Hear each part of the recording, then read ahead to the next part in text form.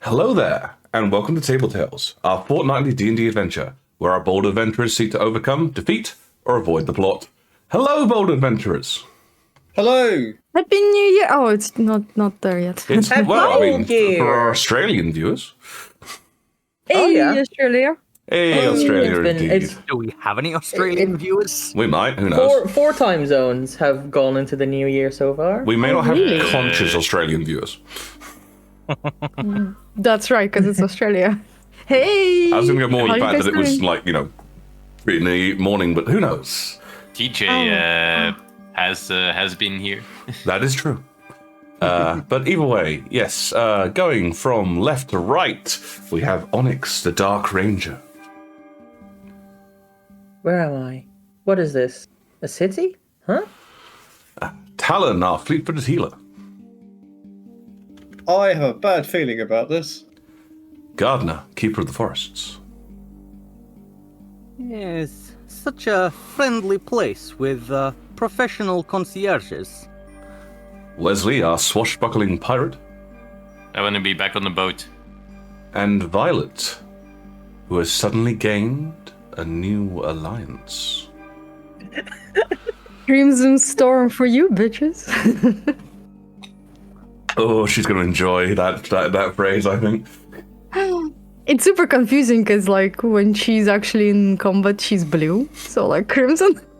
What? You know why. I know why. I find that really funny. Well, the crimson happens afterwards.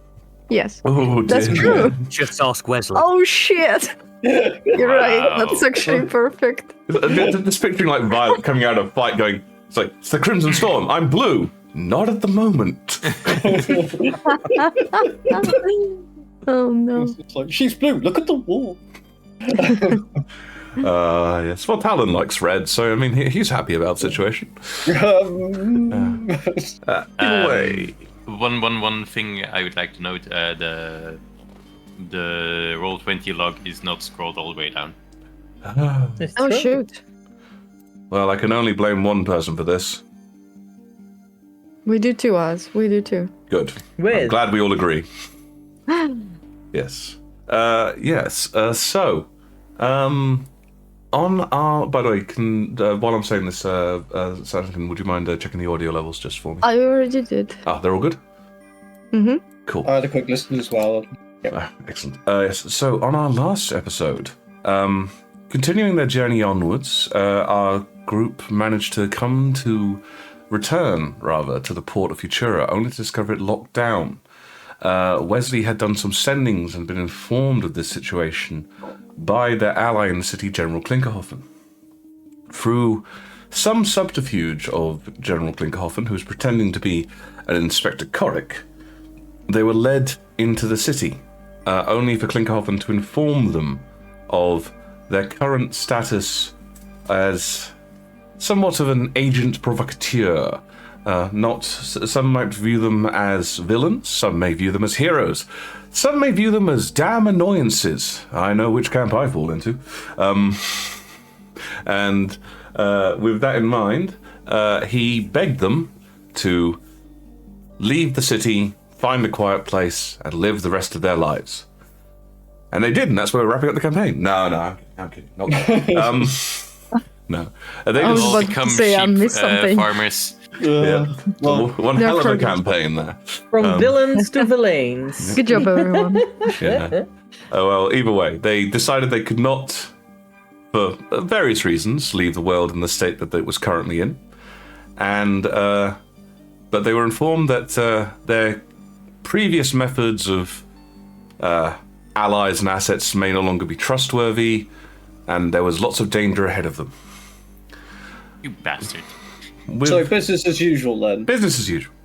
With that in mind, The only ally that we've actually been able to trust all this time was Klinkerhoffen, I think. Oh, and obviously not personal contacts, but I mean government types. fair enough. Well, I mean, that is your prerogative, of course. But either way, with that in mind, some ideas were put forward.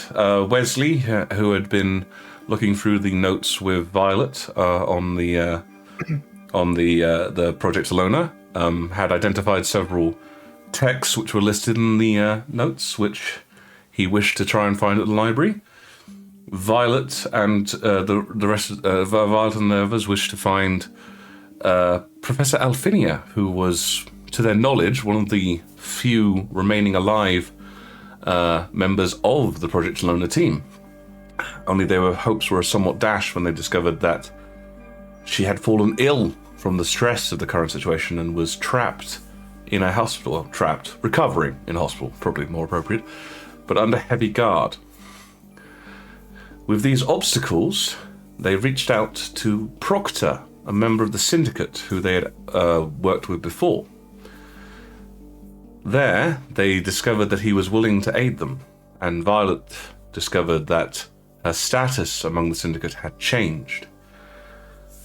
As Proctor gave them some information and some aid in trying to get to see Professor Alfinia, he had a clandestine meeting with Violet and told her of her new status, also giving her an information packet containing several notes and a small coin, which I'm assuming, Violet, you read. Yes, I do. I examine it thoroughly, actually. Yes. With that in mind, as we go into this meeting, your bag of holding, which you purchased, has been returned to you by Mercer, the owner of the magical shop. And Proctor, the halfling, has handed you the packet and says, Right then. Sounds like you're going to be a busy girl. Sounds like it. Any other fuss I need to worry about you doing in my city? I think just us getting out of it as soon as possible. You got that set? Not yet. We're working on it. Well, if you need a hand, you're not in there, Wesley. If you need a hand, I'm always available for a fee. A favor, then? Oh, must be careful owing me a favor. I know what you can do. You may be one of the best there is at what you do, but what you do isn't very nice. And I'll reach out to you. Good. Good stuff. You trust those newbies with you? The dark one and the... What is with that other one's face? We are trying to figure it out. It's not contagious or anything, right? Well, we'll look at her like arms. Not yet. You know... Have you checked everywhere? You're not going to get... Look, I'm not one to judge. You might want to consider planning shit. Yes, I am. Don't worry, I'm on top of it. Oh. Fair enough then. Well, I'm not one to judge. Violet will swallow that and just not say anything back. All right, well, toodaloo. Yes, thank you. And I'm assuming the bag will be... Mercer's already given it to you. Oh, I thought he was interrupted to give me something else. Okay. Yeah. I got the bag as well. Okay, good. Yeah. Then she will pick up the bag and she will say, probably see you. Hopefully in better circumstances. I think you'll do fine. You're a fighter. You're a scrapper. You're like me. Yeah. We have to be. Well, I'm going to give you what you need. You have to take it. All right, one of us is eventually going to have to stop saying the pithy remarks so we can leave, so have a good night. Good night. And she will exit the shop. I swear to God, that's how all mine and Sanakan's conversations normally go. It's just like, good night, see you later, bye. We love getting the last word. It's true. I'll just let you have It's it. a and go. disease. A plague, if you will. Oh, dear. Oh no. I don't know whether to give Wesley inspiration for that or to take it away. Who knows? No. Okay, but I assume you head out the door. Your companions Yes. are in sort of like, it's kind of like the front of the shop area, where you were, There are a couple other members of Syndicate, and of course, Mr. Gamble, whom you're aware of. I'm assuming that Talon is probably shooting some rather dirty looks at. Well, yeah, let's just say he has not let Mr. Gamble out of his sight the whole time he's been in there. Fair dinkum. So, This thing he gave me that will able to teleport us in. What does it look like? Again? it's two small statuettes. They look quite fragile. Like they're roughly, they can fit in the palm of your hand, basically. But he has mentioned they are single use, and what basically you had to do was, when one of them was broken, the people closest to the other one were taken to the first one. All right, so I will extend one of them to Onyx. She'll very carefully grab it. What's this? Is this the teleportation thingy? Yes. You need to get it inside to Alphenia. Only you can do it. And once you're there, send us a word. We will shatter this one. And end up. Yes. How are you going to send us a word? No. Onyx needs to shatter it, and that'll pull the rest of you to that location. Oh, I thought you said it will pull us to the whole one. No. When one is broken, the other one and the people surrounding it are taken to the first one. Oh, okay. Oh, that's so much better. Okay, I was like, how are we gonna do this? Did we need I to make physical contact with the person holding the thing? Just in case we will. It teleports anybody who is. He would have been able to explain this to you. Anybody who wishes to be teleported within 20 feet of the artifact is taken. So we don't have to stand around holding hands until But Onyx. you have to voluntarily go. You can't be forced to go. Yep. All of you and a random fly who really wanted to be teleported that day. It's like, do you wish Sounds to be like a teleported? great Buzz? story. So, shatter it. Make sure you don't make any extra noise. We will be probably on a timer anyway. Though. It looks fragile enough. I'll just twist its neck. Is twisting its neck technically shattering it? Throw it on the ground. Don't make a That would display out make of it. noise. You're an adult. Throw it on the ground. Okay, I was going for the quietest way of breaking it. I was making a reference. Sorry, I don't think anyone got it. I took it and threw it on the ground. There you go. Thank you. Yeah. I'm an adult. Okay. I don't need your charity. I don't get the reference. It's Saturday I'll Night show you Live. Now get the reference. No. Yeah. So, what we need to figure out is how we get out of there. Well, We Once- should probably scope out the area first before we make any yeah. such plans. Well, I'm- before we do anything regarding the hospital, does anyone have any other things they want to do in the city? Because I assume... You guys want to have your clandestine meeting discussing your plans not in front of all the rest of us?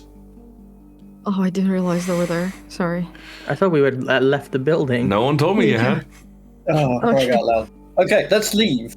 Okay. Let's leave. Let's Yep. walk and talk and make sure that nobody's passing us in close enough distance to overhear us. Or should we go back to the room? And no, Fair enough. No. Okay. we need to be moving.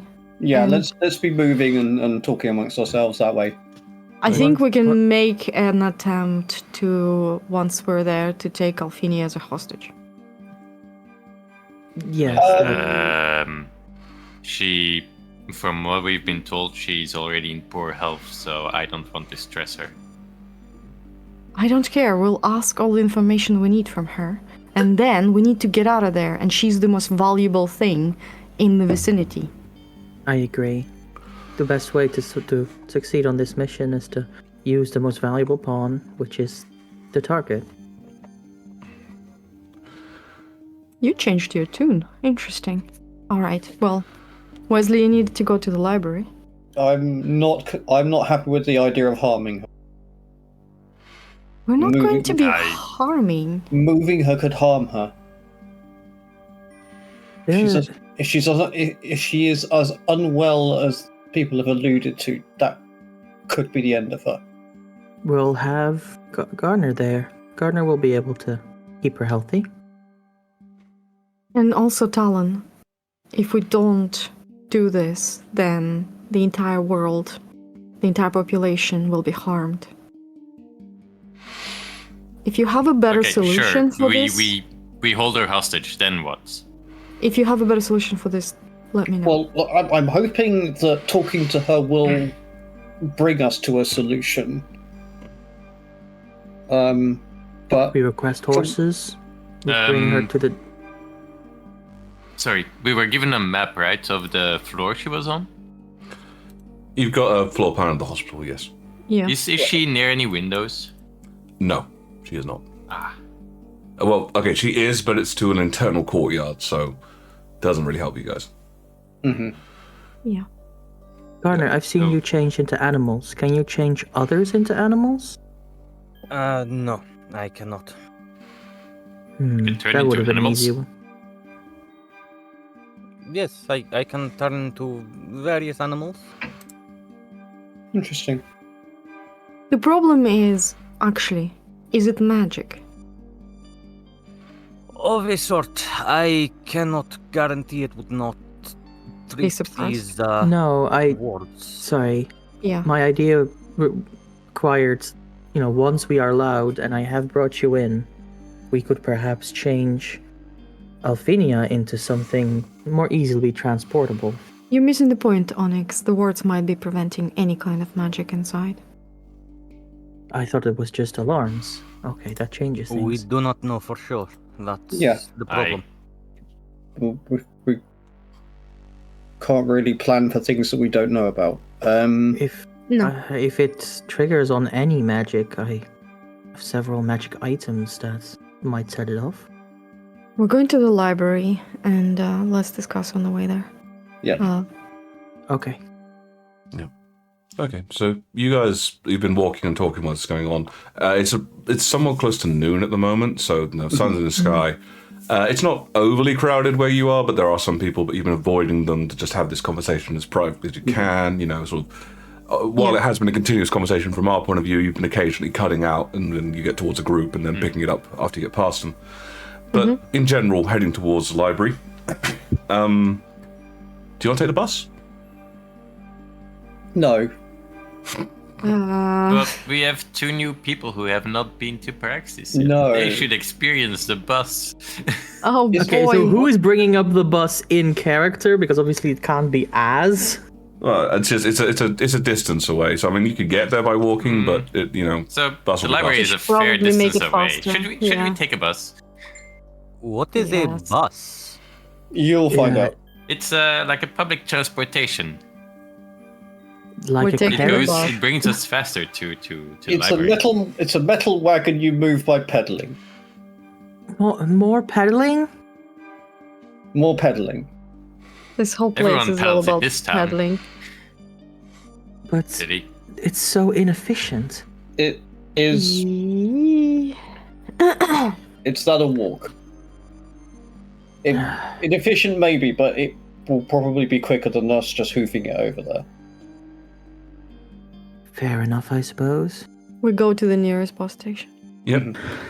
You get to the nearest bus stop. It doesn't take too long for one to arrive up. This is on the blue line. You're going to the Grand Library and Museum. It's the biggest one in Futura. It's different from the Collegica library because that one's more academic sort of books in that sort of Okay. sense. This is more general in like that sort of specifics. But a lot of the yeah. Sorry, as we go there, can I note something? Yeah. Like, Onyx looks extremely unusual. Like, is she turning heads? Well, to my understanding, Onyx, you were wearing some kind of hood trying to cover your face. Is that still the case? Yeah, I have the Nature's Mantle, which is a green cloak, and I'm wearing the hood up. Yeah. So, while obviously from our perspective, Onyx is clearly that sort of thing, she is occasionally drawing some looks and the like. A few people are pointing, but you think that the general sort of politeness is no one's going up and sort of going, "Oi, what the fuck are you?" Right. Okay. If I okay. recall correctly, she also had some like granddaddish clothes, a big overcoat, prestidigitation to stop them smelling of grandpa. That's true. Yeah. Yes, we did do that. Yeah, but the hood is the main thing, just to cover the face, because obviously that's going to be the biggest attention drawer. Good. Yeah, because she's like dark gray, and I'm assuming that's not usual for elves. No, you have heard somebody. You do recall that somebody did reference it earlier. They referred to her as a drow. Yeah. Which is a very strange sounding kind Ask of her elf. about it. Yep. Okay. So, as you guys make your way over in the glorious sunshine, we are going to pop over to Tailspire. Because I have constructed a museum from some nice artifacts from Tell's Tavern and also from... Oh. Yeah. Good and not at all suspicious. Yes, It's not at all museum. suspicious. I'm sure this will go smoothly with not a single hitch. Alternatively, Oh, no. our GM has just been playing Lego in Tailspire. for No, hours. I don't that's- think so. I don't believe it. He's done it before. As could have been doing Valheim instead. I did Valheim as well. He did everything. But yes, as I bring you over here and I now pull my players over to the map, I summon thee. Oh, there we go. Welcome to the Grand Museum of Futura. It's We're still going to the loading. library. It's still loading. It's going to take a The while to library is in load. the museum. Oh. Whoops.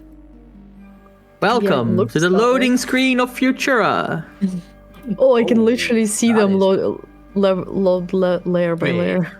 Yeah, Wow. this is only the external view. I'm going to be taking you to the Okay. to the first floor view afterwards. And Oh, off we go, Jesus. while still on a screen with nothing on it.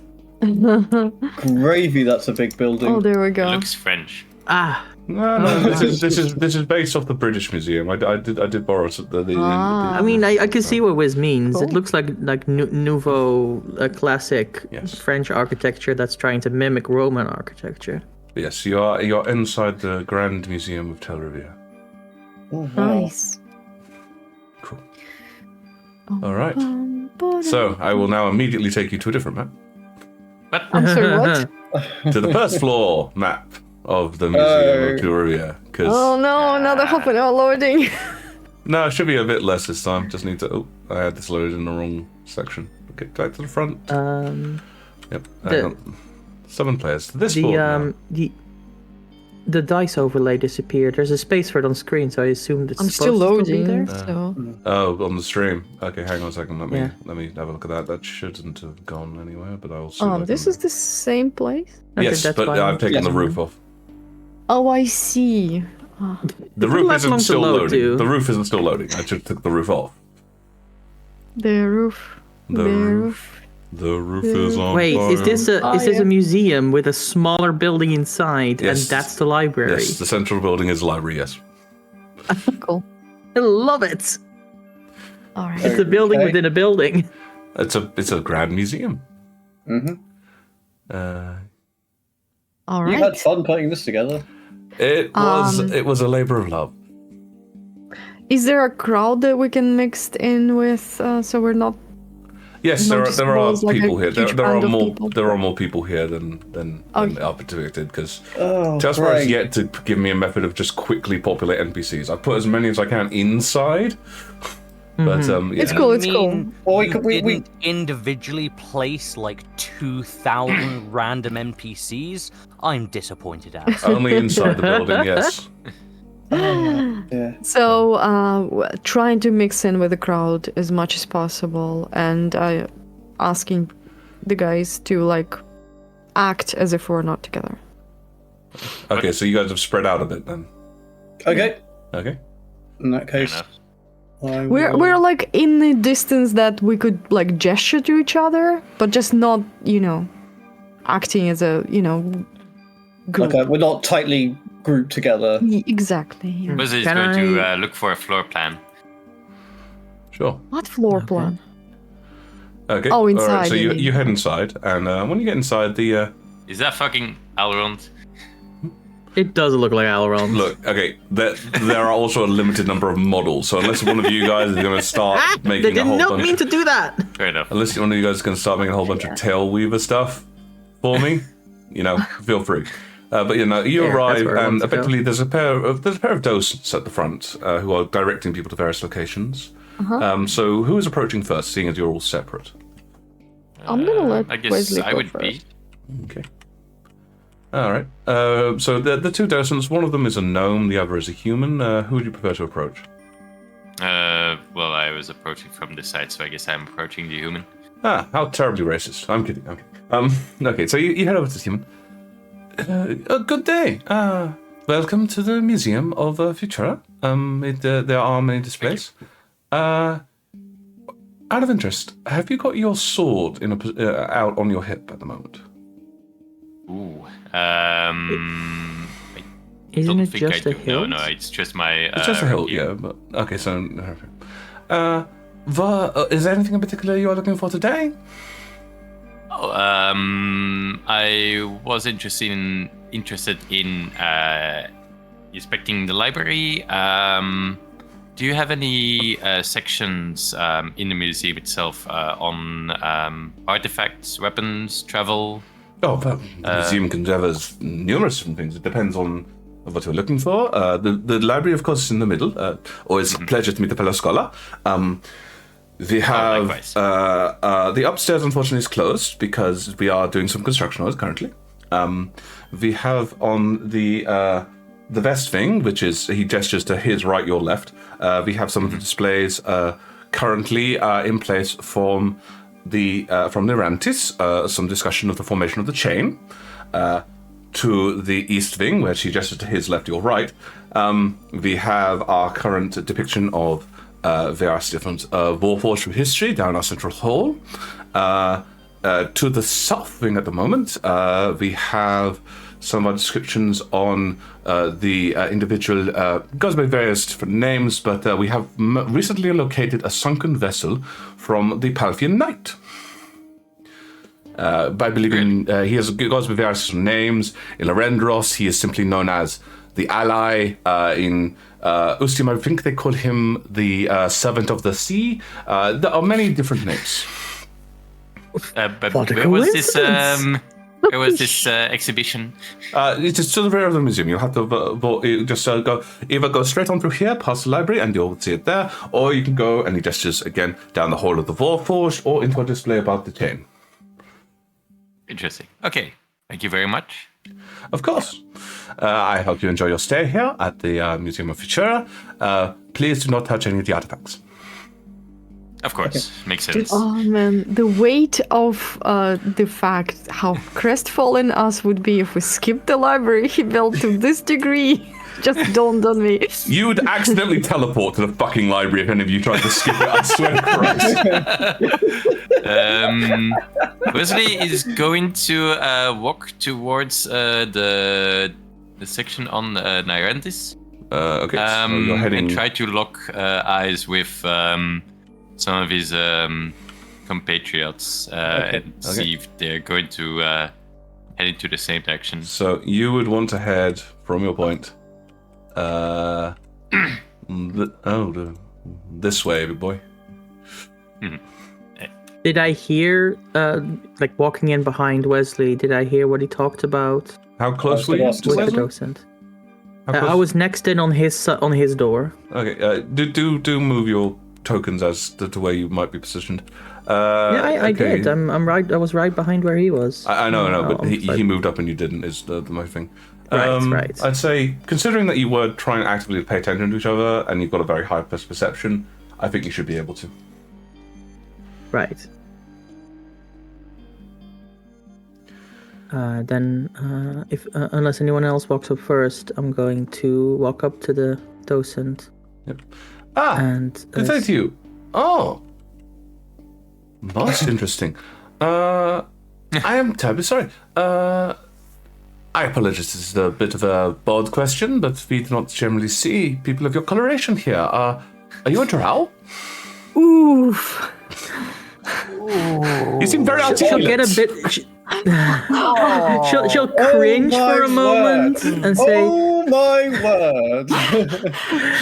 I am not one of the underground kin. No." Well, but we do not prejudice here. I mean, you're most welcome. So, how may I assist you? I was interested in learning about your cultures. I heard there were several expeditions.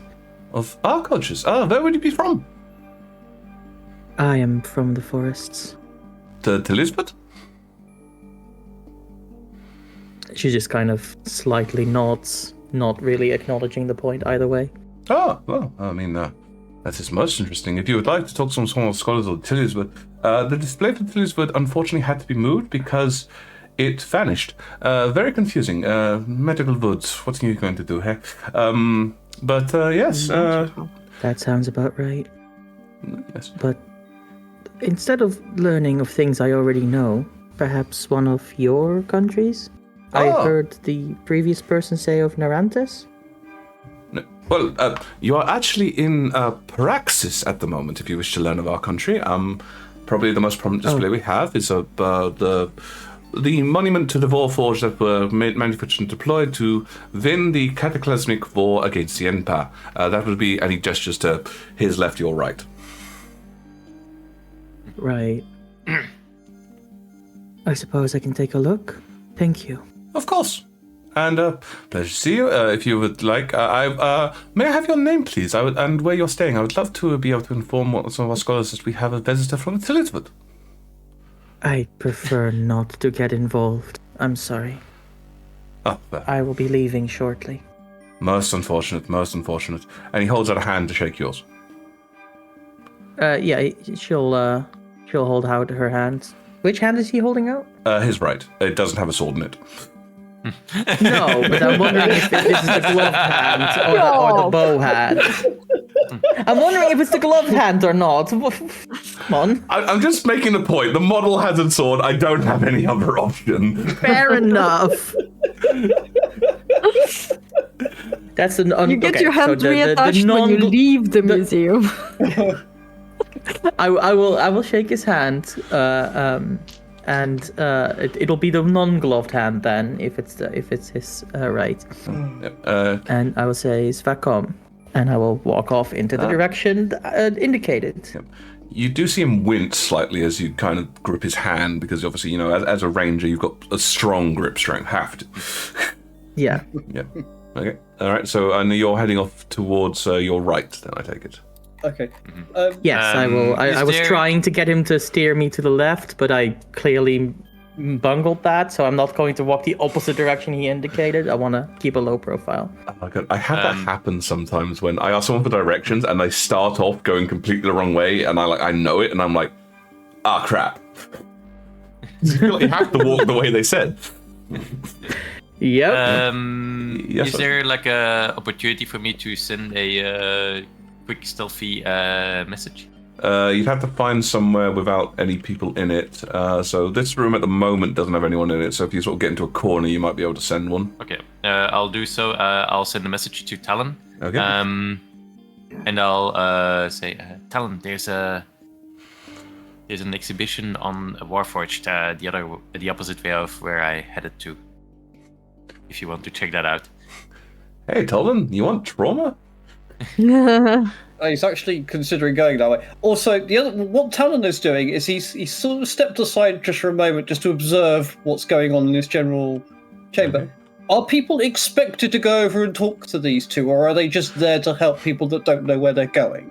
You do. The people that come in here, a lot of them are just sort of like, they're basically, they get in, they turn, they're walking with purpose, they know where they're going. But there are a lot of people that are milling around doing the whole touristy thing, like and they're sort of going, and some of them are just sort of gently meandering around, and a lot are just sort of wandering over to Dose, who are sort of going, yes, this way, and this way, and this way, that sort of thing. So Right, okay, well, Talon is going to join the thread of people that know where they're going, and is going to head towards the... did he overhear the conversation with Wesley? well, even if you didn't, Wesley did just message you, so you got that into your head about. Okay, so I got that. Yeah, that's because I'm assuming we're going to meet up at the library. Who knows? We didn't really agree this, did we? Right, well, okay. No plan. So I was first encountered with the museum. Anyway, this is Talon's Free plan. for all. Talon is going to go to the exhibition on Warforged, and then he will make his way to the library. Okay, so you two are heading off that way. Not Violet though. So Violet, what about yourself? You've sort of snuck in. You've seen your companions basically just wander in two completely different directions. Yeah, I basically didn't try to overhear any of the conversation. What Violet is doing is going around like the entrances and seeing what the expositions are about. Okay, so as you're... Because I want to get all of them. Okay, so as you're making your way around, looking through the doors... clockwise, like left clockwise? to right. So yeah, this first door you're going into has got like some of famous kings of Paraxis in it. Sorry, I'll ping with the...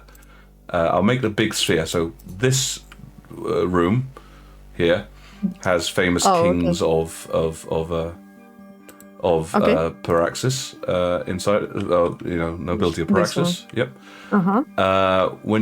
So basically this whole wing here appears to be sort of that sort of thing. So there's some picture frames here about the former monarchy. The monarchy of Paraxis have obviously been disbanded now in favor of the Council of Scientific Development. So that's what's happened there. And then there's a bit of a gift shop inside there. If you go all the way through into Oh, you're showing on the stream. I was like, no, where? I'm about to draw a big circle as well. But yeah, if you go into this room, it's a gift shop. Yeah. Okay. And if you go I'm assuming you're gonna sort of then head back and look at the others. No. I'm not going deeper. Yeah, I'm basically like getting overview of the entrances for now. Yep. This part has some pre-war artifacts from Paraxis inside it. Yeah, and you see Wesley in the corner having a bit of conversation. And this staircase here has got a marking on it saying under construction, and people are being casually turned away. And out here, you just see the Grand Library out the front. In this location is the Grand Library. Okay. And did I see any of my friends going in any of these? So far, Wesley would have tried to catch your eye in before he headed towards the Narantis section. Yeah. Which is where? Where is Narantis section? You haven't seen it, but it's where Wesley's token is currently. Is where the Narantis section is. Where is Wesley? If you double click on him, you'll find it. Over here. Oh, basically. Thank you.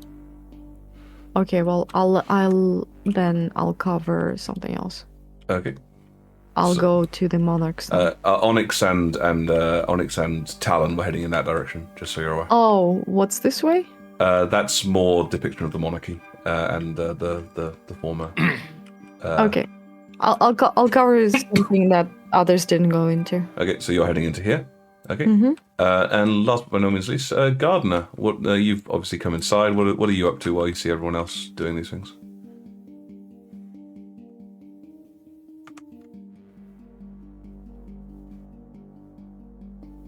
Gardener, Sal. Sorry, Discord was being Discord. uncooperative. Yeah. Yes. Discordant. Quite. So I am going to approach the docent, probably the smaller one, since they don't power over me quite so much. Okay, you approach. Good day. You found somebody so shorter than you. Quick, talk to them. Wow. That's how it goes in the short lives. Yes. Good day. How may I assist you? I was told there is a library here, but I see no books. Oh, well, this is the museum, proper. The library is inside the center. If you pass through the doors behind me, you'll be able to access the books and etc. there, and talk to Library Master Quan Shin. Punchin. Thank you. Good day. Hope you have a nice time. Enjoy the museum. But I will. Okay, so are you heading off to the library? Yeah, just straight to the library. Okay, cool. So, Gardner's off to the library. All right, so I'm going to go back to Wesley because we started with Wesley, and it just seems fair. So, Wesley, you've said your message. Talon, did you respond to Wesley's message? So I think his message, his reply would be to the tune of, "Thank you, I am heading in that direction."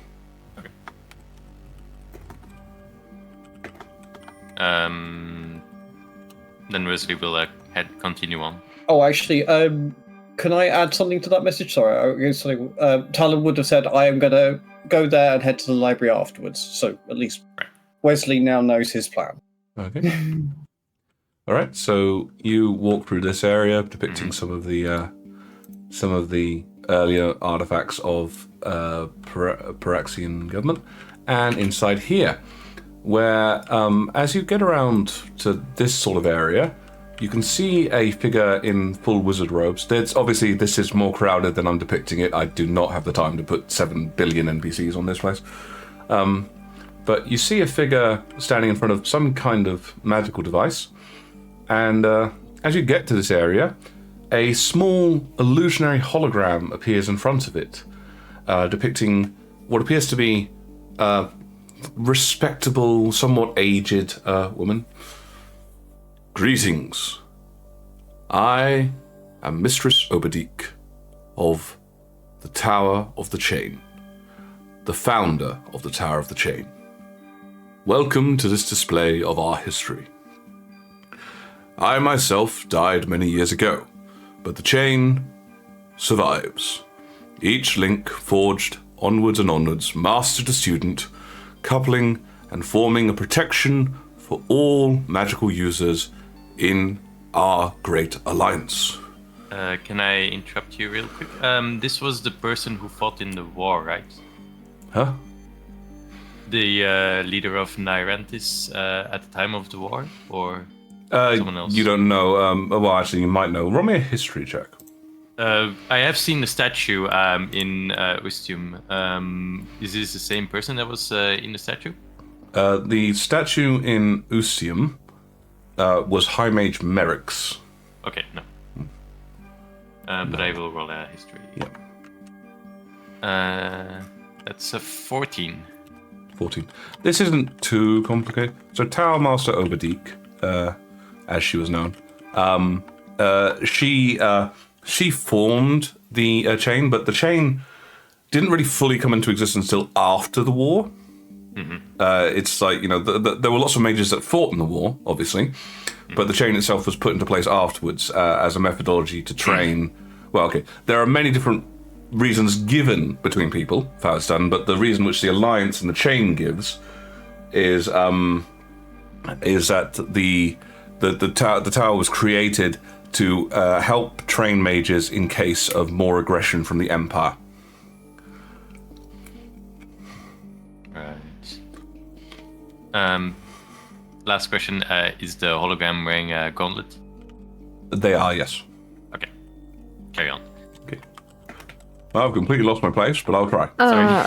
Guys, I just wanted to say that the Roll20 chat thing didn't update on Steam. Oh yeah. I got Scrolling. several messages that Roll20 disconnected. So maybe it has something to do with that. No, I just need to. I need to click on the actual the thing. If I it needs to be active window. Yeah, afraid so. Oh, okay. It's thank you for reminding me. I do forget it. No. No worries. Yes. The Tower Master basically describes how this particular display shows various famous individuals of the chain, former Tower Masters, heroes of the chain, those that have created and protected this world, as they like to call it. Okay, so what do you do at this stage? So Wesley is very interested to check if there's anything on display regarding the creation of the gauntlets. Okay. So, depends on which room you go into, really. But if you're having a bit of a wander around, I can take you for some of the highlights. Yeah, sure. So these obviously are statues depicting various people. They're not all the same statue. I have limited statue assets. Yep. It's cool. Yep. And down here, you can see two very large statues depicting... well, actually, it's kind of interesting. It depicts two different types of wizards, and one of them is actually very familiar to you in the sense of you feel that you've seen people casting magic in this fashion before. They're wearing dark, sort of silken robes, and they resemble greatly the mages that you've fought in Ostium. Oh. And these two wizards do appear to be in sort of conflict with one another. That's what the grand statues are sort of representing. In terms of the gauntlet, if you make your way through into this room, the one I'm throwing you in, because I can, these little statuettes here represent different iterations of gauntlet development, how they're used for different forms, and there is a figure inside there who appears to be sort of, again, another docent of sorts, explaining the parts of the explaining the development of the history of the gauntlet. I'll approach him. Good day. A fellow Magus. Welcome, Magus. The chain embraces all. Thank you. I had a few questions. I was actually very interested in knowing the history of the gauntlets, especially its creation. Where did the idea come from? Well, that's an interesting question, really. There have been numerous different schools of thought. Obviously, the gauntlet in itself is a pinnacle of arcanotech, a combination of the development over, in order to align the mages of this continent into a single unified force to bring us together as fellowship. He is wearing a gauntlet, by the way, in case that wasn't obvious. To say the original idea, I think, was put forward by the Alliance Council approximately, a year or so, I believe, after the final victory. Mostly due to the tower itself forming at that time, and obviously a bastion of mages, given the feelings following on from the war, where, there was concern. So the mages themselves volunteered for this gauntleting to show their affinity with the Alliance. As far as its development, obviously a great deal of its arcanotech was developed in Narantis itself. Paraxis, I believe, was involved. Surprisingly, there was a great deal of funding coming from Ostium in terms of gold development. One of the great heroes of the Alliance, obviously Ostium refers to itself as another unfallen nation, but we won't get into that. But the Alrond family, Lord Alrond, was extremely involved. I see. Was the gauntlet created from scratch, based on ideas, or...? Well, of course. Why wouldn't it have been? I was just thinking, was there something that existed before the gauntlet that it was based on, or was it just a creation based on ideas from the Alliance? He takes a couple steps back, looks at you, then he follows you. He goes up to your ears and goes, Oh no, please tell me you're not one of those Palfian truthers again. The Palfian truthers? Oh, you're not. Oh, I apologize if I offend you. No, I'm not, but what do you mean? The Gauntlet itself is one of the pinnacle achievements of the Alliance, but there are numerous people from Palfius who are claiming that such advanced technology could not have been developed without input from some of their enhanced mystical artifacts. Now, Palfius itself is a powerful enough nation, but Arcanotech is a domain of Praxis.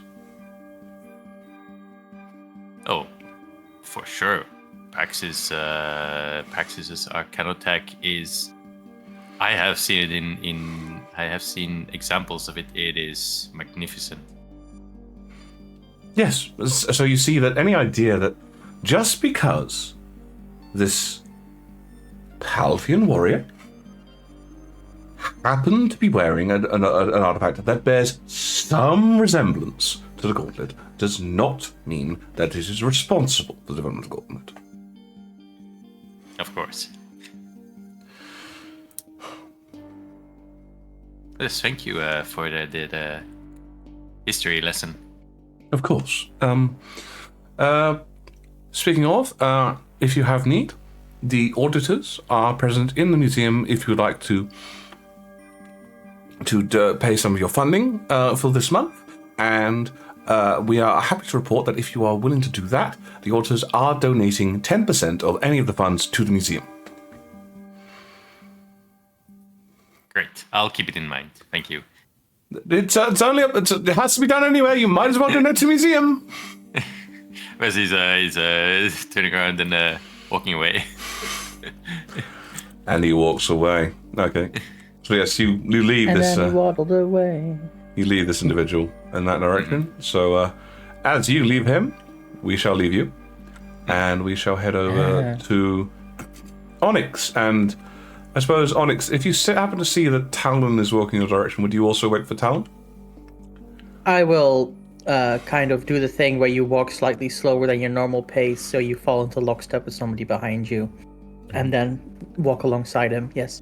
Very good. So yourself and where's Talon? There's Talon. Blah, blah, blah, blah, blah. So again, you're walking through here, which is crowded. I promise. Okay. And you do find your way through the documentation on kings into the gift shop, and then you head down, I assume, here, which is... Gift shop is just full of tats like usual, nothing too interesting there. I came to Praxis, and all I got was this lousy t-shirt. Yeah, okay, no interest. Nothing really, no. Talon will be using his sight as he goes through the museum just to see if there is magical As you're effects going. wandering around, you do notice that on pretty much all of the displays, there are like little thin golden lines around the edges. When they said don't touch the exhibits, they meant it. Yes. Okay. Talon. As you enter into this room, Talon, I'd like you to make me a wisdom saving throw. With advantage because you've been pre-warned, but with advantage, but still. Yep, because I mean, even if he doesn't turn around and run away, he's still going to go. Huh! So that is. When I get back to the chat window, that is a 19 on my wisdom saving. 24. You had advantage. Oh, I had advantage. Brilliant. Yeah. Okay, yep. Brace myself. No reaction on the surface, but ye gods, those are Warforged. What you are seeing, at first glance, you assume they are actual Warforged, and to be honest, even at second glance, there's a part of you that is convinced, oh, maybe they are Warforged.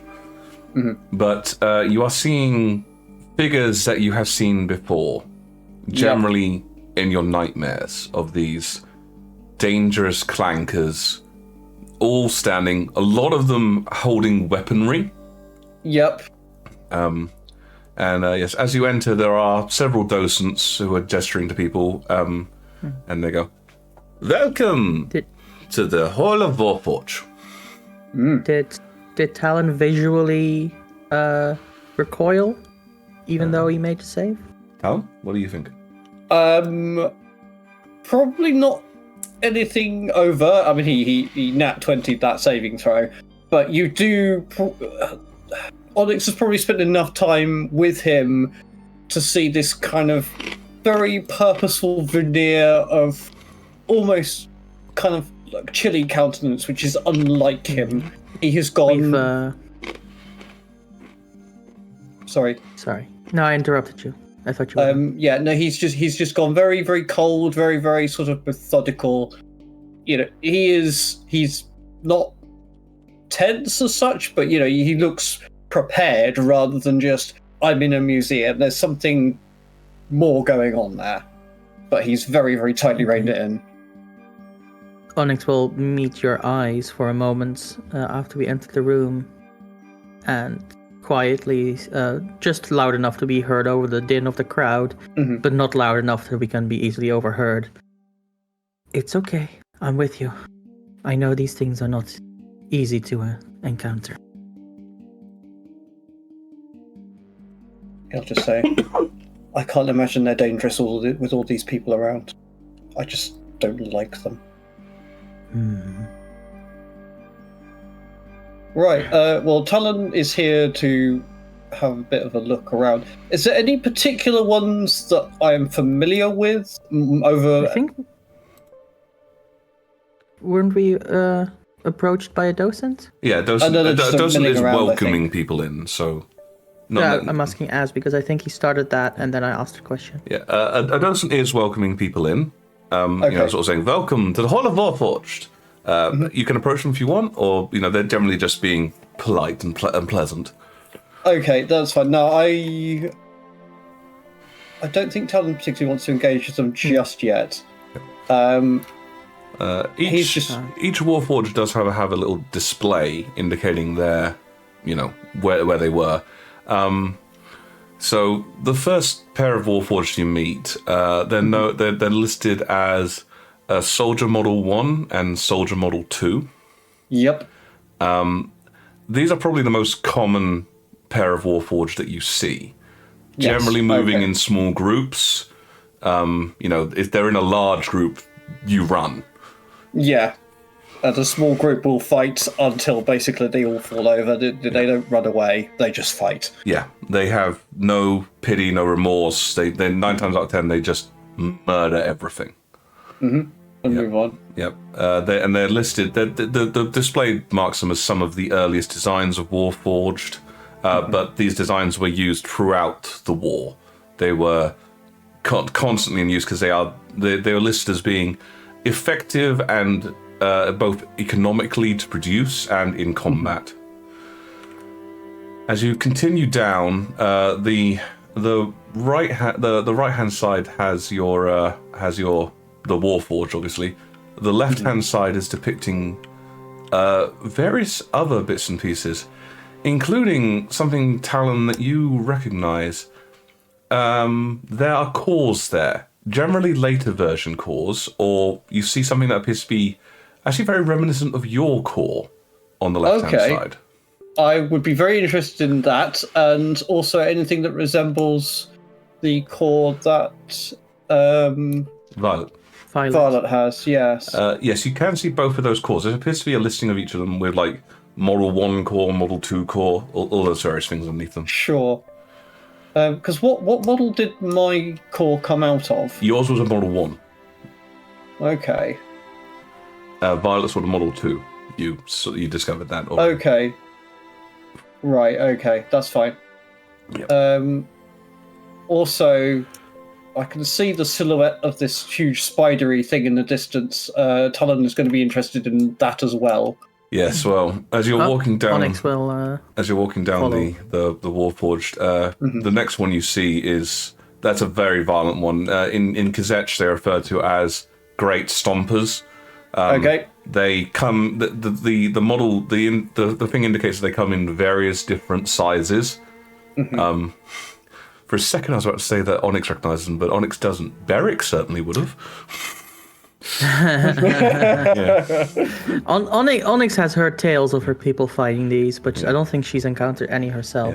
Yeah. These are referred to in the tablet as attack warforged, generally like used for breaking sieges.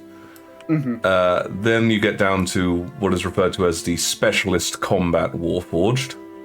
Okay. Yeah, much more heavily armored. Then there is this one very familiar to you, Talon. Yes. He's going to check whether that harpoon is loaded at the moment. You look at it, you can see that. So if you go and have a quick investigation, which you can easily do with your eyes, the harpoon has been welded so that it cannot be fired. But yes, this is referred to as the all-terrain attack warforge. Lovely. It is so much different from the other ones. It was made for a purpose. Yep. It was definitely could climb the walls. Dangerous. Climb walls, soggy terrain, you name it. Yep. The next warforge down seems kind of out of place compared to the other monstrosities you've seen. Very thin, very light. It is referred to as an assassination model warforge. Oh dear. You don't think you've seen one of these, which, if anything, might scare you more. Yeah, it looks like it's. I mean, a heavy cloak would cover most of that. It's bigger the further you go along, but then this one is small. I do not think it. I still think it's probably very dangerous. Yep. And then finally, the last one that you see. That's not loading in for us. I see it on stream. Oh, No. fair enough. I do see it, but carry on. Yeah. This is referred to as the Night Fury. It is by far one of the most devastating warforged ever produced, capable of sustained flight, long-range and short-range attacks. Also, there is a small notation on it that this model is approximately 1/20th size. Oh, fuck this. Okay. Onyx will Welcome to the end game. Onyx will get a heavy frown on her face and kind of grumble.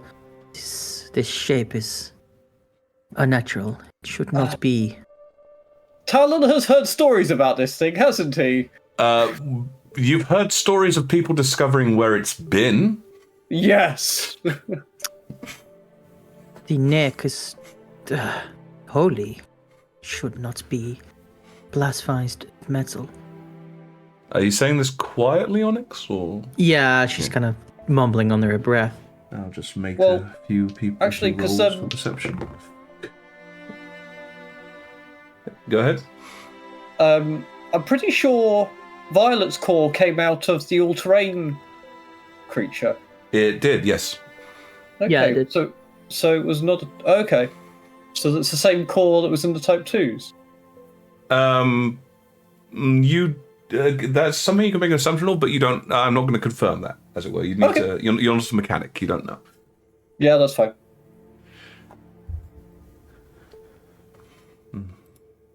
Yes, but that sort of is the Warforged on display. The left-hand side has, like I say, the various different cores from the Mark 1 to the Mark 7, and other displays of certain things, including a small section on Professor Alpenheimer, and like with some pictures of him. He looks like a rather. It's kind of interesting. Have I heard of Alpenheimer? I don't think you would have heard it from your thing. I don't think anyone's really. I think it's the people they've mentioned Alpenheimer in the group, but no one's gone into a huge degree of what they were like. Alpenheimer is important? He was one of the major designers of all of these. He's the one who took the shape and corrupted it so? Just as a reference, those crystals are representations of the cores for the Warforged. The final core is like a flaming flower? It's completely different from the earlier ones? notes. No. The representations. I don't have an example for them. Yeah, that's Right. fine. What? I'm assuming that final core is the most advanced. Yeah, they're all slightly different. Actually, the thing you remember, Talon, from your discussion with the Warforged, when you went and had a discussion with the Warforged in the Collegica, is that the cores, though they were more advanced as they went on, the professor did reference that the cores 1 and 2 had far greater longevity. Okay. Yeah. The flower and the person there is my representation of Alpenheimer. Talon, you do notice one thing about that. You'd obviously seen a statue of Alpenheimer when you were in Ustium, but in that statue, Alpenheimer was depicted as a human. Okay. Here, they are very clearly a halfling. Okay. The facial structure is the same, but it's entirely different. Yeah, they whole physicality.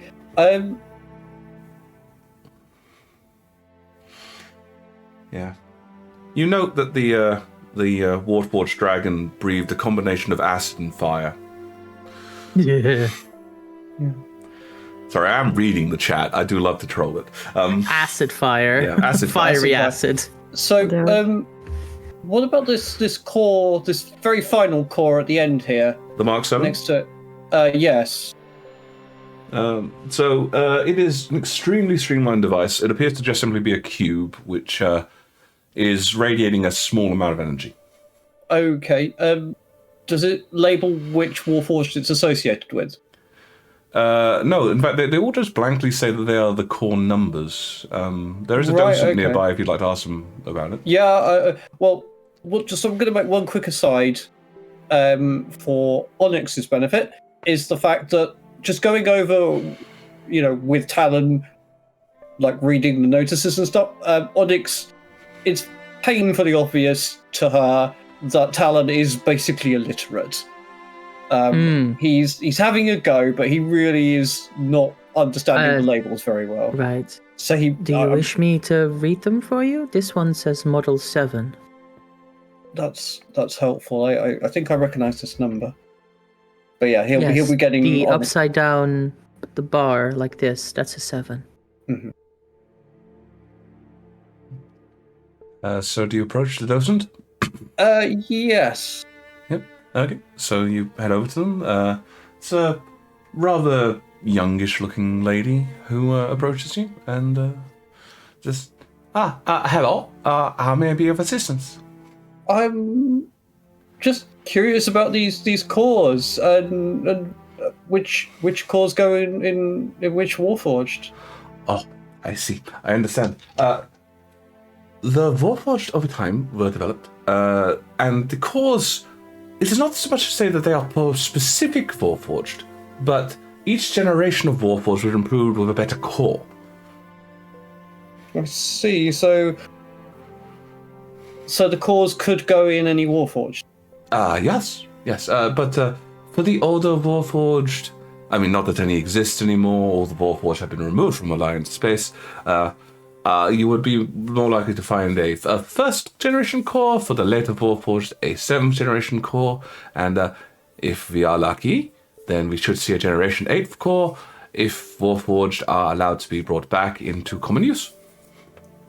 Thank you. Which of these cores goes into the this one, the dragon? The Night Fury.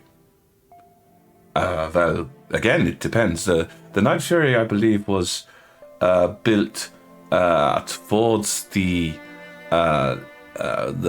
later end of the development process for the Warforged, but at the time we were obviously producing cores as swiftly as possible, and while the 7th generation core was more predictable and obviously it had numerous safety features, the generation 1 and 2 cores were still the most potent in terms of the power they could generate and for the duration of such. So I believe that many of the Night Furies had generation 1 and 2 cores. How many Night Furies were made? A lot of those documentations are technically still under a classified seal from the Paraxian military. It is assumed that at least 20. Oh boy, that's some nightmare fuel right there. Some internal screaming from Talon. Onyx is getting a little more frustrated at this display, but she's trying not to show it. Yeah, so, okay, Talon is just going to say thanks to her at that point and kind of edge his way. He's going back over to the cores. Just going from core to core, just trying to see if I can get a feel of the kind of energy that these things are used. I'm specifically looking for that very strange power that Violet's core had and that kind of she shares, really. While you're doing this, are you going with her or with them? Sorry, Onyx? No, Onyx is staying with the Knife Fury. Okay. So while you separate in that place, Talon, if you could give me an investigation roll with advantage. Okay, investigation is not great, but let's try it. That is a 13 with advantage. Okay. This isn't too hard for you because you've been with the first generation core, the one that you have. You've been with that for some time. Yes. When you look at it, the first thing you notice is that sorry, 1 second. Aye. Well, Cold is getting us all. Afraid so. While there is like some magic protecting it, none of them really are radiating any kind of magic. And when you look deeper at the first generation core, these appear to be replicas, models, not actual cores. Okay. So these were probably never functional or powered in any way. No, at the best, they might be like casings. Sure. Okay, representations. But Onyx has seen the core that. Yes, we have talked about it. Yeah, so you will probably recognise the Generation 1 core that Talon has got. Yes, it's her possibly... focus is being absorbed by the Knife Fury at the moment. She has some kind of beef with it. Sure. Yeah. The Gen 1 cores, just for reference for yourself, Onyx, and to tell those that might not know, the cores towards the end can become very sort of, boxy, sort of cube-like things. Towards the beginning, they are quite almost esoteric in their designs, with the Gen 2 core, the one that Violet has. I'm not sure, I don't think she's shown that to anyone, to Onyx or Gardner yet, but the Gen 2 core being Talon knows. I showed it to Talon. Talon knows, yeah. But being kind of like a sphere with like some kind of glass sections on the outside and filled with some kind of strange liquid. The Gen 1 core resembles an actual human heart, or humanoid heart, I suppose. So that is just very strange in its design. Yep, got cogs and bits and pieces that move inside. So once he's determined that there is no real radiation apart from this protective magic on them, he's going to head back over to Onyx because she's clearly staring at the... Yeah, while you were doing that, through my link, I will communicate with Goravax. Say, what do you think of this A mockery. abomination? As if someone had Yes. seen my noble kin and decided to create a false version. It's like they're making fun of them, of you, your kin, your mother. Are you trying to rile him up? We should take this place to the ground.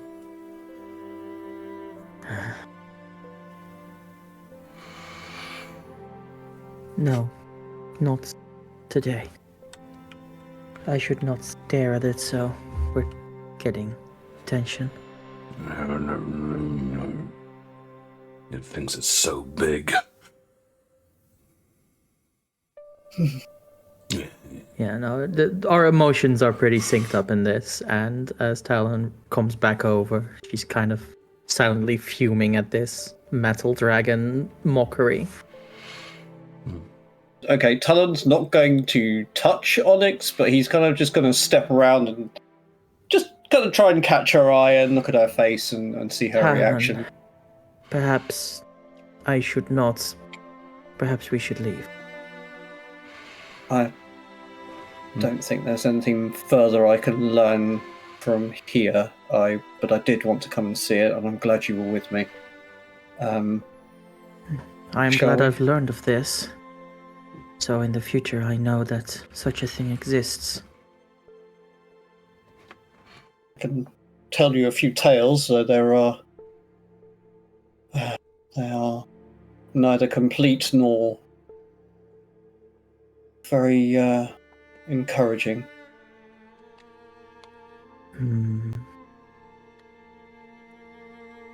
But yes, Talon will start heading back the way they came to sort of probably to this door here. If I ping it. You can drag yourself Does towards the it. as we walk back past the cores, Yeah. I have actually seen the blue sparks and as well as just Violet in that form. Does the core remind me of that?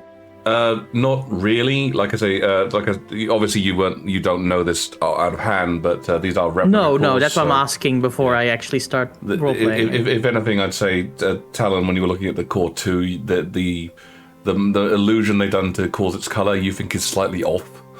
Right. Okay. So I won't Yeah. react on that then. Also, going past the all-terrain spider-like Yeah. one, Onyx will definitely see Talon kind of giving it the kind of same eye he was basically standing watching Mr. Gambles very, very suspiciously. It's that kind of look. He's just like, do not like it, do not like it, do not like it, do not like it. Ah, yes, the thing that You almost have- killed me. Yeah. You have a specific history with this one? I'll talk about it later. Okay, we will Yeah. make our way out of the room then. I don't want to get into an argument with the staff of the museum. Okay. So the pair of you sort of heading in this direction, and the library you can see through this. Yeah, door I was going to here. say get out through that door and go to the library. I think at this point. Yep, So, that's where we're going. As you're doing that, we shall head over to Violet, who was in this area, I believe. Yep. So again, oh blimey, I need to drop the. Hang on, I need to drop this again so I can see inside. There we go. Yeah. So inside this area, this is basically a depiction of what you might even call ancient practice in a lot of ways. Like a lot of these displays that they have on the walls are very old, and the displays here depict basically pre-war practice, which was at that point undergoing a nobility with kings, queens. I mean, most nations were. When they rebuilt, because of their prowess with academia, they effectively adopted a more sort of education-based system with a council of wise elders kind of situation. Wait, which room is that? Is that the one I'm in, or The one you're that- in. The one you're in. Okay, I lost my tune. Sorry. Oh, there. Yeah. Okay. Yeah. The two figures depicted on thrones at the end are like the final, the last king and queen. The ones that they are respected because they did lead Praxis at the start of the war, but they fell fairly early on as well. So whereabouts are they? Were they dead after the war? As in, where are their bodies? When? Sorry. Oh, when? Well, no, they died during. So the war lasted several hundred years, and they died within the first about 10 to 20.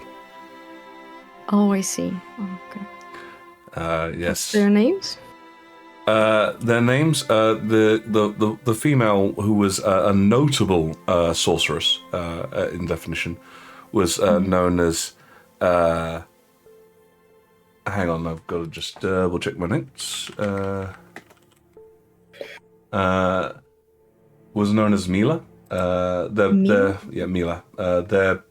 their family name was Gerinx, Grrinxs. Okay. So yes. Does that ring any bells? Ooh, make me a history check. Okay.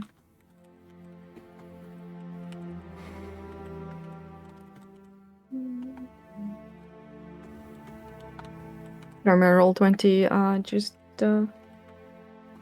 It crashed Yeah, at the it's been a exact bit moment you unstable needed it. today. Yep. Okay, there we go.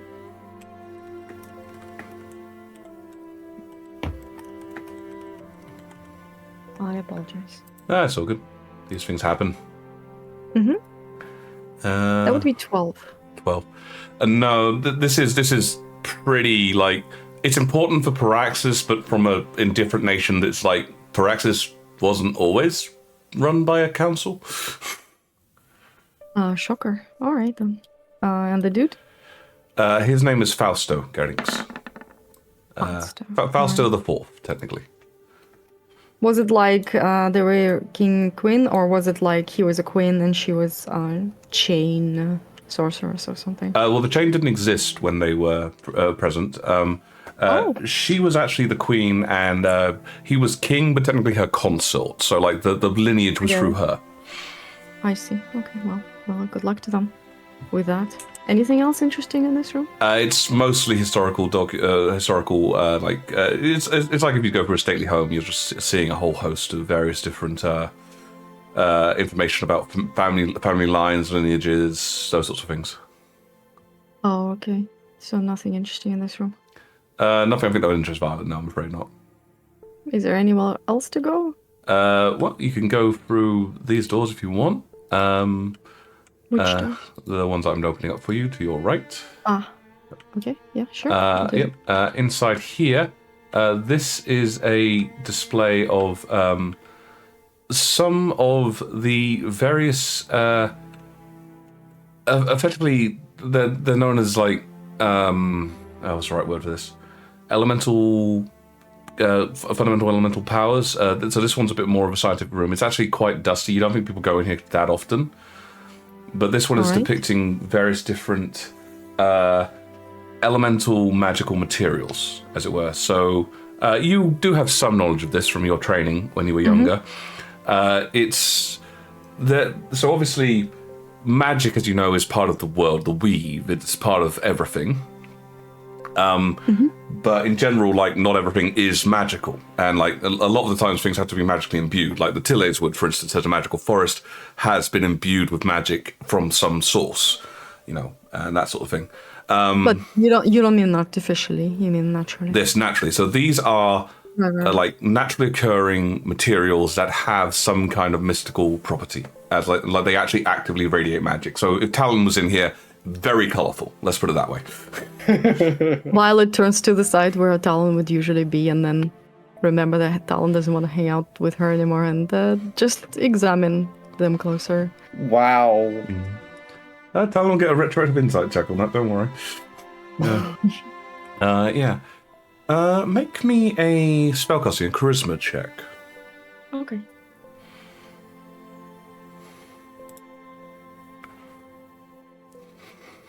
$16. 16. Okay, as you're going around some of them, you do actually experience something. It's a bit of a odd sensation, really. It kind of feels like, for a couple of them specifically, like you get a similar sensation from all of them, but for two of them specifically, you feel a bit of a draw. It's like, it's a weird sensation of like your blood is being drawn towards them. Interesting. Which ones are those? The one you're standing next to currently, the red one, and also the largish green one at the very far back. Is anyone else in this room with me? There's a couple people, they seem to be kind of... To be honest, two of them look lost, and one of them is a sort of, like a suffering museum employee who's kind of like standing there going, it's like, are you interested in the material? And the person goes, nein, where is the toiletten? No. Okay. Can I, with prestidigitation, create noise in the other room? to get their attention on there? You'd have to sort of hide somewhere to do it because obviously it's a VSM, I think, with prestidigitation, right? So, or you can I'll sort use my of sorcery points to so settle that's it. fine. Sure. I guess give me, I suppose, a performance check on this one. Okay. I am masquerading is performance with advantage because of the actor feat. You're not really pretending to be anyone else here, so I'd say it's flat at this point. Okay, fair enough. That's natural 20, which is 28. Okay. Flip a deck. You sort of focus hard on what might cause somebody to go into the other room, and effectively, you do one of those sort of classic cartoon, everything's falling over noise, just bang, crash, dang, and then you just the sound of like a metal tray rolling around and gently just clattering to the floor. Amazing. And then I take out. Oh, sorry. And as that happens, the people in the room just go, "What was that?" And they all sort of gently, like, they're not all fully leaving the room, but they all definitely all standing in a sort of like in that area and not looking into the room. Okay, immediately as their attention is drawn, I take out my dagger, Okay. cut my palm, present it to the cauldron and see what's happening. The one you're next to or the green one? The one I'm next to and then the green one. Okay. So you cut your palm, and like a few flecks of flecks of blood even blossom immediately on your palm, and you're sort of holding it, and it falls, but it doesn't fall vertically. It's not like magnetically attracted to the cauldron, but it just fly in an angle towards the cauldron. Huh. It can't beat gravity, but it is definitely like trying to get there. Yeah. Interesting. Is it a liquid? The stuff in the cauldron? No, these are minerals. These are. Well, the one next to is a mineral. The one on the top appears to be some kind of like semi-solid, non-Newtonian fluid. Okay, before I move on to the green cauldron, may I grab like a piece out of the red cauldron? You've made a distraction, so give me sleight of hand with advantage. Okay.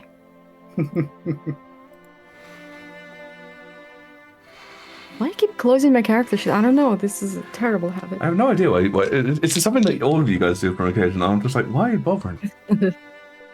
15. Sometimes I close it. Sometimes you just want to look at stuff that's underneath it. Yeah. So you reach out and you sort of grab a handful, and it is a weird sensation grabbing this handful, because now, like, it kind of is a bit harder to open your fist because, like, your fingers and your palm are being drawn towards the thing in the middle. It's kind of like, you can do it, but it's like, it feels weird. I'll still do it because this is fascinating and might give me some insight. And I'll put it into the bag of holding. Yeah, so just... And I'll move on to the... And I'll move on to the cauldron before they come back. The green one. Okay. This one is slightly larger. The pull is definitively stronger, but while you can sort of see the green one, it is very large. So the way they've kind of done it is like, I haven't been able to depict it in Roll20, but there's basically some mirrors on the top to kind of, so you can see into the inside of it. Yeah. But you are going to have to basically climb it if you want to grab it. I do have a mage hand. You do have a mage hand? I'm gonna try and scoop it. Mage hand while scoop? the mage hand is scooping it, can I read? Is there like any information written on what the liquid is? The green one. Oh yeah, there are small plaques. So I'd love to read that. yeah, so the one you just grabbed from is a mineral, obviously, and it is called Kachin. Katchin. Kachin. Kachin? Okay, that's the red one, right? That's the red one. It's called Kachin. Kachin, okay. The other one is this is interesting. You're obviously you're doing the whole mage hand while you're reading this. You're also going, oh, fascinating. Yeah, basically. This is referred to as amalgam. Okay. And it is what it says it is. It is a combination of the other minerals into some kind of form. That it was processed and turned into this. Oh. Huh. Ah, shit. Okay. Well, I Magic scoop it. Do I have like a bag or a vial or something in the Well, bag? first of all, I'm going to need you to make a spellcasting check for the mage hand. Because okay. you don't have legilimency, so this is going to be a tricky grab. But I'll just give me a spellcasting check for it. I'm assuming I don't have advantage on this. Afraid not. So you kind of. I'll use.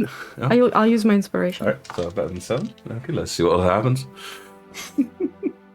Come on, little hand. 23. 23. Yeah, much better. Yeah. So you sort of hold it, and for a moment, it's flickering. You do notice that as your hand scoops it. So your mage hand is generally speaking, it's colorful. It's not like a hidden invisible things, and generally speaking, it is the color of, your form, the Illyrian form. Yeah. Once it grabs the amalgam, it turns the same sickly green color. Oh shit. Then I urge it to hurry. Yeah. And yeah, it sort of comes down. I'm going to have a quick roll for these guys to see if they turn around, having heard a huge crash, gone over there and gone, what happened? And then we're going, what?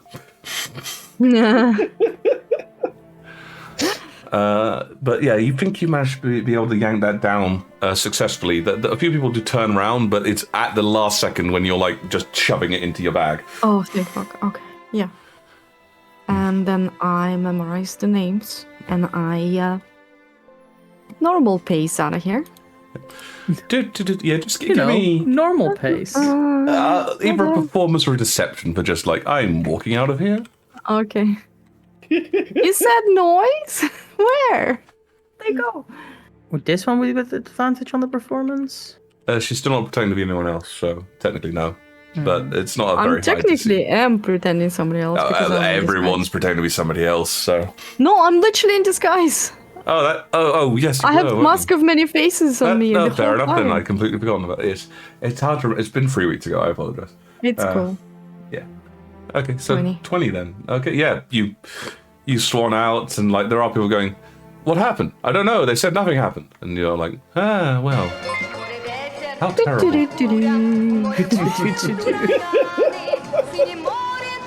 They're all distracted by this strange noise of a mermaid. Thank you very much for the follow there, Thank you Shadow for the Jack. following, Shadow Jack. Very, very Thank cool. you. Very cool. of Thank you very much. Hey. Yeah. So yes, Thank you so much. I Yes. just can't wait for the interaction later with Talon. It's like, look at my goop. Yep. You make your way out. Okay. So. I am. And where would you head off from this direction? If the guys didn't come out yet, I'll probably enter different exhibition. Okay. I'd say, given things are going, Garden still probably wouldn't be sitting outside, so I don't think you'd actually see anyone at this point. They're all going from different directions, so you probably wouldn't see any of Okay, your which group. one would interest Violet most? She saw people go in places, right? Yeah, you saw where.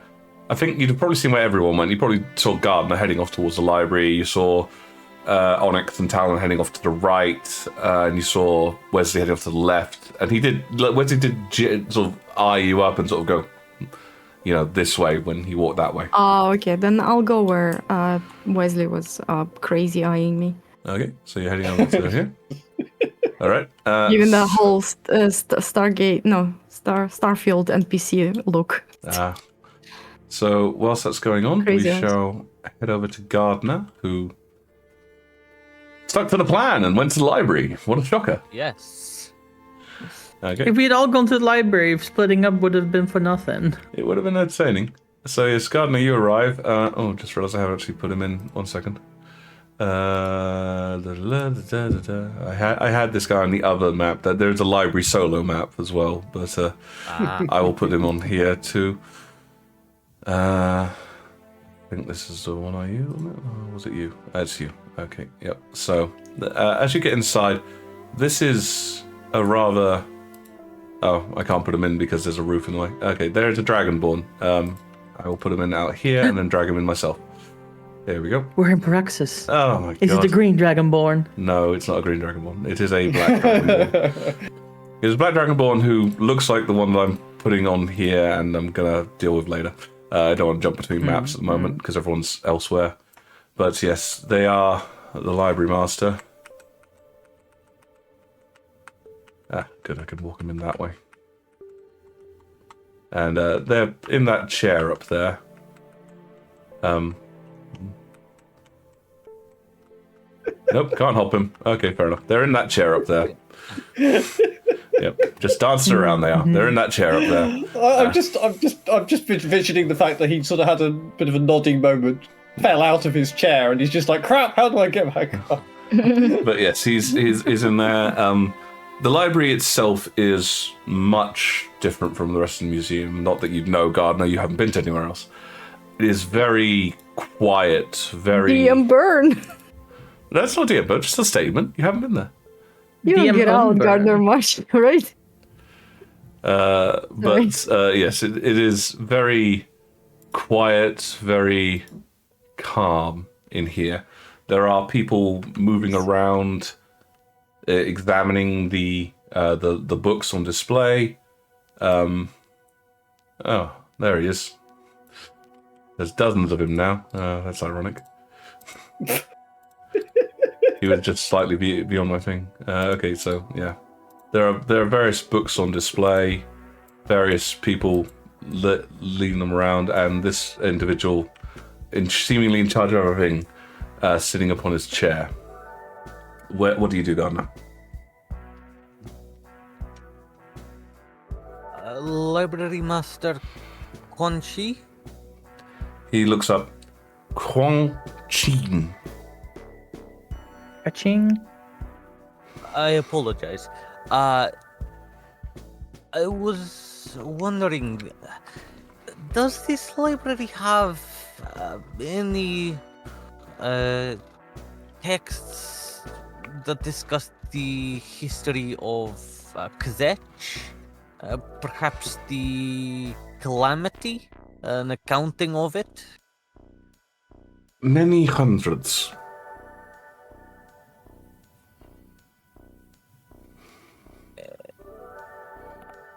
And 3rd floor, section 4.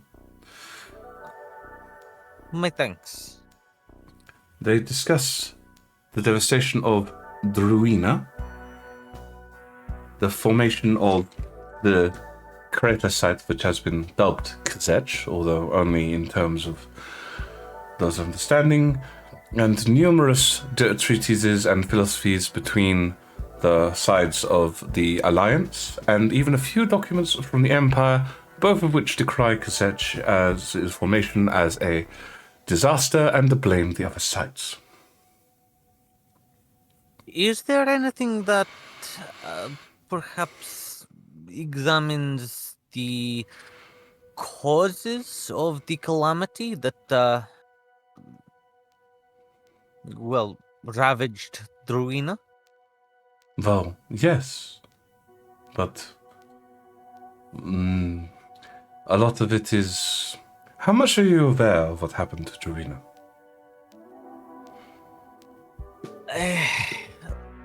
More than many, less than I would like. There is the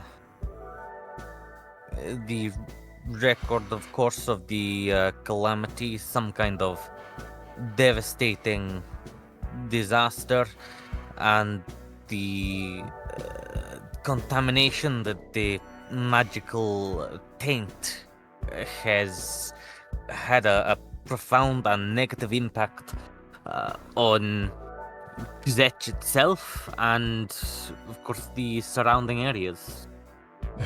Well, so you know little. The opinion of the Alliance governments as a whole, and Praxis in general, is that this devastation was caused by an unstable, mystical weapon deployed by the members of the Telrivian Empire.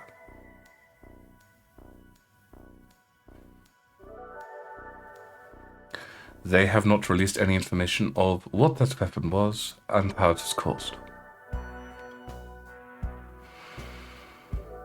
So, nothing particularly novel is going to be in these tomes then? There will be many things inside these tomes, but what I must stress upon you is this. You must know the difference between opinion and fact. And the fact of the matter is that there has been no formal, objective discovery of what exactly caused disaster. Only opinion.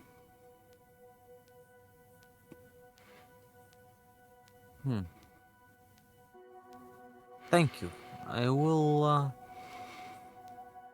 have a look. Compare sources. You will find much knowledge here if you seek it, but knowledge does not bring you wisdom. You must weigh this knowledge, find the answer.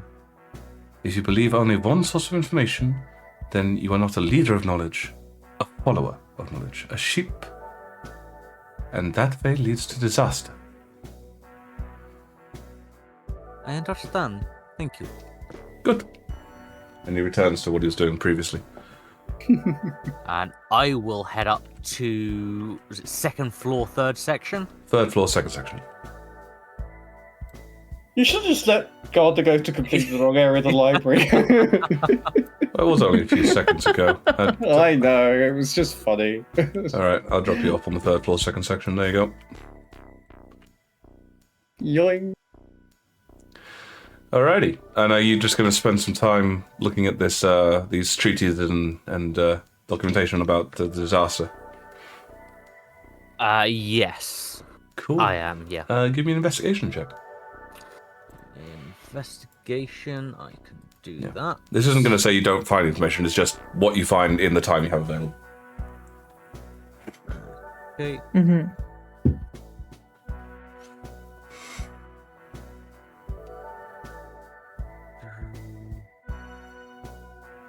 And that is a 13. 13. Not updating on my screen at the moment, so I can see Violet's 13. I'm not seeing it either. Oh, there it went. That was a I'm little telling you, massive roll delay. 20 is having a tough time right now. Everybody's playing Yep. New Year's No, D&D, I guess. New Year's D&D, yeah. I mean, it's the best kind of D&D, isn't it?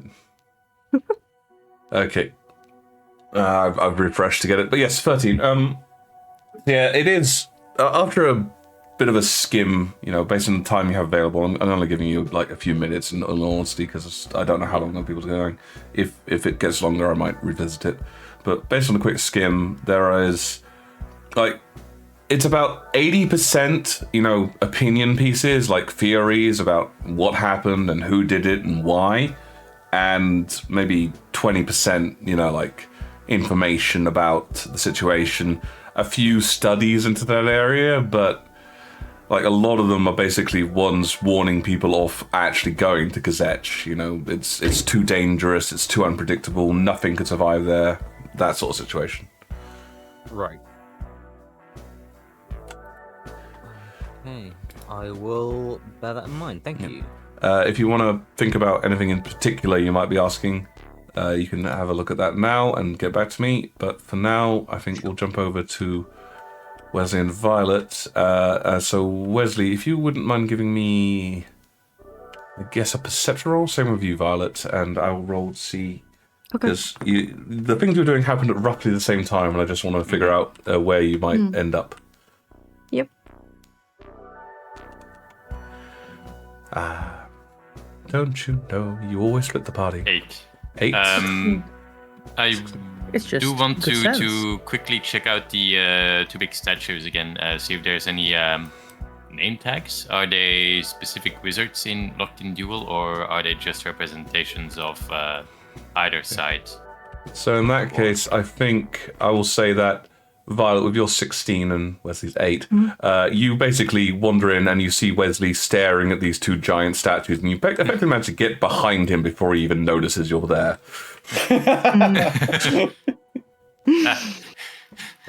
You didn't notice yet. Oh, when you get right behind me. I'm gonna lean in into his ear and whisper, "That you're dead?" Ah. No. What are you doing here? Who's this giant man? That's what I'm trying to find out. Yes. The giant alliance wizard, you would assume, is identified effectively by name as High Mage Merrick's.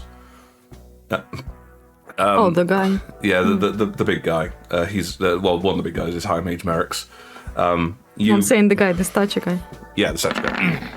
And obviously, now that you can see it, you can kind of see the resemblance in the statue, but obviously all statues are carved with a bit of an artistic grain, and this one's got him being more warlike and sort of fierce. The other one was kind of, if anything, he looked like a bit like a nerd. So, Right. There was obviously some You mean kind of bent. the garden statue was like a nerd? Yeah, the garden This one statue was looked like a nerd. This Okay. one looks warlike. The other one is simply refers to as Imperial Mage, and it's known as the Burning Terror. Burning Wait, Terror. what the other one? Oh, I didn't There's- even see behind the corner. I gotta love Tales stories. Like, sort of, what giant statue? Oh, that one! it doesn't respect your 16 perception roll there, Violet, does it? I know, rude. No, rude. Yep. So, what would you say are major differences? In terms of the statue? Oh, sorry, is that in to me or terms of the to Wesley? Mages. To you. Too. The design of the clothing is probably the most prominent factor. Like they're wearing imperial robes, like these very specific, dark, forbidding robes that the two mages you saw in Ustium wear. And you assume is probably very common imperial fashion if it's also here as well. The other one is wearing sort of, okay, you haven't exactly seen this before. Like, you might have seen a few people wearing them around towns, but it appears to be sort of the attire that the chain wear. Obviously, the chain didn't exist towards the end when High Mage Merrick's was fighting. But it looks like they might have adopted his style of clothing to go with it, or they've dressed him up like a chain wizard because they can. There is, you note, another figure who is wearing very similar outfits to High Mage Merrick's. Before we move on, does this statue have a name? Burning Terror. The Burning Terror. It's more of an epitaph. It's Imperial Mage, the Burning Terror. Okay. That's a That- weird name. That rings any bells? I guess give me a history check. Can I also roll one? Sure. Because I was planning on Yeah, go for it. 8. 13. 13, 8. So I'd say with those two rolls, you're aware that like there were several Imperial mages that were probably noted, but like as being very, very dangerous. But and therefore giving up. It's kind of like similar to how in World War One there was the Red Baron, who was like the German flying ace. That was one, right? I'm pretty sure that was one. I think it was That one. That was one, yeah. Yeah. It was a biplane. Yeah, it was a biplane. So yeah, he was, and like he obviously had an actual name, but he was just referred to as Red Baron. Similar situation with the yeah, It's like He was an actual legendary baron, wasn't he? figure, basically. yeah. Sorry, that's off topic. I think he was a Baron as well, but yeah, either way, that was the situation. The trope Okay. is called, everyone calls him Barky. And where is, you said, another figure? So there are two figures. Can you see the two figures? Yeah. Oh, no. No? Hang on. So there's this guy. I can see the Burning Alliance Terror. mage and the Imperial mage, but Yeah. you said there was another one? Not a statue. There is this guy here. This NPC that I'm that guy. modeling. Okay. He's wearing the same outfit as Merrick's. I see. As Merrick's, okay. Yeah. Fair So enough. he's also got a gauntlet, I assume. Oh yes, he could not look more like a wizard if he tried. Nice. Was Wesley currently in the conversation with the guy? No, No, he was. Wesley was Just, just he's just examining the chilling, yeah. statues, and he's actually about to head off unless you make a movement towards the NPC. Well, since he looks like the museum staff, Violet will ask him, nodding at the Imperial Mage and say, did they also have a chain? Well, we have little knowledge of the Imperium in itself. There have been some references to an organization known as some kind of academy or assembly, but we understand it is directly underneath their empire, the Emperor, and therefore probably heavily tied into their society. As we are aware, the Imperial outlook is that wizardry is superior. They view themselves as almost a different form of being compared to the actual, other humanoids. Similar. You see him sort of look to the side and kind of mouth under his breath. I wonder if that would be nice. Yeah, and go. But yes, these statues depict the importance that the chain showed, and the number of wizards who fought and died during the war, and therefore should be respected. This the Emperor then? No. Oh my! As far as we are aware, we have no depiction of what the Emperor himself looked like. There's a lot of supposition as to why he did not fight directly in the war. Some theorize he may be dead. To our knowledge, no. Obviously, perhaps he did, and we are just simply unaware. I mean, but how would that be still an empire if the Emperor was dead? I don't think that makes any sense. Have you ever heard of a hermit crab? With what? A hermit crab. I have not. Wesley probably has. Oh yeah, you definitely have. It is a small animal, lives upon the ocean floor, and it constructs a shell around itself, almost as like a protection. And eventually the shell becomes larger and larger and larger, and eventually the hermit crab is no longer able to move with the shell. And then one of two things will happen. Either the hermit crab will leave the shell and begin construction of another one, or it will perish within the shell, leaving only the shell remaining. So, And in that metaphor, the Empire is the shell? the Empire is the shell, and the Emperor the hermit crab, and the shell remains, but perhaps the Emperor does not. You believe the Emperor to be dead? I find it unlikely that there are historical references to the Emperor and his, near demigod-like capabilities. I find it very unlikely that given the numerous years of peace, if he was still alive, I would have anticipated another assault. Well, if this is not the Emperor, then who is this? This, the Burning Death. A very dangerous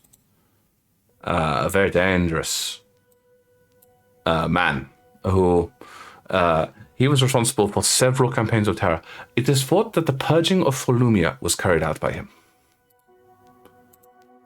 The purging of Volumia? Have I heard about purging of Volumia? Not directly, but you have been informed that Volumia was conquered by the Emperor. The Empire, sorry. Ah, so he led the assault on the Volumia. Ah, yes. And their mighty paladins proved no match for him. Interesting. Well, that's pretty impressive. Very devastating. He killed numerous individuals. Word is said that the Grand Luminary himself was decapitated. By him personally. Well, I'm sure there were casualties on both sides. Yes, but in general, I would blame the aggressor. Who was the aggressor? Who was...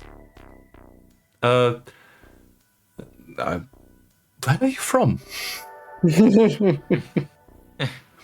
Northern Testar? Northern Testar? Well, then you must be... Northern Testar itself was conquered by the Imperial Army. That's why I'm asking. They're kind of split. The army? What is split? No, the people who teach this, they're kind of split on who started this. Really? Yeah, you'd be surprised. I am. I mean, genuinely, I had not thought there was a pro-Empire party in Northern Testar. It seems very I feel unlikely. like it's getting stronger. I think it's the proximity. To the Empire? Uh-huh.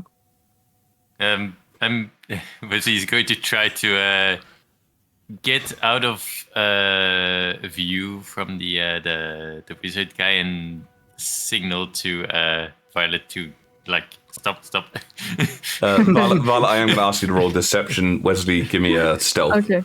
with advantage because I think Violet's providing one hell of a it's distraction. hearsay.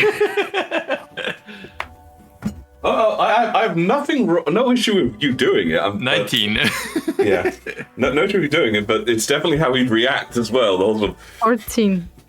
I mean, 14. Okay, yeah, he looks and goes, well, I mean, the historical viewpoints of many different types are acceptable.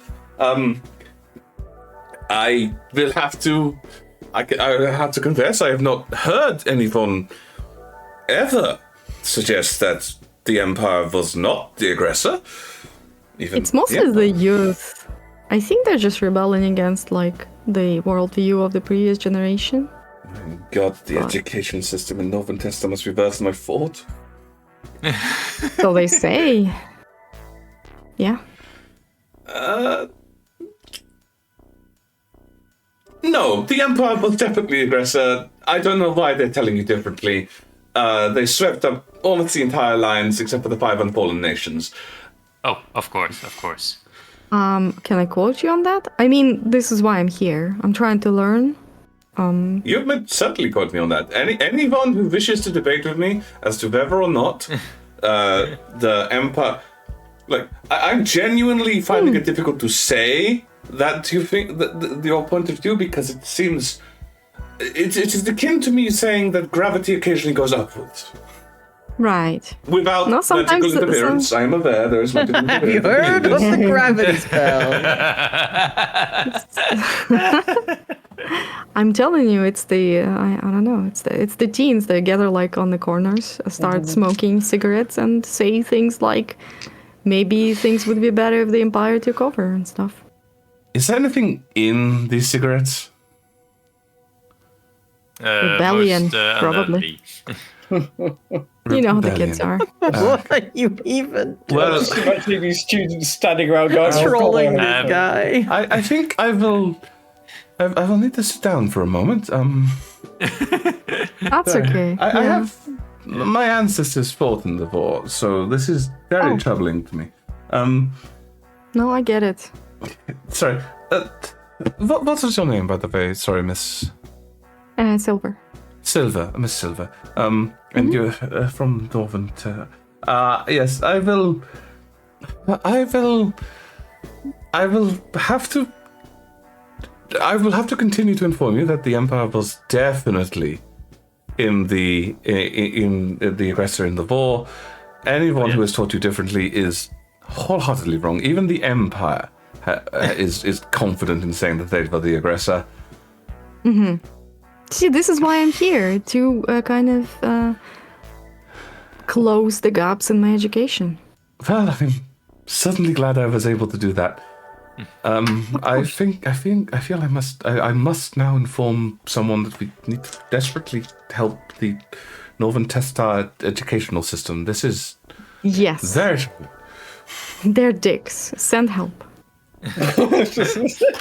Well, I appreciate your passion, but there's no need for that kind of language. Oh, I apologize. I'm sorry. Yes. What would you prefer me to call them? Mistaken. They are mistaken. Please send assistance. I shall. And may I just say, it is always a great pleasure to see a young couple of mages happy to look into their history, and I wish both of you... Oh, Is that better or worse than twins? I'm sorry. I just assumed the way that. Well, either No, way. it's all right. It's not like he didn't try.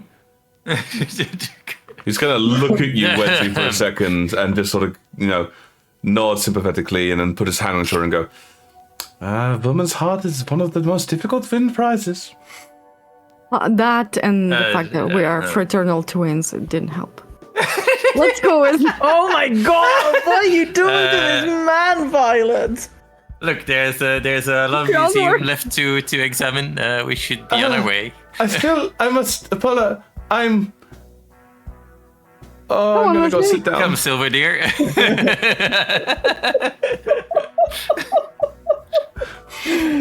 Oh, you have made that man's afternoon so very complicated. Right, I need to wash. Like I feel dirty. now that you've done these Why did you do it then? horrifying things, which direction are you guys walking in?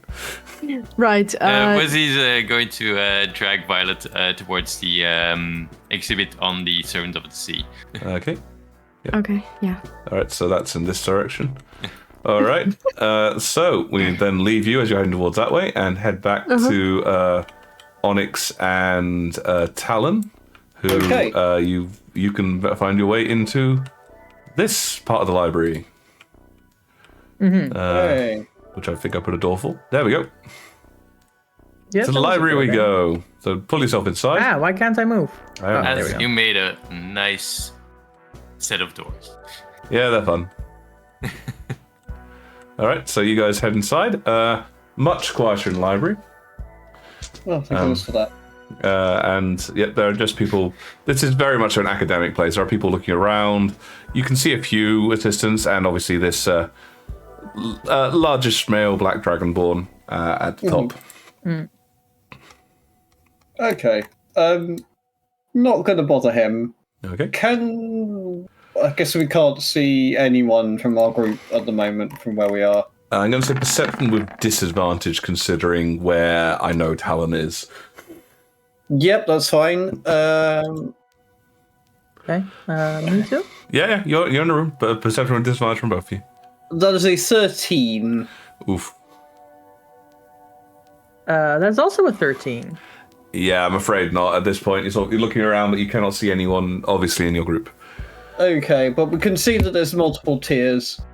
You can. Yeah. Okay. Oh my god, he's gonna... It's relatively quiet in here, isn't it? Very quiet. It is library quiet in here. Library Are quiet. the library It's almost like you're in a shelves... library. Are they listed? Marked with what is on each shelf? It's got the Dewey Decimal System. There's Rolodexes of various different things indicating location. Okay. Perhaps. Does Reader know how to use a library? That isn't on the I know how internet. to use a library. But Use the thing pointy is- end. Use the pointy end. Well, this is the thing. Reader knowing how to use a library is one thing, but... Oh, Onyx does not. Yeah, I was going to say, does Onyx or Talon Onyx know? will suggest to Talon, perhaps we can find a book that will help you learn? The learning book. The learning book. In our great Because quest he here just- to stop the plague, we're going to teach Onyx how to read. Talon how to read first. Well, Talon pointed out earlier that he couldn't read the signs, and we're in a library. That's the first thing that came to my mind. Well, probably find some things on certain topics, and then the others can help us understand them. Okay. Fair enough. Okay, Talon will approach this guy's desk. And Onyx will follow. soft cough. Excuse me. Good day. I am interested in books on Oppenheimer. Ah, Professor Oppenheimer. Yes. This book's upon his life, his death, or his work.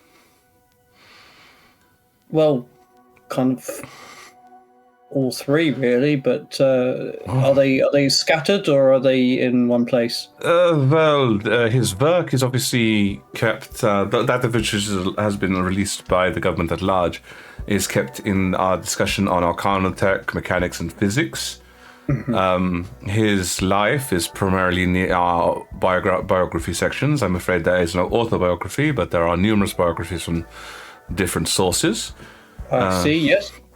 And his death, per se, well, that is somewhat scattered. We have a combination of several informative articles of, well, when I say his death, obviously what I mean is his disappearance of sort. We assumed death, but given his, well, his approximate age, if he was still alive, he would not be very alive. Sorry, just my little joke. So yes, there's some informative newspaper articles upon his disappearance and death, and numerous numbers of fiction concerning his survival and glorious life in elsewhere. Just avoid those parts. Yeah, no, I am interested in factual information. For his autobiography, so his autobiography is in the first floor, in the third section. The physics is in our second floor. Probably more the autobiographical information is what I'm after. I'm interested in the man himself and well, what I can glean. Halfling, yes. Yes. Man is obviously such a difficult connotation. The humans have co-opted it to mean both a male personage and also a human, which is just extremely anti-special. I myself, as a Dragonborn, am a Jelk, and your friend... Mai. Are you wearing your hood at the moment, Onyx? I am wearing my hood, yeah. I'm not taking it off. You are human and your companion. That is, would he be a drow, perhaps? No. No. Interesting. Would you mind removing your hood? If you must. She'll carefully remove her hood. Just Definitively elven. Dark complexion, no red eyes, so clearly not a drow. Perhaps member of the Eladrin? Or maybe of the Sanakan? You know of my people. I am surprised. Eladrin or Yes, I am Sanakan? Shadar-kai. Only from an academic standpoint. I have vast amounts of knowledge which I have been accumulating over the years, and I know that my people usually have slightly less dark skin tones. I've been mistaken for a drow before. I do not appreciate it, but...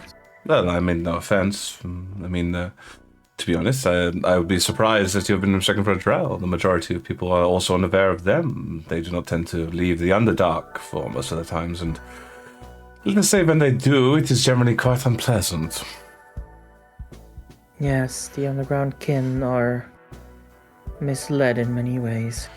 Well, you may wish to identify yourself as not a drow, then there are some people that would be... Those who experienced your underground kin, as you call them, generally to have bad memories. I can believe so.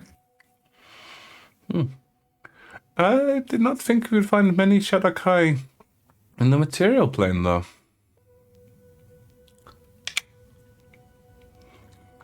True, most of my people live with our queen. Have you met the queen? I have not. Oh. It is a rare privilege. Where do they live? Talon interjects. The Shadowfell.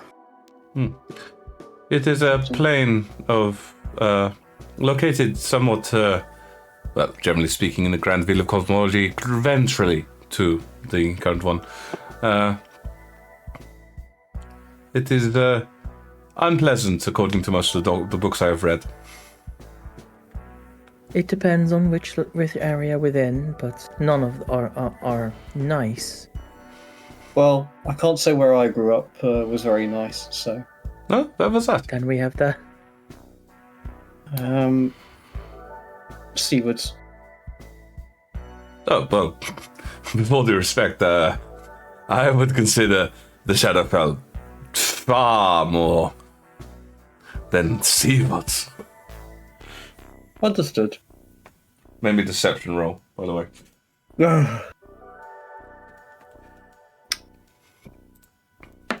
Sorry, That is a 25. he can't beat that. No, he didn't beat that.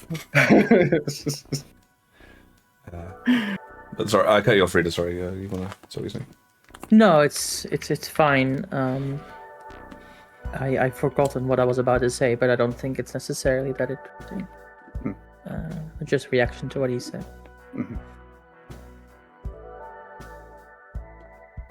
But yes, I usually wear the hood up since I noticed I'm standing out. Yeah, you may also wish to invest in longer sleeps. Perhaps. I haven't seen much of your kind either. That is not unexpected. My kin, and indeed my family itself, they're originally from the Empire. He's a black dragonkin, right? Black Dragonborn, yes. Mm-hmm. Sorry, dragonborn. Not just my coloration, Dragonborn. There are not to say that all Dragonborn are from the Empire, but there are a lot of Dragonborn within the Empire. Is that because they're more accepted there, or is that just where they are origin? My people have a more natural affinity with magic than most other races, especially the arcanic kind. The dragons themselves, from which are descended, are natural creatures of magic. They possess skills and abilities and far and beyond of most people. And so they've gathered. They gathered themselves at the Empire, and well, I will not sugarcoat these things. I am aware of some of the sins of my previous family. When they have the power of magic, they chose to rule it.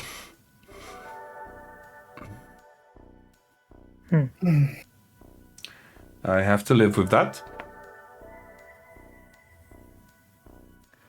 You cannot blame yourself for the sins of your forebears. I do not blame myself, but I am aware of the opinion that it colors many people. I have done what I can to rise to a position here that I am respected.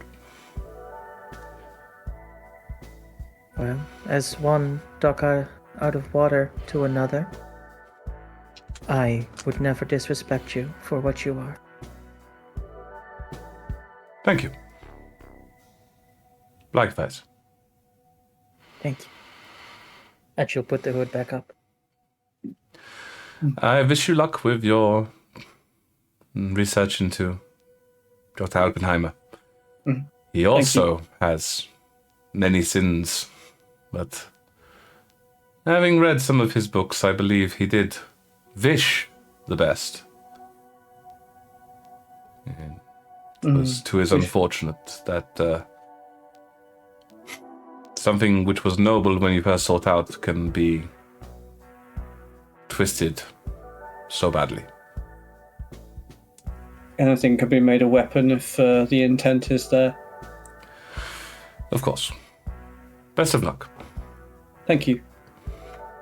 Tana will start heading towards stairs up. No, first floor's Onyx the will ground linger floor. They go on the American system. Oh, Dominic. Onyx will linger a second, then tug on her hood once more and follow Talon. Okay, well... So this is the area he was talking about. Okay, right. So Tana's going to see what he can find book-wise in that area, but he is also still looking around for any of the others. Okay, how are you intending to I'll- find the book, considering you can't read? Yeah. That is a very good question. I will Onyx help you find the book. Look for the pictures. What exactly are you looking for? I will assist. Just as much information as I can find on Oppenheimer. It seems like most of this section is about Oppenheimer. Yeah, well... I have a quick question here. Does Onyx know how to spell Alpenheimer? She's assuming it's spelled Alpenheimer. How? How are you assuming? Because that? that's how I would spell it. That's how Rita I would just spell didn't. Meta knowledge. But I just went from memory, and I'm terrible at spelling. What does that relate? Okay, maybe not then. Can I look at some of the titles of the books? I assume they have the name on. No, Well- there's various treatises on different people. Okay. These are biographies.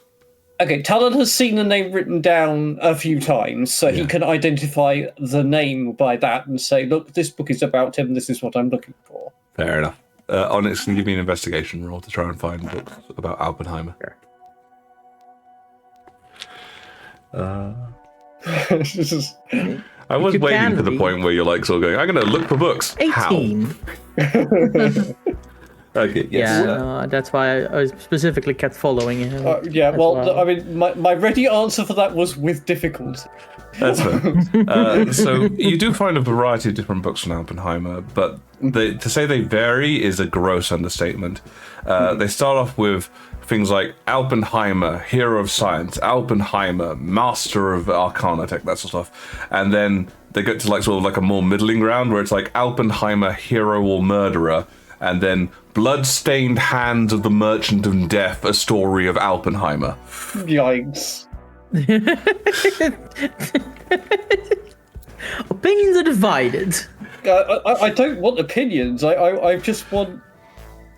I'm looking for a relatively sane account of his sort of final The stuff. problem, decide the problem is, what's mate, saying. it's a biography, so you're getting opinions.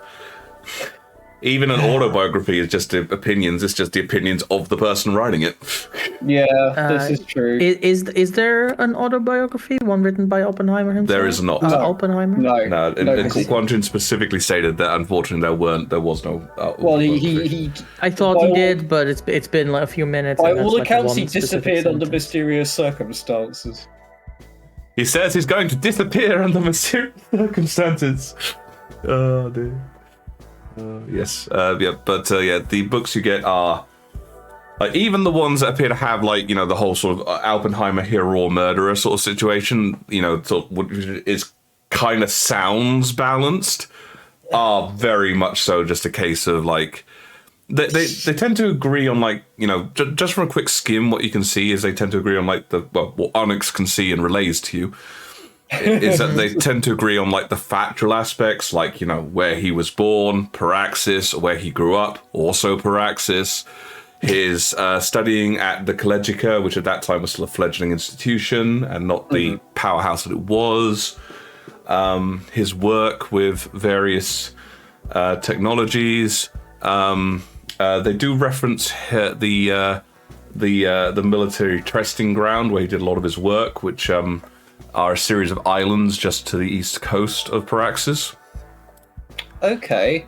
Can we find out more about those islands? Unfortunately, not really. They tend to be kind of. He's a halfling, yeah. Sorry. They tend to not actually reference anything other than that they are military testing and that they are still owned by the Paraxian military.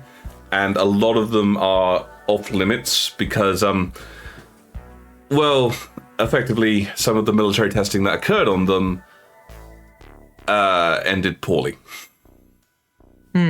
So, Both islands are no longer there, is what you're saying. No, they're just effectively the magical equivalent of radioactive. Right. that and oh god, they're just you probably will see having relayed all of this. Talon's immediate reaction is going to be like, that was Kazech before Kazech happened. So you think that these experiments eventually resulted in the weapon that destroyed Trina? Well, I'm not saying that, but look, I'll talk to you about it later rather than making a noise in the library. But I have some suspicions about things. I'm not sure how a library works. Do we just take the book with us? I think best to read them here, and then when Wesley will know what to do when he gets here, I'm sure. He's a wizard. We will wait for Wesley to appear then. I'm going to just have a quick look on some of the upper levels, if that's okay. Just want to see if anybody else is here. I have no particular interest in this, Alpenheimer. I'll come with you. Okay, well, Talon will gather together the books that he's found that don't look too wildly opinionated in one direction or the other, and we will go scouting. I don't think that's possible. This entire library is like a complete golem about it. Ah, precious! Oh, horrible. So, will they let us walk away from a section with books under our arm if we're not leaving the library? They do sort of keep an eye on you as you're sort of heading off, but when you start heading towards the staircase, like no one sort of actively stops you. That's fine. No, I'm not. I will bring the books back down to this section. I just want to have a look. I like Shadow's theory. Oh yes, about her. Yeah, in Ustium he was the statue did depict him as a human. Here the photos depict him as a halfling. The autobiographies, by the way, changing into another person. Sorry, not the autobiographies. The biographies do actually indicate pretty much universally he was a halfling. Okay. So it's just Ustium that's massively racist against other races. That makes sense. I mean, come on, it's Ustium. I was about to say, you've been to Ustium. Well, not you. Onyx hasn't. Not you, but Beric had. Yeah, Beric had. Well, Talon has, and he's just like, yeah, they do that. Okay. So, yeah, I guess if you guys wander up, you will eventually encounter Gardner. Gardner, I assume you've just been continuing your quote-unquote studies up top. Ah, Fuss, you're here. Oh no, I've lost you. How'd I do that? Oops. I DM'd you the specific topic, but yes. Sorry. With OBS on, I don't get anything. I'm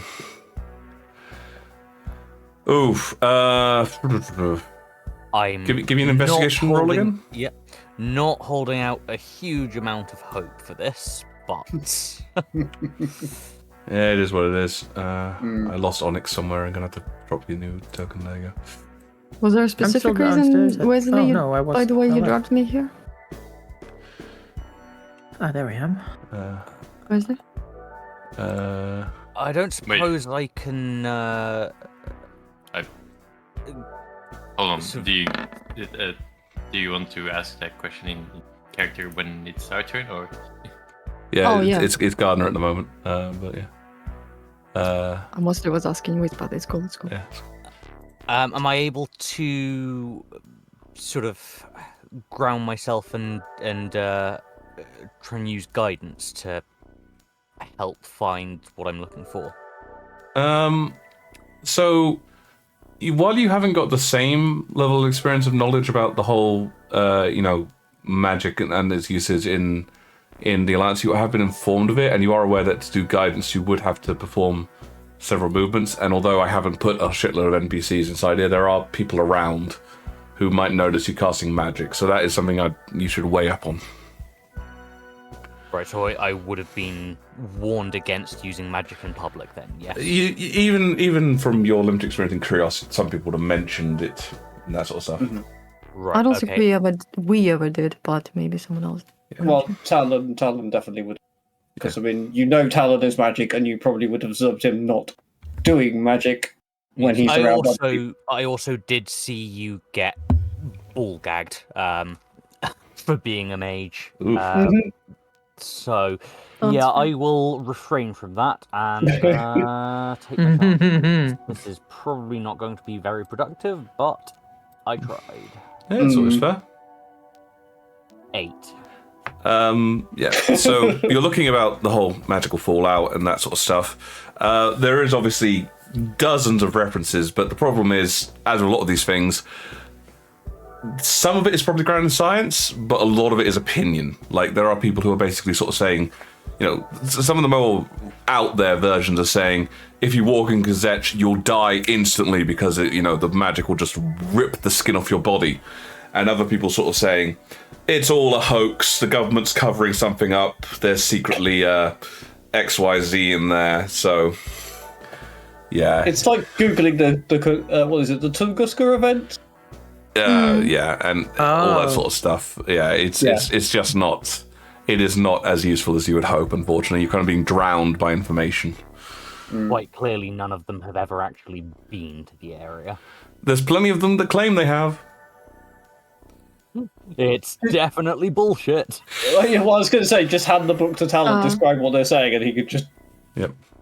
Sal, you sound a bit muffled. Is your microphone like turned away? Oh yeah, I leaned forward, Cool. so it was slightly behind. Gotcha. Yep.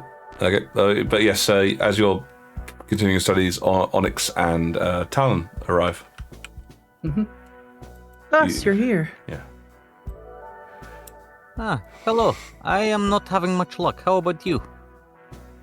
We found a few things, but it's all very wishy-washy. We found books on the halfling who made the Warforged. Oppenheimer. Yes. What are you looking for? Information about the calamity, specifically the magical fallout, the taint that it spread, and the long-lasting effects, especially mutations, evolution caused, like you can see in Ternopil. To know. What happened there? Well, he was right next to Druina when the calamity happened. A weapon, I suppose. The magical energy, it drifted over into the surrounding areas, but primarily Ternopil. It's had enormous effects. The wildlife, the plants, in the last 250 years or so have changed drastically. Yeah, the everything in Kazech is very different from my Anything that experience. comes out of Kazech is dangerous. Except for you, Talon, of course. He'll kind of glance across it to Onyx and say, I'm quite sure I can be dangerous when I want to be. I Fair enough. don't like, but sometimes I must. That is fair. I didn't mean to insult your prowess. Didn't. Perhaps I would have more luck if I were to perhaps research naturally occurring or perhaps less naturally causes of awakening of non-sentient organisms. It seems like a lot of the information about that time is tainted by politics. Or Not much. wild speculation, hearsay, rumor. Yeah, Not as helpful as I had hoped. that is what I am finding. But maybe we can get a few bits of information before we go and speak to the others. If you need any more help finding books, Talon, I'm more than willing to assist. I will see if I can get anything out of these ones. Okay. Thank you. Cool. And as you guys continue your maneuvering around the library, your various investigations, and Onyx, your job of translating incomprehensible books to Talon, I guess we'll move back to Violet and Wesley. Yeah, I feel like I I got Wesley punished with myself. Sorry for the joke. He switched away immediately. No. It's just, gotta keep the things moving. So I assume you guys are heading towards that you were saying you're heading towards the exhibit on the Palfian warrior. Yeah. When we were here, I wanted to ask Wesley why he dragged me here. If there was some purpose to it. Did you mean to the place where we just were, or the place we're going to? Well, we were standing near the mages, and then you dragged me away here, so I assume there was some sort of purpose behind it. Okay, so I tried to get some information, learn some information here, but it's all. I don't think we're going to learn anything new or necessarily true here. But they also have an exhibit on the Servant of the Sea, which I want to check out. Okay, let's do it fast then, because I don't want to waste any more time. Yes. Sure. So, with that in mind, I am going to teleport you to the exhibit on the Palfian Warrior / Servant of the Sea. First thing you notice, this room is filled with various sea artifacts. There are docents around, but the plaque which is dominating the side wall, basically the one with which is a map, describes how this wreck of the Palfian warrior vessel was discovered approximately 7 years ago and has been painstakingly reconstructed since. Unfortunately, the warrior himself and any of his items have yet to be recovered. This is a bit of a stain on the Alliance government as a whole, because the Palfian government holds them responsible for the loss of the Servant of the Sea, and more specifically the loss of his items. What's that knocking sound? I think that's Talon. Knocking. Oh, sorry, that's fireworks outside. I'll mute myself. Oh shit! Oh, Something we can't really get around this time. what Happy was New the Year!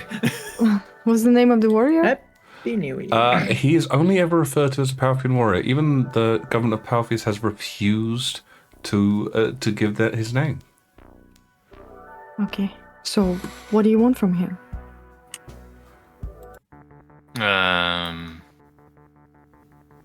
mean, he owned the sword much like one I own. So, Oh. Wait, your sword. Yes. Isn't that the bloodline kind of thing? Was he a relative of yours? Don't know. So You don't know. hold on. Wesley will head towards the reconstruction of the I'll follow. bow of the ship. Is there like a name on there? That's actually not a reconstruction. This is the actual bow of the ship. Oh, It has been preserved. Oh. Is there a name on it? Wesley, as you're doing that, you feel a odd sort of chime. You can hear a chiming noise. Violet, you can hear it as well. It's coming from Wesley's backpack. So like a high-pitched Somebody's ringing tone. you. Yeah, high-pitched tone. Is it coming from the swords? Wesley's going to search his backpack. The sword is vibrating slightly.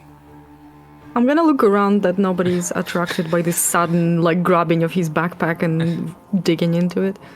A few people look, but maybe I say this is probably either an insight or perception roll, your choice. Perception. Sorry. All good? 5. 5. Oh yeah, a few people glance, but you don't think anyone's really paying that much attention. They're all sort of look at this. There's a few kids in the room who are sort of seem to be attracted by the pirates sort of the view of it. But yes, the sword, Wesley, as you grab it, you can't really see it, but as you touch it, you can feel that it is vibrating slightly. What do you want? Was the ping noise getting louder and louder as we approached the bow? It definitely was increasing as you got towards the bow, yes. The figurehead. Can I... Violet, can you make a distraction? I never do such a thing. Make All a right. deception roll Please. with disadvantage. Fine. And also like a negative 30. Yeah. I'll do it. I'll do it. 11. Wait, was that a deception roll? Oh, right, yeah. So you probably don't believe her. I gasp at that. I'm gonna turn around and make prestidigitation noise of somebody stumbling and pulling something down with them in the previous room. So, hang on, just so for my own reference, you're talking about Where we just came out of. this room over here. If I Yeah. draw a line. Yep, cool. Yes. All right. Are you subtle spelling this as well? Fuck my sorcery points. Yes. Fuck your sorcery points indeed. Okay, give me a performance. Basically, somebody falls down, then grabs at something, it falls after them, and then they grab their foot and go, ah. Ah. Really And so- really long sound of like a tapestry being torn. Okay, give me a performance roll. Okay. Advantage? Oh, that's not pretending, I guess. Nah, yeah.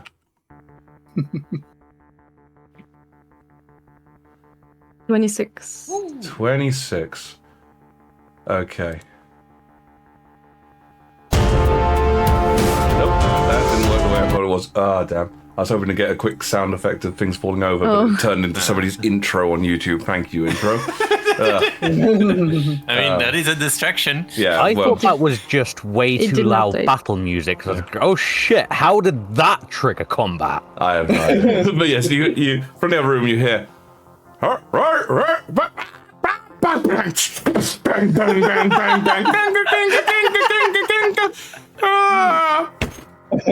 And Vala just turns back to Wesley. That will do. Thank Oh you. man, I hit the table so hard that Tailspur reacted. Oh, Jesus. Also, the thing didn't update my roll. Didn't it? My bad. There you go. It's cool. 26 performance. Yep.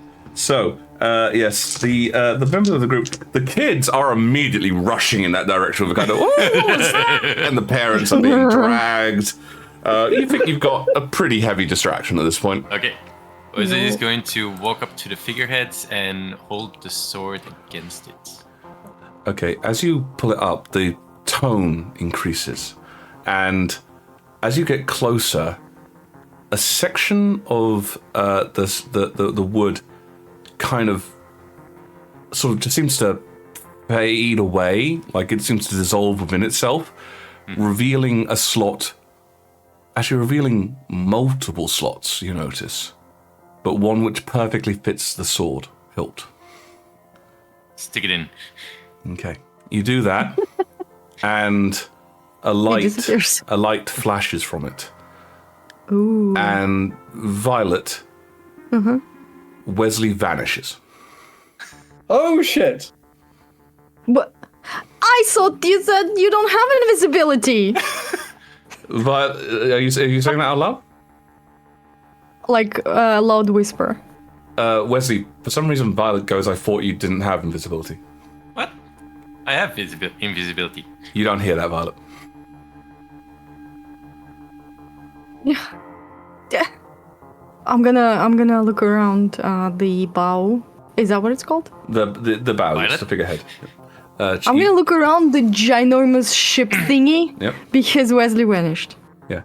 Violet doesn't seem to be reacting to anything you're saying, Wesley. And as you finish, the voice goes, she cannot hear you. Ah. Who are you? I need your help. Okay. I don't know who you are, but you hold something precious to my people.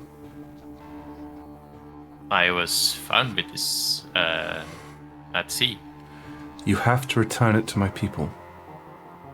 in Palfians. I cannot guide you. Wait, who are you? Who are you people? But I managed to hide something of mine that will be able to guide you. Okay. Where can I find this? The map is within the mouth of the sea. The mouth of the sea. It is Does close. this ring a bell? Within it you will find knowledge.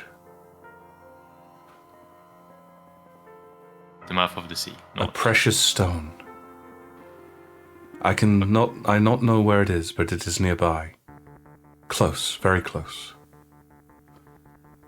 Okay. Open it. Mouth of the...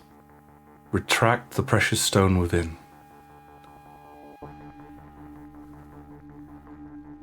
Thank you. Okay.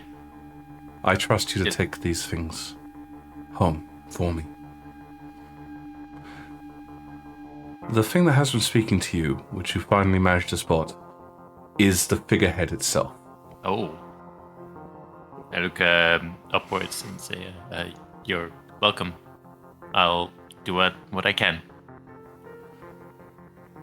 There's no response as the sword kind of just trickles out of it and lands in your hand.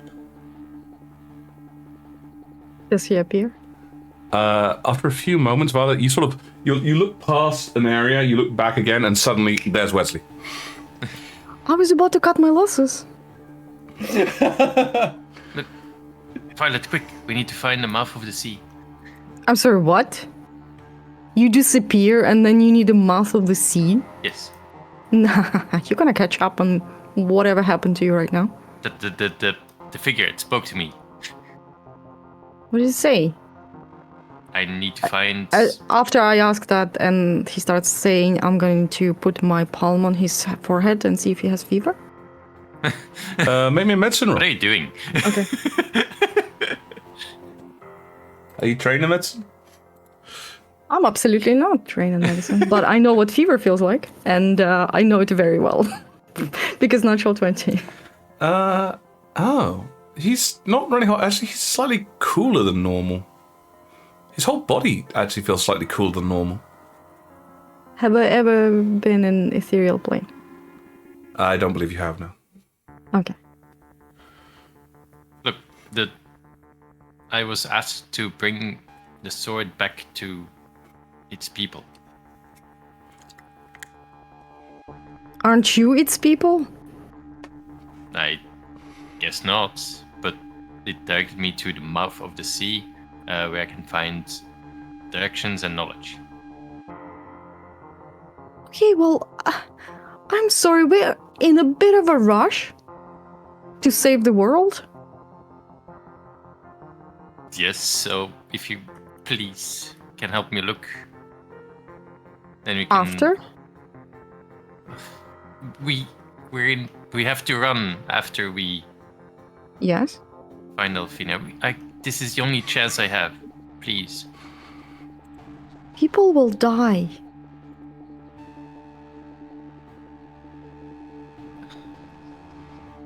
It said it was close. Maybe even in this room. In this room. Alright, we can do this room. Okay. Sea of the mouth, you said? Mouth of the sea. Mouth of the sea. Well, that clam looks like a mouth. You reckon? As he's going to approach the clam. Okay. You approach the clown.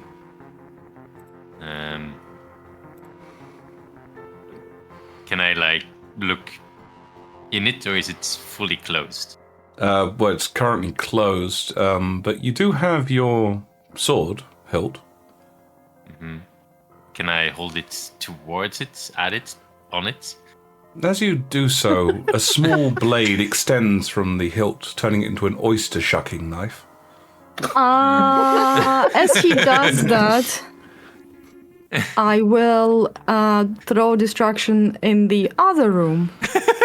And everybody will hear clatter, like a loud poof, and somebody going, oh geez, oh god, not again, oh no, I just cleaned the other one up. Sure, give me another performance roll. Okay. People are going to be At very this point- confused. At this point, this is either a poltergeist or the world's clumsiest ghost, 25. doomed to repeat its actions over and over. No, I mean, the haunting's more logical because, I mean, she's creating the noise, but it's not like anything's actually falling over. Check off another sorcery point, by the way, for the soul spell. So the legend of the clumsy ghost haunting the So far library I did starts. 3, right? You've done 3 so far, yes. Yeah, but yes, just another voice going, "Oh no, not again!" And I guess taking it as a cue, Wesley, do you open up the oyster? Yep. Yeah. So it opens. Inside the oyster, there is a pearl, and as your knife, your sword hilt, and oyster shucking knife goes towards it, it suddenly shrinks and embeds itself inside the sword. Ooh. As it does so, it projects an image onto the ground. A map. A map with an X marking a spot. Can I tell whereabouts it is? It appears to be, as far as you can work out, somewhere on the edge of the Temerian Steppes and the Tilius Wood, possibly near Narantis as well. It's sort of like if you draw a line between the Temerian Steppes and the top and Narantis, the top of them, it's there.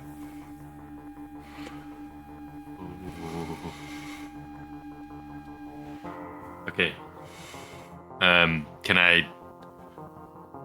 You get the feeling you'll be able to generate this map again by pressing the pearl. Oh, great. Can I turn it off by You pressing can turn it the off by pressing the pearl too. Nice.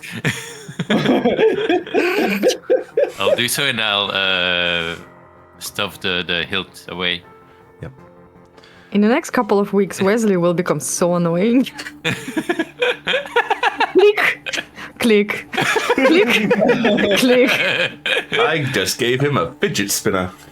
Are you going to shut the oyster?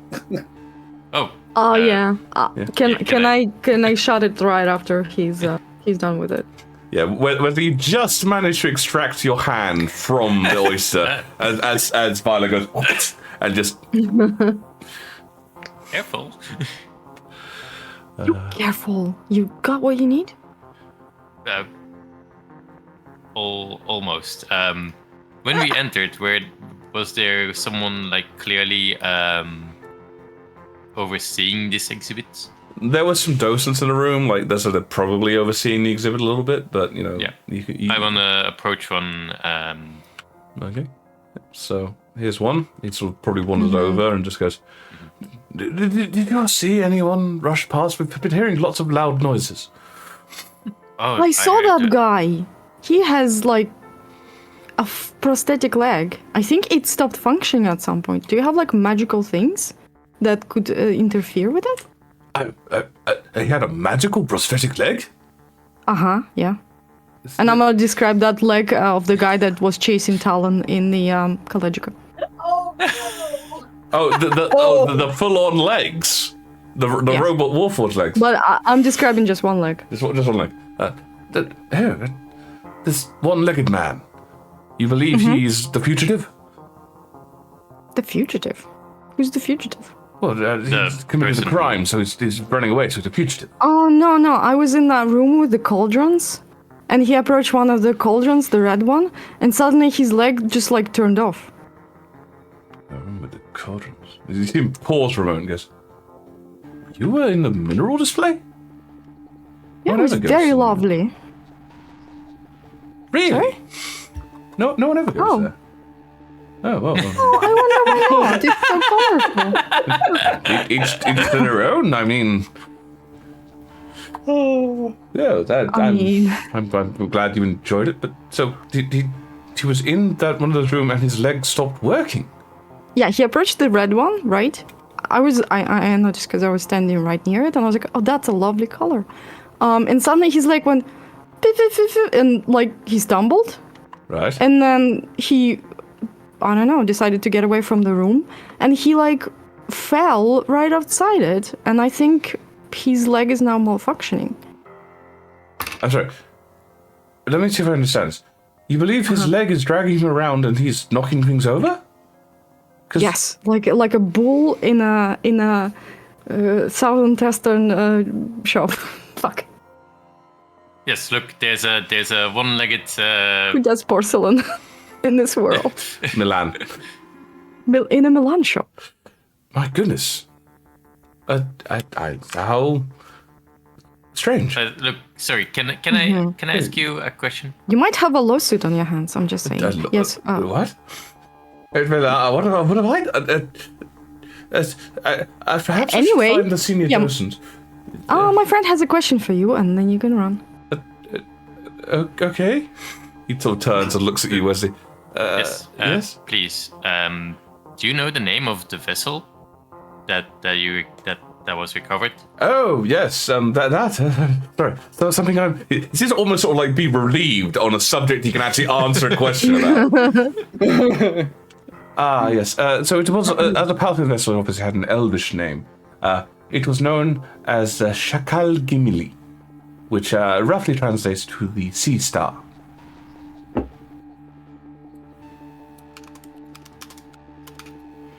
Sea Star. Okay. And it was found 7 years ago? Whereabouts? It was actually found. See, this was one of the strangest things. So, according to the records from Lord Alrond, who was obviously one of the last to see it alive, he reported that he travelled with the Palfian warrior past Akan and departed as the warrior left Akan at that point, passing round the Demon's Teeth at that point because the canal at that time had not been fully completed. He departed at the southernmost port of Akan from the Palfian warrior, and the assumption was that the warrior himself perished amongst the Demon's Teeth, a notable shipping hazard. Strangely enough, this vessel was actually dredged out towards the southern end of Ustium, between the Ustium-Paraxian border. So, evidently, the warrior must have survived the Demon's Teeth, and then for some reason navigated back upwards, and found some kind of navigational hazard there. Of course, that's the only explanation. Yes. Navigational hazard known as Lord Elrond. The world is a donut. The Palfian warrior was not found on the vessel. Were any other The vessel had been the vessel had been underwater for some time. There were a few skeletal remnants, but I would imagine that fish and other wildlife would have done away with most of the occupants of the vessel some time ago. I see. We were lucky to be able to recover this much. What's that chest there? Oh, yes. So that is one of the more intact discoveries we found within. Obviously, we can't open it in case of damaging, but we have used several magical implements to investigate the insides, and we believe this has some genuine remnants of Palfian clothing. Right. And what is the significance of the clam over there? Was it found near the wreck? Yes, a most strange one. We're actually not quite certain. It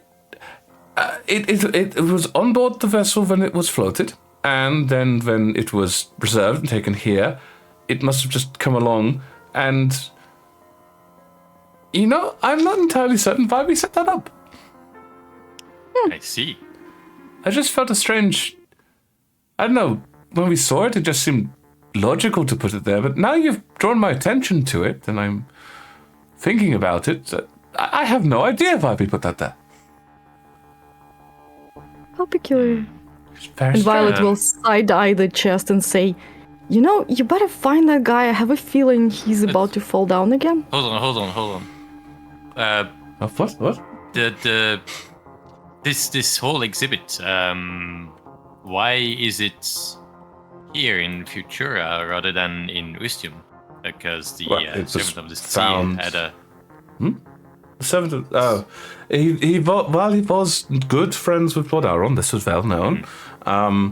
The exhibit was discovered inside technically Pyraxian waters, and as the Pyraxian Museum has collected numerous artifacts from other nations and brought them here so they may be seen by all. We see it as our duty as custodians of history to make sure that other nations which cannot be trusted with their own artifacts, we house them here. Oh my god, it's the German British Museum. German British Museum. Yep. Fair enough. There was no outcry from Palfius itself, or Well, supporters? Palpius have been outcrying numerous things. They've cut off all diplomatic ties. The only various... The Palfian structure of government is based entirely upon honor and bloodlines. So they will trade with certain families. They do not really judge... they do not really believe in governments, as they are very transient, in their opinion.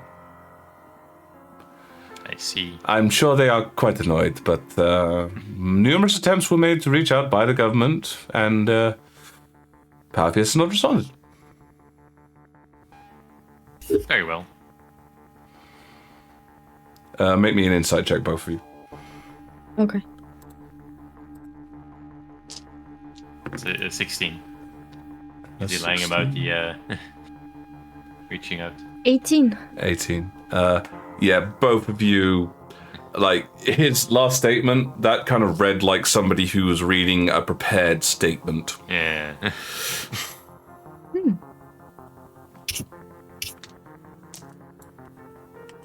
Right. Thank you. Well, thank you so much. You better go. A huge lawsuit, probably. Ginormous lawsuit. Oh god, I forgot all about the lawsuit. I will find the senior docent, and you just see him just rush off in a different direction. Okay. Is anybody else watching?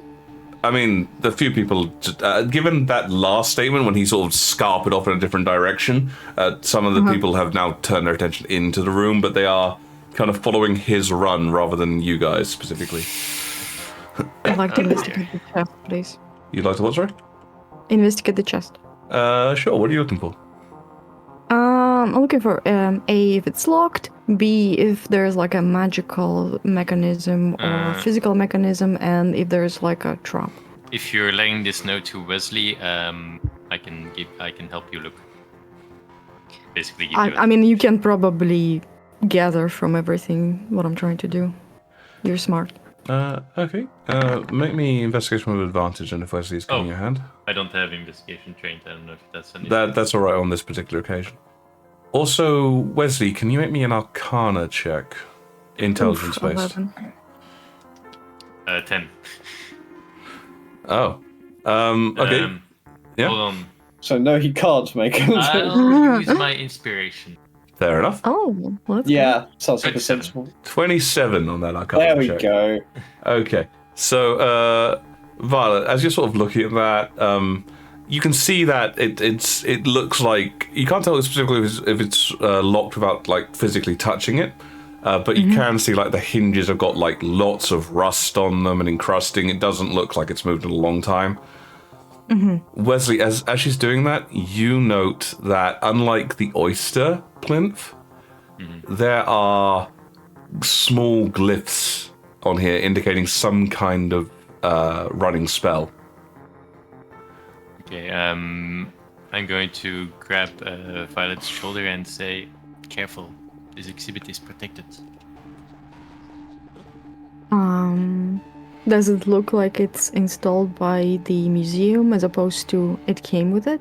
The markings are on the plinth rather than on the chest, so you think this is probably something the I museum did. see. Okay. I'm going to summon Mage Hand in front of me so that I'm covering it with my back. Violet, remember we're not here to burglarize. Does Mage Hand... What commands does Mage Hand have? Yeah. I'm just trying for it to hover over the glyphs and see if anything happens. Okay, give me a, I guess give me a sleight of hand roll on this one. Okay. Sleight of Mage Hand roll. Sleight of mage. 12. 12. Yeah, so you think you're covering it as best you can. I guess with your passive perceptions, a pair of you, not that great, 13, 11. Violet, you do think there are a couple people that might now be glancing in your direction, just looking at the glow. But as your mage hand hovers over the chest, it doesn't react to the magic, but the closer you get to the chest itself, the Wesley, with your arcane knowledge, you can sort of see the glyphs are kind of, they're going from a passive state to an active state the closer that the hand gets to the chest. You're triggering the glyphs. Okay, fine. I'm gonna dispel the hand. Okay. Yep. As you dispel the hand, you hear a voice go, "What was that?" Oh my god, where? There was a glowy thing. I'm gonna look who's speaking. It's a small kid who's sort of tugging on their parent's hand. The parent looks exhausted and is just pointing in your direction, going, "There's something, doing something!" Oh, so it's you. You're the chosen one. I think the glyphs are reacting to you. Come over here. What? No. And you just see the kid tugging on the parent's hand. As you talking to the kid, the parent's gone looking and goes, "What are you doing? Alphonse, please. It's been a very long day. I want to go see the thingy." It's like, who's winning the tug of war? the kid, but not from strength, but just sort of like sheer exhaustion is the parent being turned. It's like, Okay, I'm gonna step back. it's just a chest, Alphonse. I want to touch it. You can't touch the chest, Alphonse. You're not supposed to touch any of the artifacts. But it's the chosen one. It's like, what did you say to my son? The chests seem to have been reacting to your son's presence. It's just a chest, Alphonse. Please, I want to go home. My mom is just dead to my presence. As this theater is going on, I look at Wesley and my eyebrows just go up once, as in like, and then we watched. So as much as the kid, and as much as the kid is wanting to touch the box, the parent is preventing that with sheer strength. Are you two trying to just slip away in the distraction then? Yeah. Yes, we are. Yeah. Okay. I guess just stealth with advantage from this homegrown distraction then from the pair of you. 14. 11. 11. Wow. Okay, I'll make a couple rolls. Yeah, in general, oh, that was a natural 20, and thank God it's a disadvantage. Yeah, in general, it is just a case of like, I want to touch it, just so I can touch it. You're not allowed to touch it, Alphonse, but I want to touch it. It's like, oh, Alphonse, if you keep this up, we're going to home, and there will be no stopper. And that's sort of the play that you guys see as you sneak out the back door. Yeah. Exit music. Yep. Just day left. Before we go, may I point out how cute that sea monster is on those maps? Oh, dear. Where? Oh yes, I saw that. Well, because also because you guys were looking for the mouth, and I'm just like, well, that's got a mouth. Oh yeah. By the way, very well done, Sanakan. I mean, bits of it were in meta, but figuring out he was on the ethereal plane was quite impressive. I also figured out that it was a recording. That too. And you figured that I'm not sure about the oyster thing, whether that was just immediately obvious to you as well. But well done. It was obvious. If it was further away, I'd let Wesley find it. But because it was right there, I was like, well, how about that thing? My first guess was the oyster as well. Yeah, take some inspiration there for basically thanks. figuring me out, and Wesley some inspiration for good roleplay. Okay, and I assume you guys head into the library. All right. So, unless there's anything specific you want to do, can I make the assumption that you guys eventually wander around and meet up with the others, or? Oh, after Wesley tells me that what he came here is pointless, I'm beelining to find the others to hurry them because we don't have the time. I mean, we're still looking for specific books, right? Yeah, you have a list of books that you want to find with. Yeah. Basically, I want to present the list to the guy in the middle. Okay. All right. So you head over to head librarian Quan Chin, and he looks and goes, "Yes, you have books." I'm looking for a few particular books. You have the reference numbers? Do I? Yes, they were part of the. Ah, good. Very well prepared. You see him actually flip through some of the Rolodex and just, some of these have not been checked out for some time. Yes, I will have one of my advisors go and collect some of these. A few of them are in some of our more long-term storage. Are you aiming to check these out, or are you intending to read them here? Check out, please. Well, I can do that for some of these. There are 3 of the books which are from our rare deposit, so you'll be able to read them here. There will be a slight fee, of course, for this. That is 10 gold for the reading. And we cannot allow them to leave the premises, but you may read them for the small fee. Fair enough.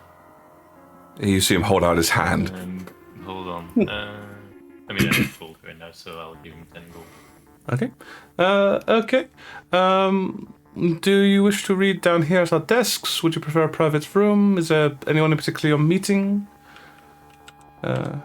We've had a few visitors today. We can use a private room, yes. Okay. There's also 3 more people that we are waiting for. They might already be here. Well, many people come into the library. Well, we did meet up. Well, they haven't met you yet, as it were. But okay. He's also saying, he looks at you and goes, "I assume at some point you'll describe them." Well, I mean, one of them has it looks like moss covering their face. One of them. The smaller is human. Oh yeah. Yes, they are on the 3rd floor. 3rd floor. Okay, thank you. Okay, let's go to the 3rd floor then. And I will send one of my staff up once we have acquired the books, so you may go to a private room. Great. Thank you. What is this person that's talking? He's up here. He's on the top deck. The dragon board. Yeah. I don't see it. Okay, never mind. I would like to ask them a question, if I may. Yes, go for it. Who's responsible for the alchemy department? Well, aisle. I don't know how to call it. Room. You speak of the chamber inside the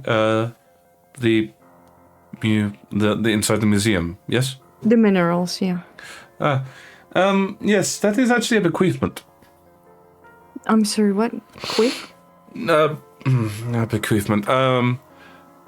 A large amount of money has been donated following in the will of a member of the public. That money goes to the university, the museum, with the proviso that that room is maintained. So you don't actually know what it is? I'm aware it is a number of minerals which have interfaces with magic. Various texts detail some of their experimentations upon them, but in general they are... Well, they have magical capability, but not as they've found a method of utilizing that in a productive fashion. But the Litharius family of Hashlia was noted for being exceptionally eclectic, so... You said Litharius? Yes, that is the family. The tragic tale, really. They were a family of quite powerful, magical, I suppose, arcanistic scientists, but they had the misfortune of being in Hashlia during the Purge. How come I never heard of them? Their name has mostly been erased from many history books, owing to the extreme actions of the Hashlian family. It's the only reason I am aware of them is because I am responsible for managing aspects of the museum, including its financials. So do they have any records here or any books about them? I cannot say for certain on that. There may be a few. We could perform a search on some of our records, but in general, that chamber may be one of the few remaining items. Even their ancestral home in Hashlia was destroyed during the Purge. Do you know whereabouts it was? In Hashlia? Oh, I am afraid you are reaching the end of my knowledge there. There would be records of it somewhere. Again, I could attempt to find out, but the best I could tell you is I believe that it was located in the area of Hashlia, which is closest to the closest to the western side of Hashlia, near Northern Testat, to my knowledge. Western. Yes. Still You definitely said- within Hashlia, however, like not near the border. Right. You said somebody's sponsoring that go being in there. Who? It is a bequeathment. Upon the death of the Lefarios family, a large amount of their wealth, which they had within Praxis, was donated to the museum with the proviso that display remain. I see. And you say nobody visits that room? It's of no interest to any scholars? Oh, there are always some scholars, but as I say, the area of those particular minerals of magic, when they were first discovered, there was a large amount of study into their usages, and unfortunately, from that, nothing came. Nothing. You don't have any records. Well, I can see you're interested in some of the conspiracy theories here, but if anything did come of it, there have been no publicized documents about it, and as they say in the world of academics, publish or perish. Fair enough. Well, thank you for your time. Of course. I wish you some good time. He turns to Wesley. Your books will be... I will send one of my advisors to find you on the 3rd floor once your room has been arranged. The room is an additional 5 gold. Very well. Here you are. Okay, so 15 gold total he's taken off you. Well, we'll go straight up to find Talon upstairs. Okay, so as I grab the pair of you... Is it me or did you go a bit quiet? A little quieter, yeah. Maybe you've got a bit further off your bike. Oops. Who, me? Yeah, Yeah. you. Oh, I apologize. No, it's all good. No, it's Dear, I've lost Wesley now. I've lost Pilot Wesley. Phil. Yeah, but I've also lost you entirely. Ow! Oh no. Ow! I put her on a bookshelf. I bring a couple of displays down with me. Yeah. Okay, so either way, you guys basically wander up to find all of them there. There's a big pile of various books around here. Some are on Magical Fallout, some are on Dr. Alpenheimer. It is a bizarre sight as Onyx is effectively reading these books to an enraptured Talon. Mm-hmm. But yeah, Well, did you guys learn anything interesting? I learned that what Alpenheimer did exactly is the subject of much debate, and nobody Yeah. can agree on it. He's definitely a halfling, though. Yes. Oh, Talon. statue depicted him as a human. Yes, they did. I guess it's just to assume. Yeah. Yes. But I'm afraid I haven't found anything concrete about what happened to him, where he went. Well, that makes sense. Nobody knows, so No. why would it be in a library book? Blind hope? I don't know. Alan, I require your assistance. Okay. And I'll lead the way into the cauldron room. Okay, so you're taking him all the way there. All the way. Okay. Okay. All right. So, And I tell to Wesley, please do not linger more than you have to. Well, if we can...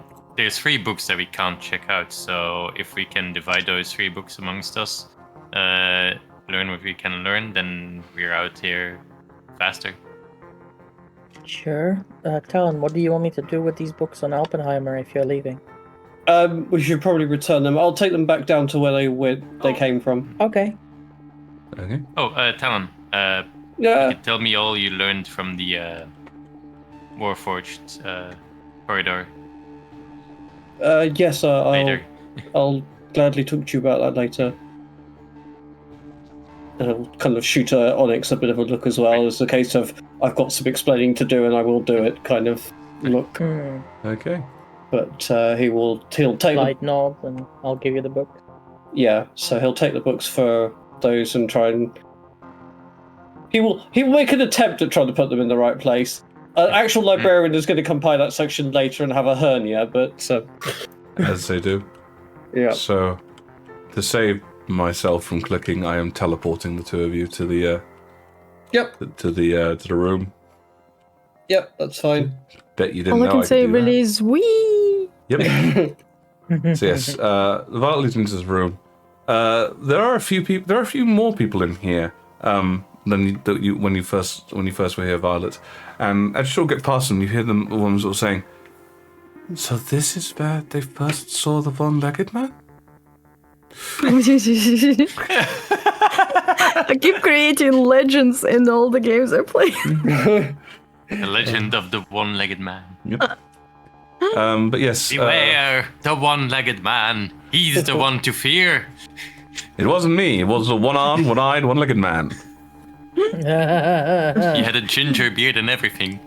Some say you can still hear it clunker into the hallways and dragging this place down. Oh, good lord. To this The day. tattoo of banana? So, Okay. anyhow, you find yourselves inside this room. You're not entirely certain why Violet's dragged you in here to start with. Tal. Well, he's got a bit of an inkling. Usually when she hoiks him over to inspect something, it's going to involve his sight. So he will be activating his sight as he enters this room. She's made it clear. This is a bit of an interesting one for you, Talon. Okay. When you're sort of looking inside this room, you don't see any colours, but you smell a lot. Okay. So the ones which you sort of are smelling, okay, so, all right, this is going to be a bit interesting. So I'm going to basically I'm starting on this one, right? Okay, yep. Yeah, that one. And I'm going to basically go across the corridor and then back. So it's all hang on. Let me see if I can do it with this. So 1, 2, 3, 4, 5, 6, 7. Okay, that's what I'm doing. Yep. All right. Okay. Cool. Oh boy, now I've got to remember which one's which when I'm actually reading this out. Alrighty. So, number 1 smells fruity. Okay. Yep. Number 2 tastes quite light. Yep. Number 3 is spicy. Okay. Number 4 is kind of bland. Okay. Number 5, which is the one that Violet reacted to, tastes metallic. Okay. The one after that, you probably back away from quite sharp because it tastes very sour. Whoa, that's very And the last one, the large cauldron. Yep. You get a fucking headache. It tastes like all of them at once hitting you in the face. Right, yeah, he's just going to sort of step across to that one, literally kind of get within the threshold of the thing, and then just kind of almost stagger backwards from it. It's just like, Once he looks back at Violet, Violet will cut like the tip of her finger, like with the most blood. And Is he doing, without even looking at it, just looking at Talon, put it towards the red cauldron. It's a bit of an interesting thing to look at, Talon, because again, it's the blood doesn't like just fly towards it. It still drops due to gravity, but there's a distinctive curve in the direction of the cauldron. Okay, is there any particular effect going on here, or? Considering you've got your side open and you're paying attention to this, can you give me a charisma? It's a spellcasting roll, so a charisma ability check. Roll. Charisma, yep. So, charisma, that is an 18. Oh, wow, that's Violet's favourite number. What are you doing with it? Helping Violet. Yeah, apparently so. So yeah, as you're sort of looking at this, Violet's blood, like, it still has that sort of gentle blue-white lightning. Well, not gentle. The blue-white lightning-y sort of colour to it. But as it comes out, so you do recall that, like, the bizarre sort of flowing pattern that you've seen when Violet's been transformed, that's present in her blood, and you sort of, as it comes out, you equally feel the potential for all of these various tastes similar to the larger cauldron. But the metallic taste suddenly dominates it, and that's what attracts it to that red cauldron. Right. Okay, now, first of all, are we attracting any attention doing all of this?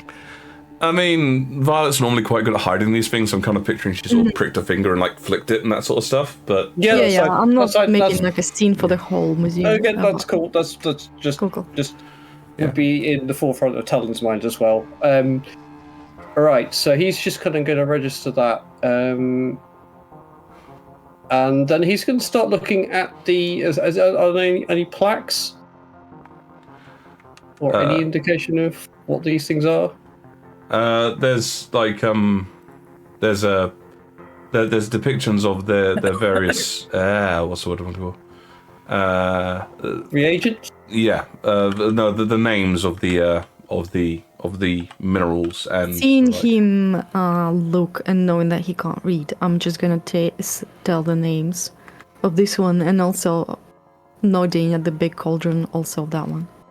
Okay. In fact, when he is given that, Talon is going to dig around for something to write on. He is going to take down all of these, just as a little reference for himself, because he has never had any kind of correlation between what he experiences and anybody else's understanding. And there's some names here that he can look into.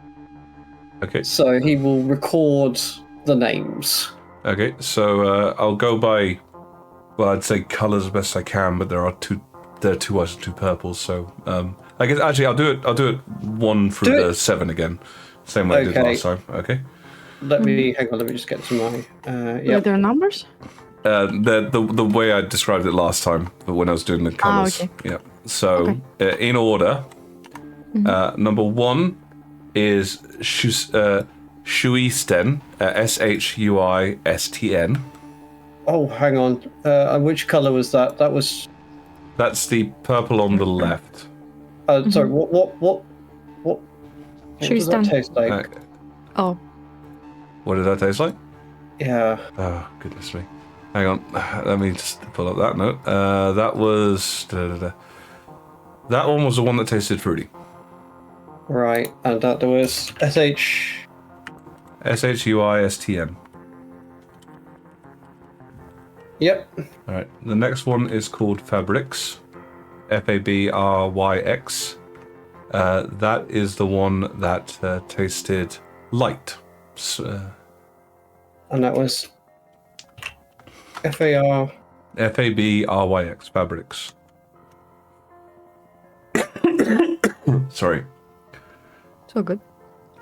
Yep. Then there was Raplat, RAPLALT, Raplat.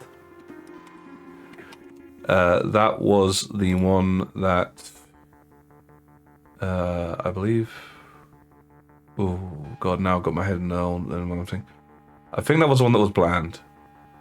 No, that was spicy. Sorry, that was spicy. Raplat was spicy. Spicy. Sorry, what was the spelling of that one? RAPLALT. Yep. You know, I'm just gonna paste this next one into the Twitch chat because there's no way it's the Fraffel. Cool. Oh my goodness me.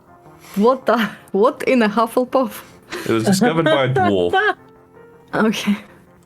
And that These are all was dwarven. No, this one is dwarven. It was Okay. discovered by a dwarf. Sorry, that one was the one that was bland. bland. Yep. Oh, okay. Right. The next one you've already heard of from Violet. That's Kachin, and that's the one that was metallic. And what was the spelling of that? KATCHIN. I thought that was the name of the Dragonborn. Dragon Ball? I don't know. I haven't played Skyrim. Well, it could No, be. the one in the middle, in the library. No, that's Quanshin. Oh, That's library. Hang on, I'll post that into the Twitch chat as well. That's Quanshin. Okay. The last one was. Oh, sorry. Reader got me in there. That was Sorry. Priotine. I'll post that into the Twitch chat as well, Thank you. just for the craziness of it. Priotine. And that is the one that tasted sour. Yep, and he was just like, oh, leaving that alone. And the last one is Almagium. And that was Everything. Huh? And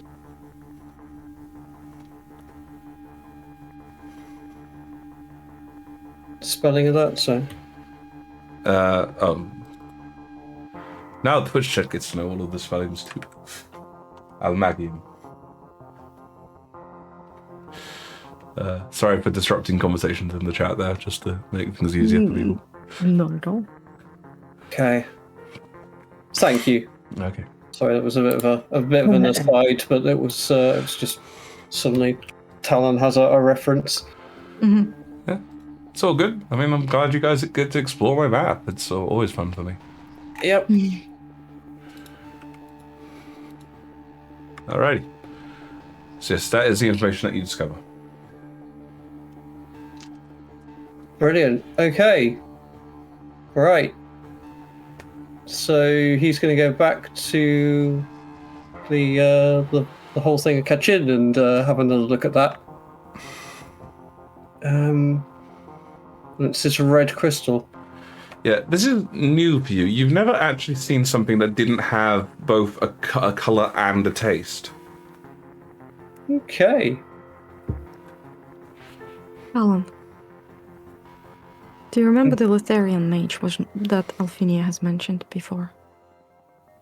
Yes. One of the ones that participated in creating the virus. Apparently, this was seized from that family, and they don't know what it does. Been split. I don't know. It's like half a material. Half? What do you mean half?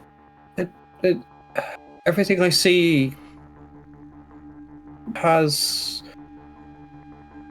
a color, like the color represents a property of this, and then the taste is more kind of an intent, and these are all tastes. It's like intent, just Breathe. Okay, breathe. crystallized. Pure intent, and I don't understand that. It would make more sense to me if it was just colours. So There's that's colors and tastes. That's not usually how it is. it is usually colours and taste, but this is just taste. Just taste. Yeah. What about that one? She's going to point at the big cauldron. That was a headache. What does that mean? It's all of them. It's a mixture. Yeah, all of the taste. But what does it do? I don't think any of these do anything. They're just Why would they Raw waste ma- their time creating something that doesn't do anything? it's like it's raw material. To create what? Well, maybe they've broken it down to make very pure magic in some form. Magic that gives you a headache. It's a lot to take in. Yeah, it is. Well, if you don't know what to do with it, I definitely don't. Yeah, I don't. Well, it feels unfinished. It just. Well, I only have my opinion on that, but it has magical properties, but it's not magic in any way, shape, or form. It's raw material. There's not enough here to be of any use to anyone. It has to be combined with Enough colours to do something. She's gonna look at the big cauldron and say enough to drown a kid in. Look, this has been here for how long, and it's still reactive. Hmm. I just think it's weird. Do I get any form? Do I only get any sense of intensity? In what way? Like, sort of. I mean, the amounts of stuff that are here, like the sour one, for example. Do I feel like if that was combined with a color, that would level the museum? Oof. I guess give me another spellcaster roll, the Arcana one. Yeah. A charisma roll. Yep. Okay. Because it's a feeling for you. It is very much a feeling, but it's just a case of, like, is it inert or is it? Oh, that's a 21. Ooh, 21, that's good. very good. Okay, so when it comes to these things, in terms of like their intensity, they're pretty potent, but only when you're like next to them. Sure. Like it's whatever radiation you're getting from them in terms of taste, you practically have to bury your nose in them to actually smell it. Sure. So you think like it's a bizarre sensation because it's really strong when it's next to you, but you take a step away, it's incredibly weak, and yeah. So you think whatever it is probably heavily contained within these stones and mixture and the like. And yeah, same deal with the amalgam. You really can't like even with 21. I mean, most spells which have like you've been present for a fireball and stuff like that, and when those come out, like the sour smell that you get from it, and the sour and the metallic smells that you get from it are brutally strong, even from a long way away. So you don't think these are like, gonna blow up the room dangerous, but yeah. Well, I suppose what I'm trying to get a sense of is the amount in this container equivalent to something like a fireball, or would it be a case of one single pellet could amount to a fireball? You don't really have a good frame of reference for that sort of stuff. Fair enough. Yeah. Fair enough. It's just this is a form of magic that he has never seen before. Yep. If it even is magic at all. And which family is this? Litharius. Right? Am I pronouncing it correctly? That's correct, Litharius, yes. Okay. You have heard the reference to them before, Talon. Right, okay. I'm just trying to remember where. And also The Talon. trickster box. He's Althenia gonna sort of- referenced them as a trickster box. Right, Yeah, okay. the box used to belong to them. Before you got hold of it, or... Yeah. And this I mean, all- eventually, I don't know how much time passed in between them owning it and it ending up with me. Sure.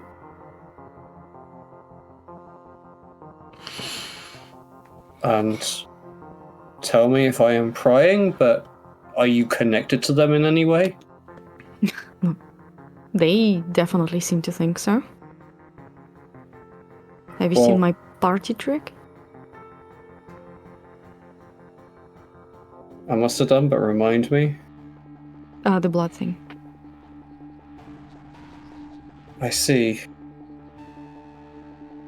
Some family lineage, perhaps? Oh, doubt it very much. Are you so sure about that? Absolutely.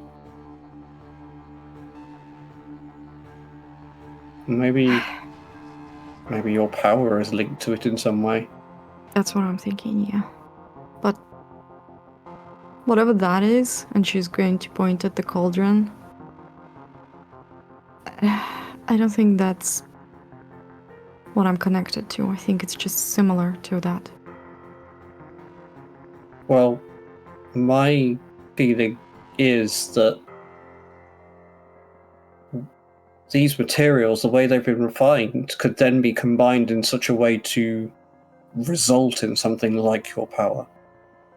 That's a guess on my part, but it Yeah, feels like a path that could be taken Yeah.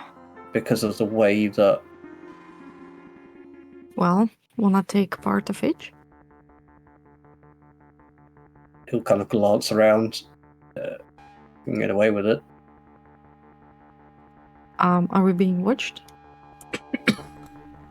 Not directly watched in the sense of like there's no one sort of just keeping a firm eye on you, but there are again people. The docent is back inside the room. Okay. Is he watching us?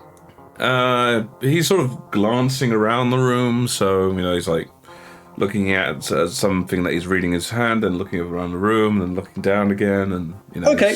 not actively. Okay. Talon is going to go and engage him in conversation. Before you depart, Violet will say, ask him about a guy that apparently his mechanical leg lost power in this room. Ask him why. She's gonna approach this. Okay. Right. We'll start with Talon and see how much of a distraction you get, and then it will be a sleight of hand roll for nabbing the materials. Okay. Okay. Well, Talon is going to go tap the guy on the shoulder and just say, "This is all very, very interesting. Can you tell me more about this cauldron?" He's actually literally going to sort of try and lead the guy over to the cauldron. So you're going to try and take him to the big cauldron. Oh, Yes. the side, okay. Okay. Yeah. All right. So, okay. So you grab the guy, pull him over, and he goes. Not physically, but just kind of. No one's around other than you two, so he just sort of.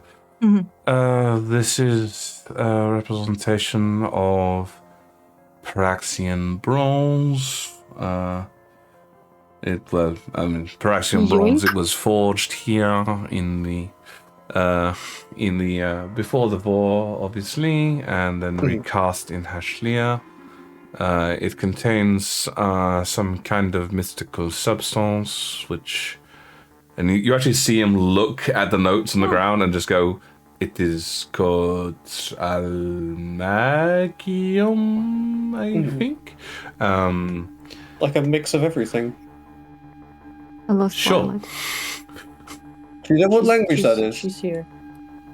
Yeah, but I can't zoom in before without floor disappearing from under me. If you move the green thing up and down on the slider on the side, that'll help you. No, it doesn't. It is Make sure the white science. thing is below the green thing. Okay. It is a science magic. I see. Hey, wait. Talon, I'm grabbing piece from each. Yeah.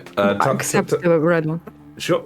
Talon, you grab me a performance or deception, your choice. Violet, give me sleight of hand. I will give him a performance roll. That's a 16. Oh, that's not me 16. Me 7. Me gonna spend inspiration. Well, I was about to say you don't have to because Talon rolled hard enough to give you advantage. Oh, 25. 25. Nice. Me happy. Thank you, Talon. You're welcome. This me is give always me like this. inspiration. So happy you lost all your in-between words. So you just sort of going up and like sort of reaching up and going good. No. And just I assume you're just shoving this into the bag of holding as well. Yes. Yeah. So yeah, the perfect crime. Yeah. Can't wait till you reach into the bag of holding and try and pull out green sludge thing. Please be in one piece. Oh no. Okay. Yeah. Oh, so dear. yeah, you managed to with that 25 and that 16, you managed to rush up and down and grab all of the bits and pieces of these various different minerals. Okay. Well, could you tell me about where they came from? Oh, well, obviously the containers were forged here, but what about the actual materials? These materials have been discovered in various locations throughout the world. Some of them were found, the majority of them were found by dwarves. There are some which have obviously human names because they were found for human, and some which have kept their dwarvish ancestral names. Those are and he sort of turned, at this point Vali kind of ducked behind one of the cauldrons because he turns to sort of gesture to the cauldrons behind, and you just see Talon's panicked face. He goes, no, this way, keep looking at me. Yep. So I rolled a 16, please. Yeah, so they can be found in various locations throughout the world. They are naturally occurring. As for the amalgam, that was some kind of project created by Lyterios. Yes, Lyterios. They were a notable person from several hundred years ago who created this. Can I just check the spelling of Lyterius?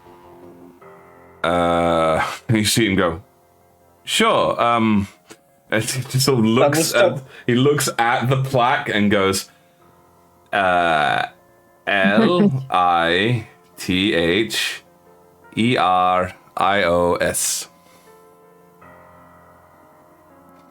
Do I overhear that, by the way? I think I would be. Oh yeah, they're not exactly being quiet. Like they're not shouting, but you're in the same room. Okay, It's a small room. one more time just from the GM, so I've got my notes right. Lithierios. Erios. Thank you. Yes, they were important. Important how? Oh, sorry, didn't mean to spook you. I'm just. I heard an interesting conversation and. It's He sort of looks and goes. He looks at the plaque desperately and goes, I'm not sure. Look, this isn't my normal. We tend to just pop this up on the whoever's the newest. I'm sorry. I might be able to find someone who can give you more information. That's alright, we could go to the library. Yeah. Yeah, go to the library. Quan Chin can help you. And this Lytherius person, are they like famous? I mean, I never heard of them. Yeah, me neither. And this is not a place anyone I mean, look, it's It's in the royal family section, and it's about magical minerals. I mean, no one comes here. It's fascinating. Really? Royal. Why? Yeah. Sorry? Why royal? Why in the royal section? Why not in the other 'Cause section? it's nowhere where anyone goes. Oh, right. Makes sense. It's Well, there's people here. There's you us. sort of see the other people who are in here, and there are people who are just wandering and going, oh, and then just wandering right back out again. Right. Yeah. And it's like, well, look, I'm not saying this isn't. I mean, you seem to be interested. Do you know anything about this? Maybe. Not a jot. No, I just heard that some guy lost power to his mechanical leg here, so I thought, wow, Oh God, spooky. no! I don't know what happened. Then we heard something fall over. Then someone came over and asked me about this guy, and I don't know how that rumor got started. I Oh, don't, okay. I don't know either, but boy, am I gonna have stories to tell my friends? Oh, Yeah, please I mean- don't. No, why not? Anyway, Talon's going to sort of lead across to. Yes, Violet, we're just- leaving. Quite okay. fascinating. All right. All right, enjoy your stay at the museum. Thank you. Fair enough. Yep. Okay, and I assume you two make your way back to Yeah, the we library. head back. Yeah, we back head to the library to rejoin the Okay. others.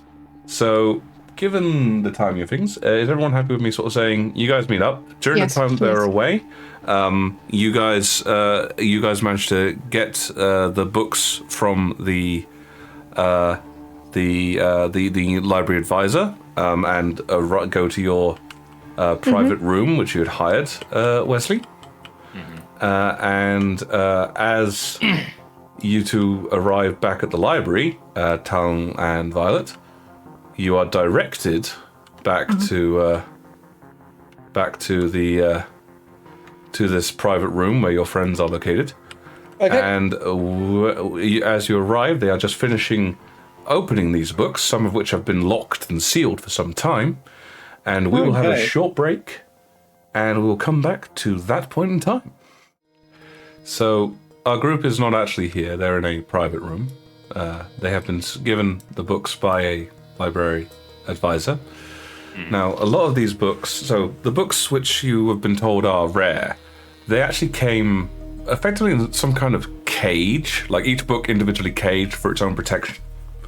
So Okay. those have had to be removed, and you have been presented with some very soft velvet silk gloves.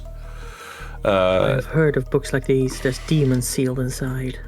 It's like for opening them and reading through them. The personage is effectively referencing as it comes. The majority of these books, he says, pointing at the regular sort of books, are in common. These books have a mixture of common and this one in particular. He says, touching one lightly. That is Elvish. So I would be very cautious. I assume that you can read Elvish, sir? Oh, yes. Good. Just be very cautious. Please ensure that you use the gloves. If any of these books are damaged, you will have to reimburse the museum the full cost of these books. I understand. It is 100,000 gold. I will be very careful. Good. Good. I shall be just outside. You may not leave with any of the books. I do not know this man. All of you will... It will be necessary for us to perform a bag check. Are any of you carrying any magical bags? Magical what, sorry? Bags. Bags. I mean, some of these might be enchanted, yes. Is it a magic bag Look, if it's full of bits of magic? Well, you have two options. You may either leave your bags outside here, or they will be subject to a search upon your leaving. I'll leave my bag outside. Okay. We will lock them inside this locker and give you the key. We will not be able to Thank access it, but neither will you until you are outside. That's absolutely fine. Okay, anyone try and take in a bag? I'm gonna No, stay I'll leave the back bag. with the bags. Okay. Ah, that is, yes, probably a good idea. Give me your bags. Give me your bags. I will hand my pouch to Violet. Careful, there's liquids inside. I'm sorry, what? Urine Did you pee in your samples. bag? Like we went to the same place. Did we accidentally start without Sal? I think we did. You know that time Sal when I is said, muted. is everyone here? And Yes. Sal didn't say anything? This is on him. Oh, You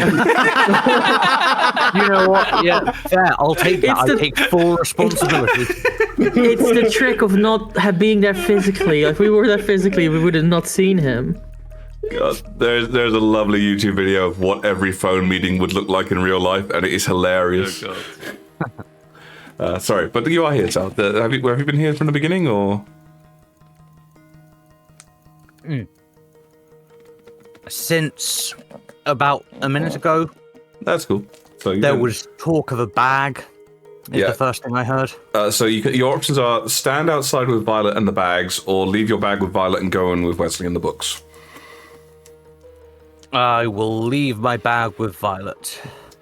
This sort of There you turns go. out that this entire campaign was just this giant scam for Violet to steal everyone's bags, and she just leaves. Don't! Oh, Spoilers!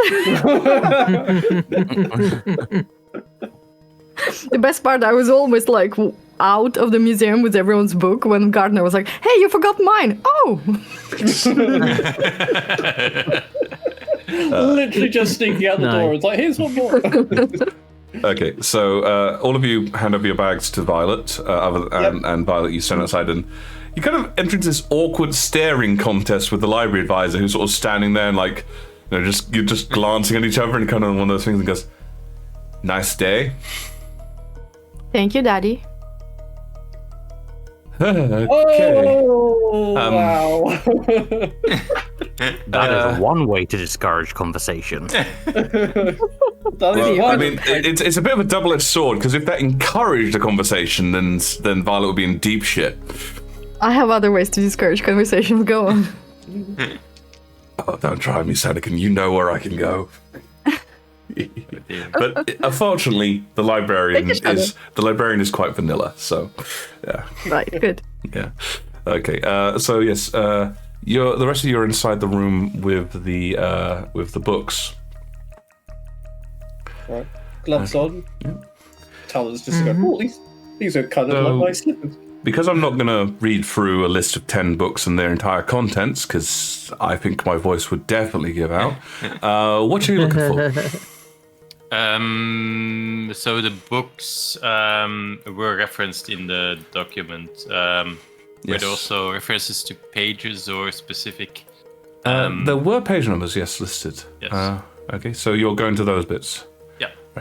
So in most of the normal bits, so you've kind of got an idea of what those sections of the documents on Project Learner were referencing, and when you get there, for most of the normal books, it is just an expansion on that. They talk about the Trinidad method, and then they just reference the Trinidad method, and then a reference, and you go and open the book to that page. It goes, the Trinidad method is a method of tritating material, and blah blah blah blah. So you sort of can disregard those at once. For some of the other ones, it is a bit more esoteric in terms of what they get. It's a bit of a reference. But as you're investigating one of the books, can you make me an investigation check? Oh dear, Sanakan tried to make Shadowjack run away. 16. 16. I mean, Yeah, you're running your fingers along this page when you notice something. That page is slightly thicker than the other pages.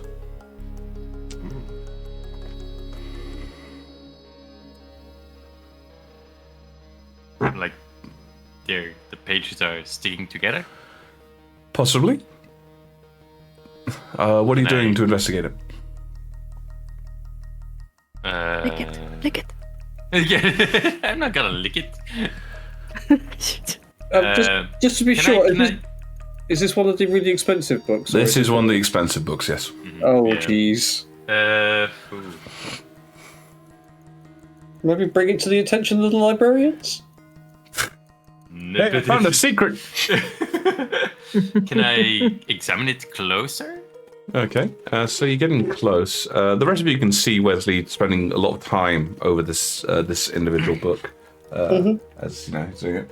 And you don't think that there are 2 pages stuck together per se. You think, especially considering you can see the numbers, it goes page 116, page 117. There isn't like a sort of a 2-page missing, but you definitely get the sensation that something is odd about this page, and as you look at it a little closer, you can see there is not exactly a scene per se, but you do think it looks like that this page has been merged together in some fashion. There might be something within it. Can I look at it with my sight? Is there anything special about that page looking through my sight at it? As you look through it with your sight, no, you can't actually sense anything. Okay, so it's whatever has been done to this page is non-magical. Talon will lean across and whisper that to Wesley. Not magical. Oh, actually, give me a perception check. Okay. Wesley, where are your magical items? Outside. Where yeah, what, are you wearing anything on your hands or anything along those lines? They're on the way to Apart from the Hushlia. gauntlets, no. Nothing like that. Well, he's a wizard. He would register as magical anyway. Yeah. You notice that his aura, you can't see it through the page. The page is blocking your sight. I will whisper that to him as well. I'm not What? detecting any magical, but it's shielded. What can shield magic? A thin sheet of lead. Make me an Arcana check. And how the hell did you know that, Talon? Whoa! Alright. Natural Wait to hide from one. clankers. Talon, Wesley, you have no idea what can shield magic. Do I have any idea? I mean, like thick rock. You know? Yeah, I don't know. It's Just picturing sort of Violet outside going, I wonder if I would have known. yeah, I'm a bit yeah. Would Gardner potentially know anything about this? Do you have any method of detecting magic? Not active. I do have detect magic, but more. Do I know what can block magic? Make me an Arcana roll. Are you trained in Arcana? I am, yes. Make me an Arcana roll.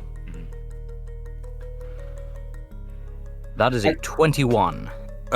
You are aware, this is mostly from things that you sort of picked up from other people that you've talked to, that, especially because, this is from Krios, where there's a lot of lawlessness, there are certain dense materials that, though thin, do block the ability to see magic. Like lead. So the page is not made out of paper. It's What is Like, the heft of it? How does it feel? yeah. The How page does would be the very page feel? Does it feel like paper? sturdy. Does it? It's still as flexible as paper. It's still, you're obviously, I assume you're not trying to crease it, considering how much it costs. Yeah. So, okay, at this point, because Talon can barely read Common, he can't read Elvish, I think Talon at this point is going to step out and go over to Violet and say... Oh, you're done. Well, no, they're still looking at stuff, but it's written in Elvish. I think you might be more helpful to them than me. Shall I look after the bags? Oh, okay. Well, here you go. Thank you. I'll look after those. I will I'll hand you the place gloves. Talon inside. So- Shot in the dark, but while we're trying everything and throwing it at the wall, Onyx will try her special sense. Ping me. Portals. Sorry? The portal sense, the right. other That realm one. sense, whatever you want to call it. Yes. No, you don't take anything of that. Talon, as you replace, Violet, the library advisor looks at you and goes, hi. So, are you her daddy?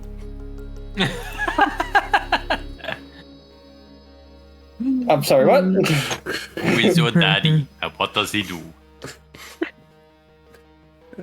Okay, so Violet, you come in and they're all they're clearly puzzling over this page. Hey, nerds. Violet. What's going on? So this here page blocks my magical aura from Talon's sight. Do you know what could block magic like that? Do I know what could block magic like that? I'm in anti-magic field.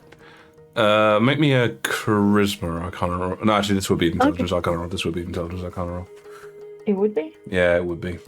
It's stuff. This is stuff you have to know. Not. It was definitely only the page that blocked 15. 15. Yeah. So you're aware that it was a DC 10 to know that a thin sheet of lead can block it, which is just terrible. Wow. I know.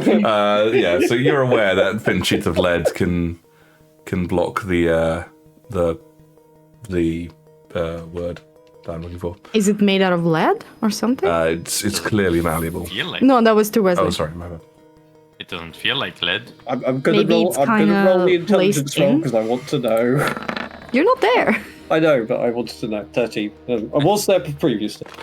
Maybe it's laced into the pages,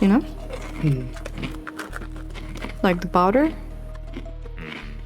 Maybe it's made out of some magical creature skin that just naturally blocks magic. I don't know. Maybe. But what does it mean? Is there something hidden in the page? I don't know. Did you try to unstuck it? Can I try to unstuck it? You never tried unstucking it?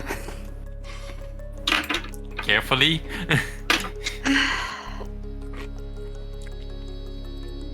Just picturing Sanakan and Violet's voices just blending there in that sentence. Yes, I'm a little bit. Scared to damage the pages, but I'll You give want it a me go. to try? I have dexterous fingers.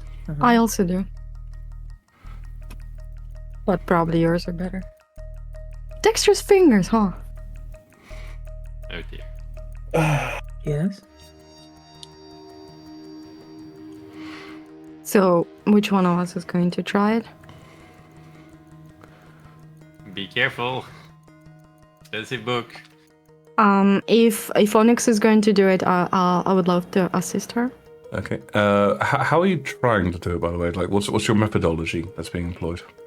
I guess while we're wearing the gloves, can't stick my nails in between. So I would have to take something else thin, maybe a piece of card, and see if there is a seam of any kind. Do you have a piece of card? I have no, because it's in my bag, so no, I don't. Is there anything, maybe a pen or something in this room? Lockpick or something of that nature? I don't have a lockpick. Don't use a lockpick on the book. I mean, a lot of lockpicks are It's thin a- blades of metal, so not a Yeah. bad idea. I have thieves' tools, and it probably That has includes a lockpick. things, lockpicks. Yeah, you see as Violet reaches underneath a gauntlet and a set of lockpicks just pull out of them. Right. Are Don't we spend them in one place. are we being supervised in this room? No, you the left. person's outside the room. Okay. Violet, wait. Yeah. If I may, I can help steady your hand, aid your eye. Sure, yeah. And Can I roll thieves' tools? Yeah, I Can I assist? So okay. so the I thieves' will, tools check okay. is being assisted so that the peeling of the page gets an Hang on. assist. So what I believe is happening is Gardner is first casting guidance.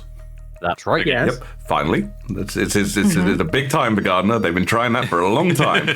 So well done, Gardner. Yay! Yeah. Onyx is assisting by basically holding the page in position, like that sort of stuff. Well, one of you's holding the page, and the other one is using the fuse tool to try and open it. I will actually allow a fuse tool, dexterity based, to check on this if you want it now proficient. Okay. I do. What does guidance do? Do I need to roll anything to assist? Or No, you grant advantage and a D4 from the thing. Yeesh, this is going to be a decent roll. 24. I hope it's not DC 25. Okay, no, it's not a DC 25. It was a DC 20, but still very, very well. Nice. Yes. So basically, what you do, Violet, is you take one of your finished hooks with a sharpened edge, and you just gently run it up and down. And as he's biting his nails. After a little bit of time, you can spot the point where Onyx is kind of pinching the pages together, that there is a small opening for the hook. And with that, you're able to just drag it in, and almost like it unravels in some way. As you sort of open it even slightly, the entire page just kind of peels apart. Now, the inner part of the page, both sides, are an extremely shiny, glossy, metallic substance. Oh, look at that. It was lead. And Like lead paint? what's paint? What? Some Let the DM layering finish. that. Yeah. However, the main factor is inside the middle. There is a small sort of half-folded piece of paper. So basically, there's a very, very thin paper at that. Like, it looks almost like it's going to fall apart when you pick it up, given how thin it is. I'm carefully picking it up and unwrapping, like opening it so everybody can read it. I'll take out pen and paper to write down what's on the Good plan. little sheet. Because it's extremely faded. It looks like it's been in there for some time. But as you read this document, it effectively states, for safety. For the What language? Sorry. This is written in Common. It looks like Okay, whoever wrote okay. this wanted it to be seen. But you do notice that it is a very, very precise hand. Like, these words are like, if you didn't know better, they'd have done calligraphy. Okay. Yep. For safety,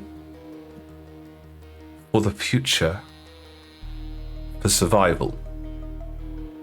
And then it has effectively Wesley, actually, you're the best one to notice this. It has coordinates. Oh. When? Are you trained in navigator's tools, perchance, Wesley? Yes, I would like to use my navigator's tools to figure out where the coordinates lead. Make me a navigator's tool check, intelligence based.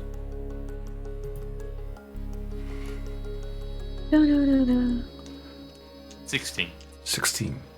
So not terribly difficult. This is like one of the easiest things of this. It's just a matter of finding it out quickly. You pull out the map of the local area. This is in Paraxis, in Futura itself.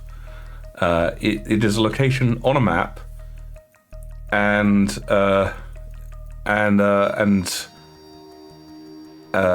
underneath the coordinates it says, "Check the soul." How is it spelled? SOLE. Okay. Oh. Hmm. The soul. Okay. Oh, don't tell me. You're gonna go check the soul after this. I mean, We don't have the Why? time. Can you do it on your own? I mean, I can if you don't think. Well, I don't think I can help much, seeing as there's magical alarms protecting Elfinia. My skill set is very, very, very limited in that regard. Everyone remembering an incident with a bucket And a lot of nails. And Yeah. the cat that was there for some reason. Blame in the shade thrown afterwards. As if we are somehow to blame. Do you know where this is? Yeah. I mean, I don't know necessarily where it is, but I know. Well, Judging I don't by know the what's at the map- coordinates, but I know where the coordinates are. Yes, and it's quite close to one of the major gates out of the city. Okay. So we can meet up at this gate afterwards and leave the city. Yeah. I mean, plan A, plan B, I don't know what's gonna happen to us at Alphinius, but if we don't arrive there, just go without us.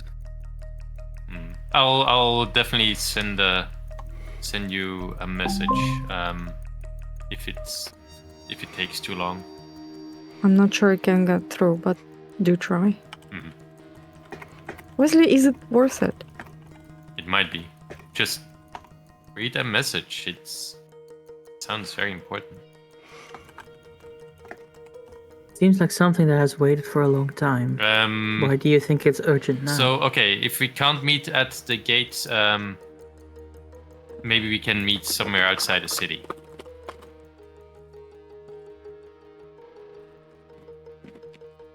Okay. Outside the gate, if not the first settlement down that road. A bar.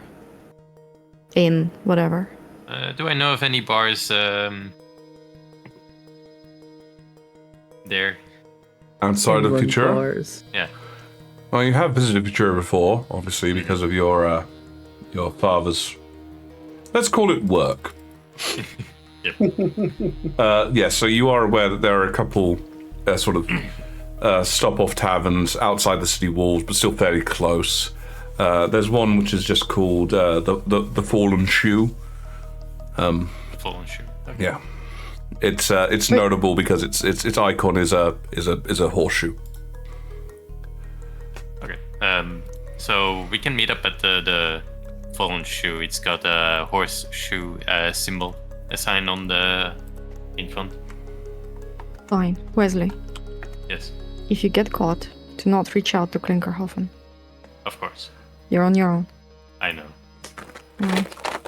General Klinkerhofen has risked enough to get us inside the city. Agreed. Well then. Wait a Good luck. day. If we don't show up,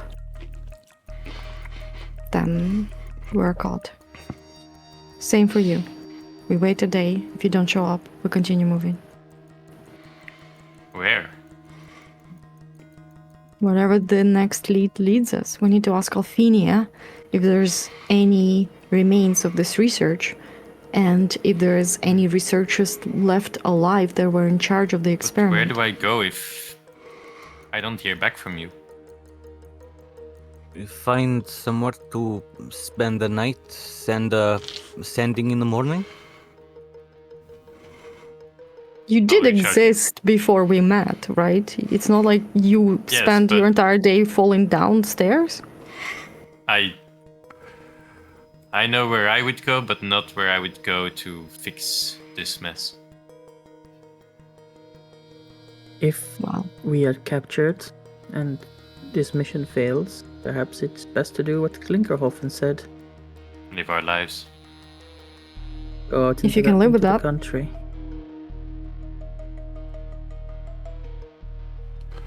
This Find another party, somebody who's named Schmalen, Schmonix, and Schmarler, and see if you can give it another shot. Look, there's not gonna be. Monix and Schmandler did not work as well as the rest.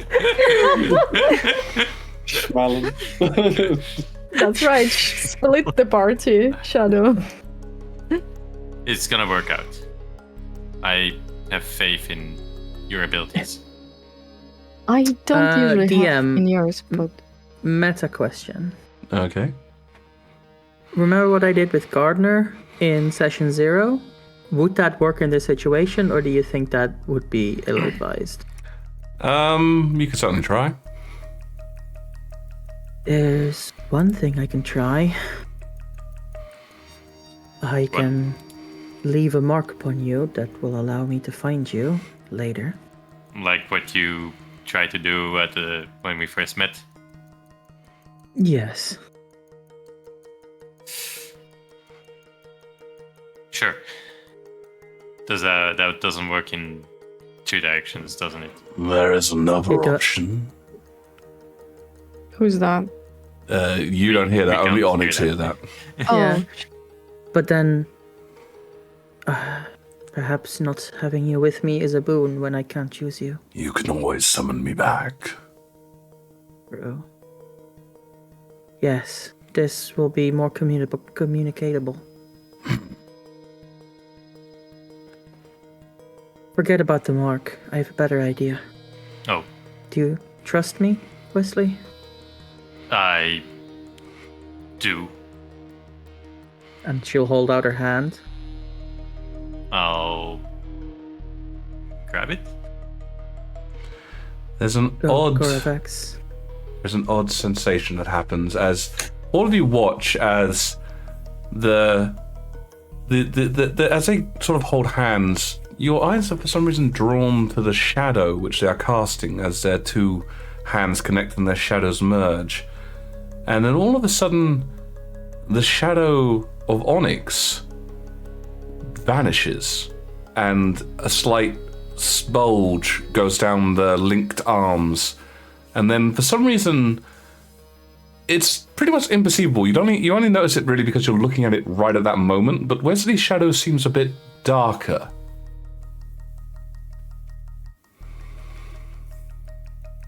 What just happened?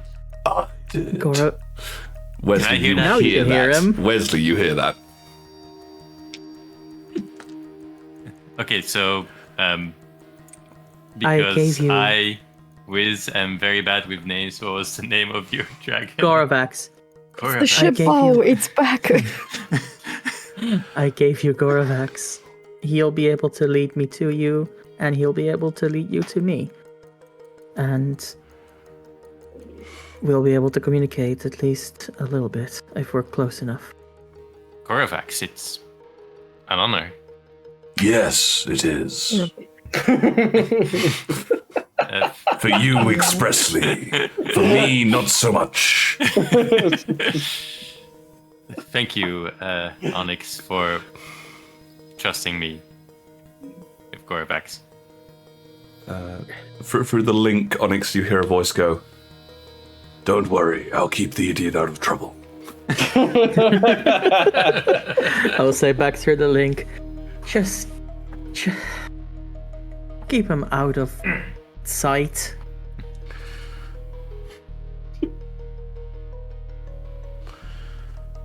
And shadowless Onyx will go stand near a wall, so it's less obvious that she has no shadow now.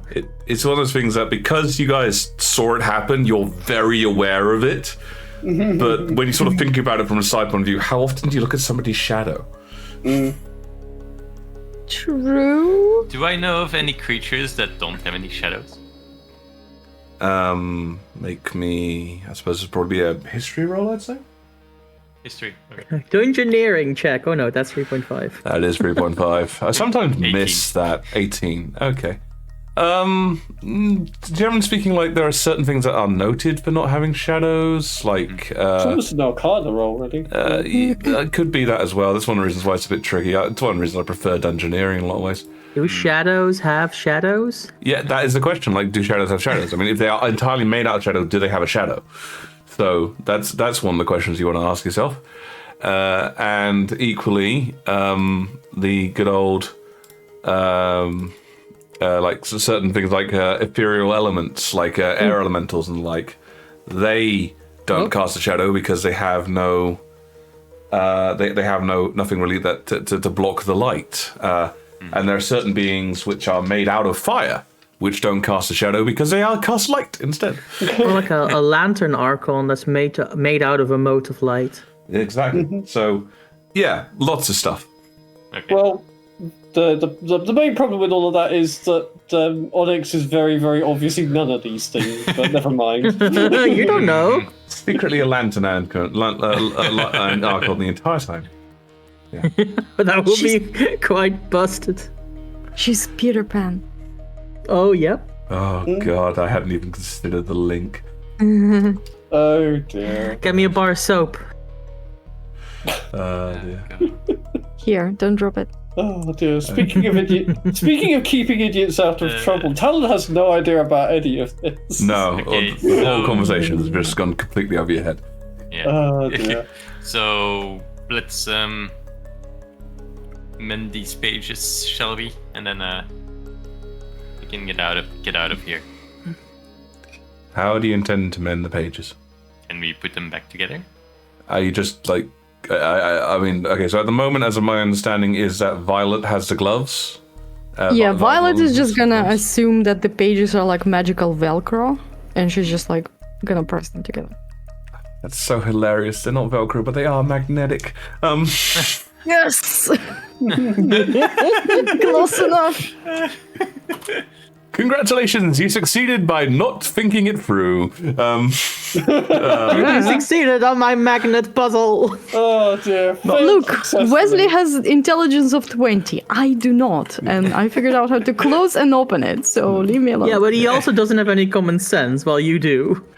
But either way, Fair enough. yes, you push the pages back together and put them in, and to your great relief, Wesley, if you didn't know that anything had happened, you wouldn't think anything had happened. Good. Okay. We've checked all the other references. Yes, you have. This was the only one that was like there was a few that were a bit random, but this is the only one which had something this obviously hidden in it. Okay. Okay, so we're gonna go out to Talon. Okay. Yep. I'm taking my bag. You make your way If outside. he's not halfway to Hashlia yet. No, he's involved in a deep conversation with the librarian assistant, who's going like, "So if it's not you, which one is Daddy?" I haven't questioned it deeply. Look, look, they're back. Thanks. I'm just calm down. I'm just here to get my bag. There you go. We're good. You Stop, just Sir? it's me. I'm Daddy. the library. Oh. Well, aren't you a God. little young? I'm exactly as old as I need to be, baby. Oh god, that accent with the baby is gonna haunt my nightmares. I think Onyx is going to take the you. opportunity to take her bag and distance her from this conversation. perhaps you should sit downstairs. I think I need to go find the police. What? Oh, ew. Come on. My understanding is Gardner is actually. There's how old Gardner is Gardner not- is, and there's And how there's old how- Gardner looks. Yeah, she's short, but she's proportioned like an adult, right? Yeah, they are not child proportioned. Just Oh, thank sure. fuck. Just They don't actually look like a child. It's just Like, that's is this what guy people just- assume when Look, you're I- under 5 feet? I'm gonna go by the fact that looking at the facial structure, I might not necessarily go definitely a child, but I'd go want to double check on this fact. Can we not go that way? Yeah. This is yuck. Talon is in the middle of In a this, world with suffering. halflings and gnomes, I feel like this is not a thing that would Read it, happen read it. so It's easily. cool. It's cool. Let's go. Okay. So, right. So you guys, I guess, start heading out of the library, having returned the books. Yep. The library assistant does do a quick cursory examination. Let's see what they think. After a quick examination, they look up at you, Wesley, with furrowed eyes. So, thank you for looking after the books. And then just closes them and takes them away. Just to make Wesley sweat a little bit. And He doesn't trust anyone with an earring. And after that has occurred, I assume you guys depart outside of the library. Yep. Yeah, we need to plan. Okay. Mm-hmm. So you are now outside of the library. Did you leave the whole museum area, I take it, or? I I mean, if there's more places in the museum where there's literally no one, maybe that's a good spot to plan. we should probably head towards the hospital to at least scope out the surroundings. Yeah, I'm sure we can find somewhere quiet near the Yeah. hospital. If you want to plan, maybe. You want to a look feel of the suspicious area. before we even start anything? I disagree. Well, like I said, we can find We somewhere have the closer floor to that. plans, but I would like to know the surrounding area as well. But definitely not like you shouldn't linger too long. Okay, this is the hotspot number 1 in the country right now. There's a plague, I mean, and one of the most important people who can solve it is in this I hospital. don't think anyone is expecting a. Also, look, there's a lot of Expect people. everything. Don't be stupid. Well, like, okay, this is a hospital. There's going to be a lot of people nothing to do with that are going to be going in and out. So just being in the area is not going to make us intrinsically suspicious. How we behave there is. Okay, and how we're gonna behave when you're scouting? Well, normally you make little sound, go from tree to tree, make sure you leave no scents, and don't step. There's on no any trees, Onyx. Wake up. We're not in the Plus, forest. if you would be Right. traveling through the trees inside this city, you would draw attention. Mm-hmm. This Sorry, is gonna It be. seems unlikely we will learn much of the inside from the outside. I am not have certain a- what a nun is, but I have been assured their arseholes are very tight, but not as tight as the security on that hospital wing. I'm sorry. What? You know what? It's probably Was best if I that don't the know. reference? Was that the way that was said? Yes, that is what Mr. Proctor told me. Oh. I see. Anyway, Proctor is a colourful man. I suggest we find a spot that's definitely not warded magically, from which nobody will notice us suddenly teleporting away. And Onyx needs to start making her way to the hospital. Yes. Isn't there a Any limit objections? on the distance that this can work in? I don't think we were told, 1 right? mile. Proctor did specify that it should be good so long as we're in the city limits, basically. Okay, that's cool. All right. City's definitely bigger than a mile. Yeah, the hospital is in the center of the city, though. Right. Right. Well, Right. we can definitely find somewhere within that radius. Yep. Okay. I have one question though. If the wards are set off by magic, what about my cloak and the statuette? Do not use magic. I think statuette is safe. Otherwise, they wouldn't give it to us. If Yeah, shit it- starts going south, It's not So something I can it's turn Hurry. it's been It's 3 magic. weeks. Should I remind you what Proctor said? yes, please. Okay. So his statement was passive magic, so things that have already happened, as it were, That's right. should be okay. So your cloak should be fine. An active running spell, like a disguise self, that would not be a good one to have on. And he did state that with the statuette, it's gonna set off the alarms, what he said, but it will, it's not gonna happen immediately. You're Only gonna have when a I little bit of time. activate. Yeah. When you throw it down and activate it, then he said hell will break loose eventually. It'll take them a little bit of time to figure out what the hell happened, but basically do it fast and get the fuck out of there. Right. When Onyx. you say passive magic, do you think I can use the cloak's camouflaging abilities or not? That's built into the cloak, so that should be all right. But if you were running Okay. past without a trace, that would be an active. No, I will run, definitely so- not be doing that. I knew that one was off limit. Onyx, Yes. your task is to find a way in and to break the statuette. We will come up with the plan of exit. All right? All right. You don't have to worry about that. Just do your part. I will try my best. Can I have the floor plans? I would like to take a look. Here, memorize them. There is also attached to floor plans like a picture of the hospital area from a sort of like a kind of a. It looks to be a slightly aerial view. That helps. Would you like to see it? Yes, I would love to. Okay. Ironically, I'm going to say you're going to have to go onto the stream because it's on Tailspar, but I would prefer you not to. Can't you do cutscene mode to stop us from moving? Yeah, alright, I can do that. Okay. So I shall summon Sorry, you to I'm the just- page. Stream will be behind.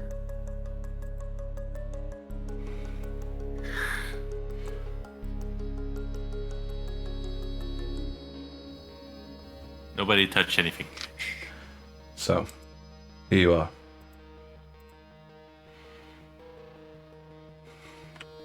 Alright. The wing itself is separate from the rest of the hospital. It is surrounded by a small wooded area. Were we also supposed to be seeing something? Can you not see this? I see you. You're. Oh yeah, we are Yeah. Oh, seeing I like the disconnected and hospital. reconnected. Just look at the stream. Oh, okay. But yes. Oh, yeah. It is pretty much its own independent complex. They've kind of drawn on it the various mystical glyphs that they think are in place and their locations. And it's not fully obvious in the picture, but there is sort of like this. This is the main way in. Is this this road, as it were, here? Okay. That's heavily defended. This is Onyx, part of fortress. Yes. if you need to run inside. All you have to do is buy us a couple of seconds with her. Alright? If hell breaks loose, if they saw you, it doesn't fucking matter at that point. Run in. Should I activate the statue and then run, or should I try to get to Try the and get- This is statue when you're there. Yeah, try and get as close to Ophinia as you possibly can before you activate it. Alright. Now, in terms of an exit plan, I'm seeing a lot We'll of... speak about this after she leaves, Well, because we wouldn't don't it be- need to waste time. Well, I know, No. but wouldn't... Okay. Yeah, you have these- spent some these time at the blue- museum. You have spent some time at the museum, so it is getting towards the later afternoon, early evening Yeah. time. Okay, so... Is there a way to get into this wooded area without going through that main road? You'll have to investigate it, but it seems likely to you. Like nobody can put a wall around an entire forest, in your opinion. Yep, and no, that's definitely my ingress then, because of, my background. Mhm. Okay, so Onyx, I assume you take the floor plan and start heading off towards where the hospital's located. Wesley, Yep. I assume that you take the thin piece of paper in your notes and probably the letter from General Klickhoffen as well, and start heading off towards the coordinates you found. What about the rest of you three? Good luck, Well- everyone. We're going to... thank you. You too. Thank you. We're going to work on the exit strategy. We're going to discuss it as they're doing their own thing, because we don't want to waste time. Mhm. Okay. Cool. And you said you were trying to head somewhere, I think, to...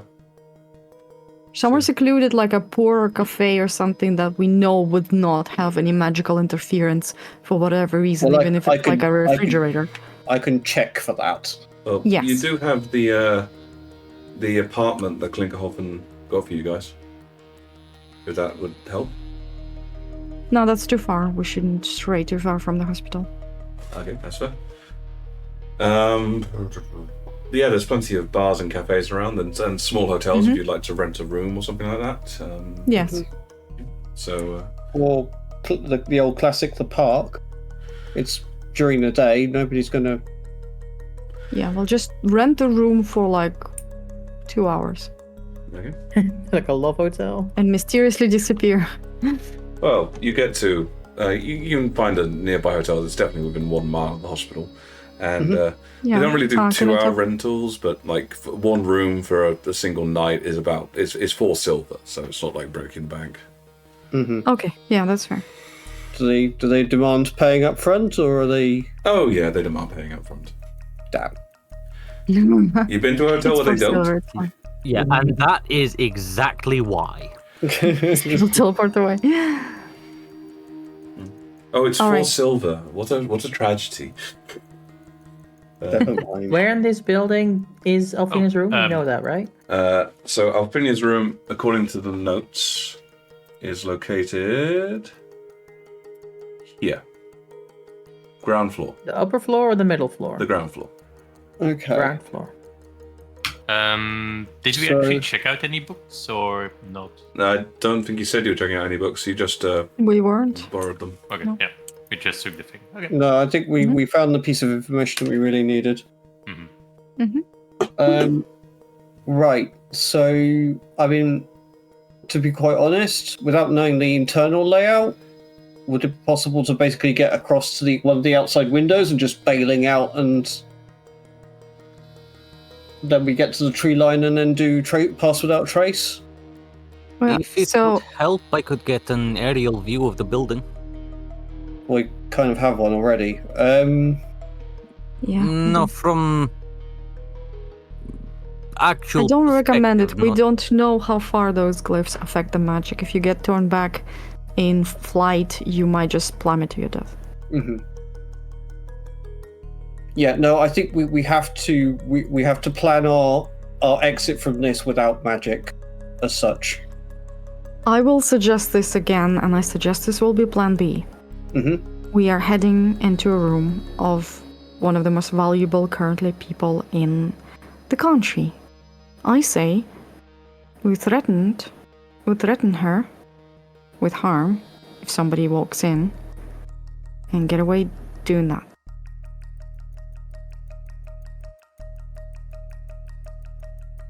I do not plan to harm her, actually. No, I appreciate that, but I think even suggesting the idea is going to. They are not. If we're just there to talk to her and then we disappear, versus if we actually threaten her and do her, even just suggest we're going to harm her, they are going to follow us so much more intensely than they probably would otherwise. I think the threats are the plan B. Yeah. Yes. I Um, did say that. Yeah. Yes. If we are able to slip out easily, it would be ideal. Yeah. It would be, yeah. But I just want to say that please, when the time comes and I have to do it, do not question me. If they don't believe me, my bluff will not work. Understood, but okay.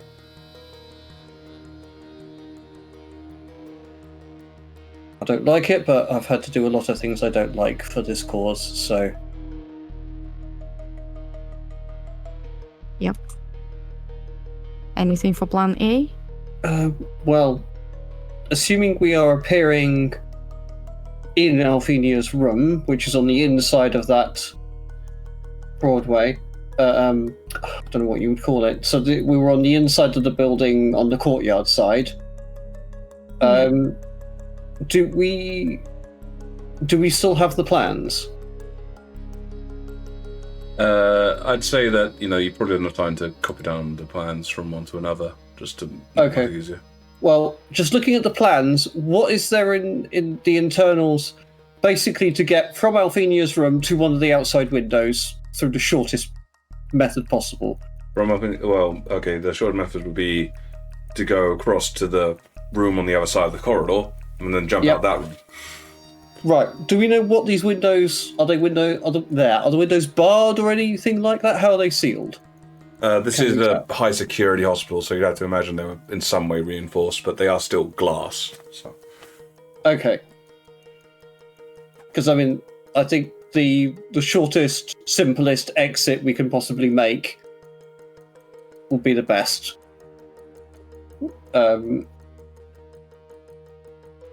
Just get a window open, rope down, get the hell out. She's on the ground floor. She's on the ground floor. Oh, okay. Even better. Sure. You get the feeling Violet is not very interested in plan A. And she will go into sit on the bed, get out the items we've been hunting for since the beginning, and start identifying them. Which items were they? The ones her compass was pointing to. Oh, okay. Basically, you telling all the plans, and she's just like, yep. So, are we... He'll look at Gardner, and Wesley's gone. What do you think, Gardner? I think short and simple and just get the hell out. I mean, we're not going to know... do you have any means, any non-magical means of damaging metal? Not non-magical, no. Not for metal. Well, what about a solution? Given time and ingredients, I could prepare an acid, something like this, but I have nothing on me. Do we even have time? I feel we do not. We could always buy some acid from an alchemist. That might be an idea.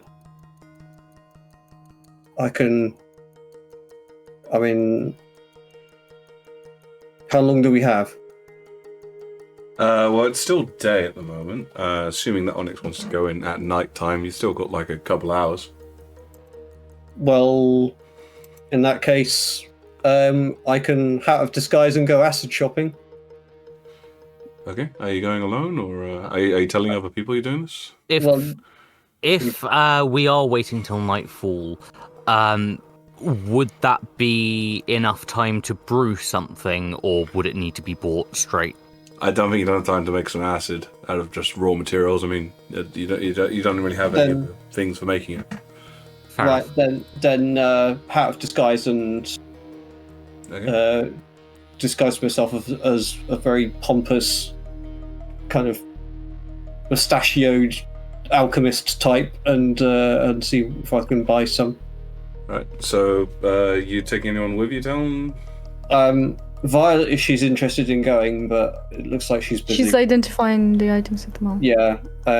Well, he could wait for that. Basically, anything she says, she's like, yep, good idea. You have a feeling she's not even listening.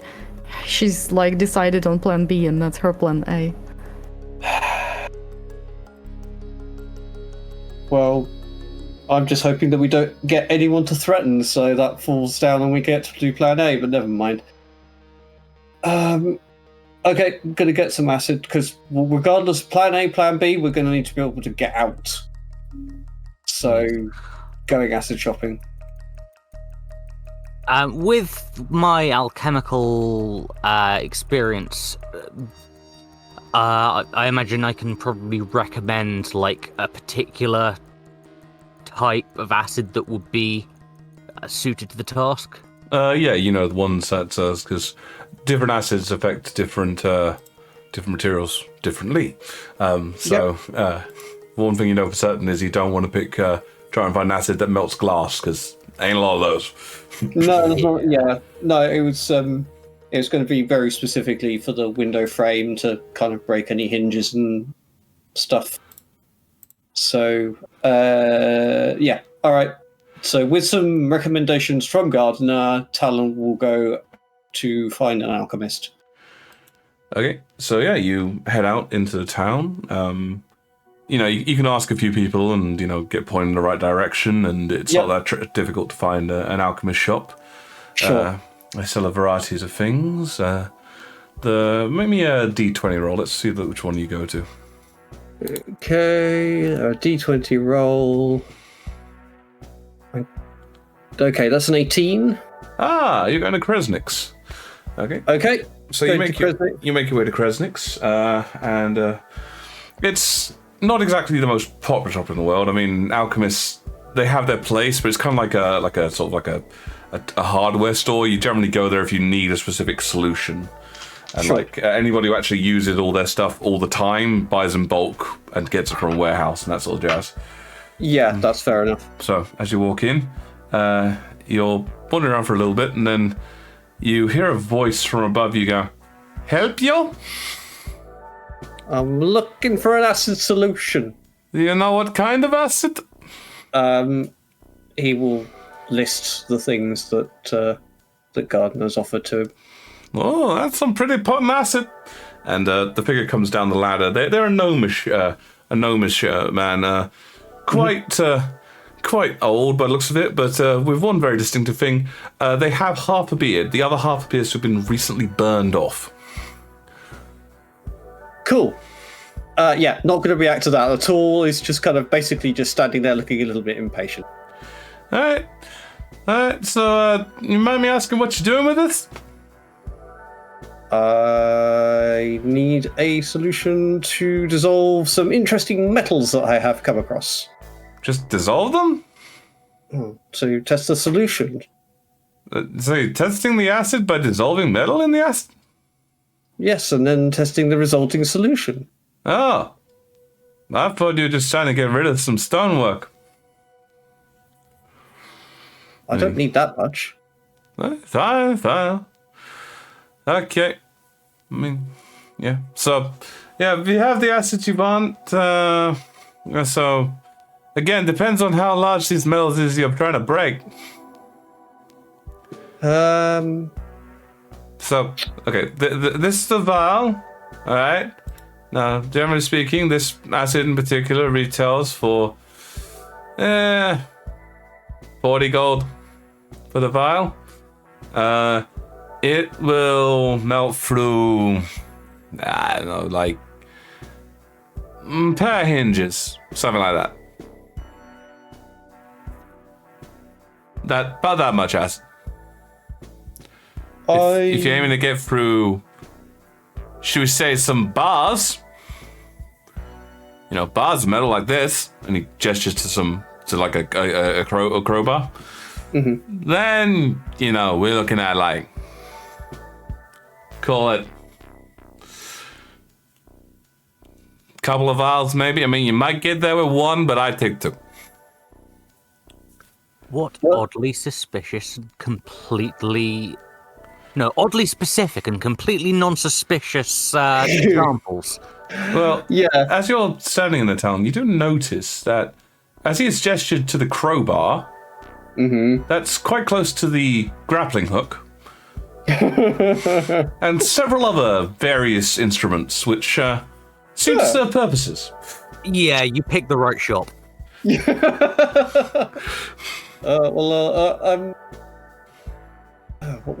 What's Tyler going to say to that? So he's saying 40 gold for a vial. Did we see bars on the windows from our aerial view? No, they're too far away. Okay, then we're looking probably at hinges. It was too far away to see the bars, is what I'm saying. Not that there weren't bars, they're just too far away to see the bars. Okay, I'm gonna go for the violent school of doing stuff. Do it and beg for forgiveness later. 2 vials, please. 2 vials. Okay. So, yeah. You buy them with your money?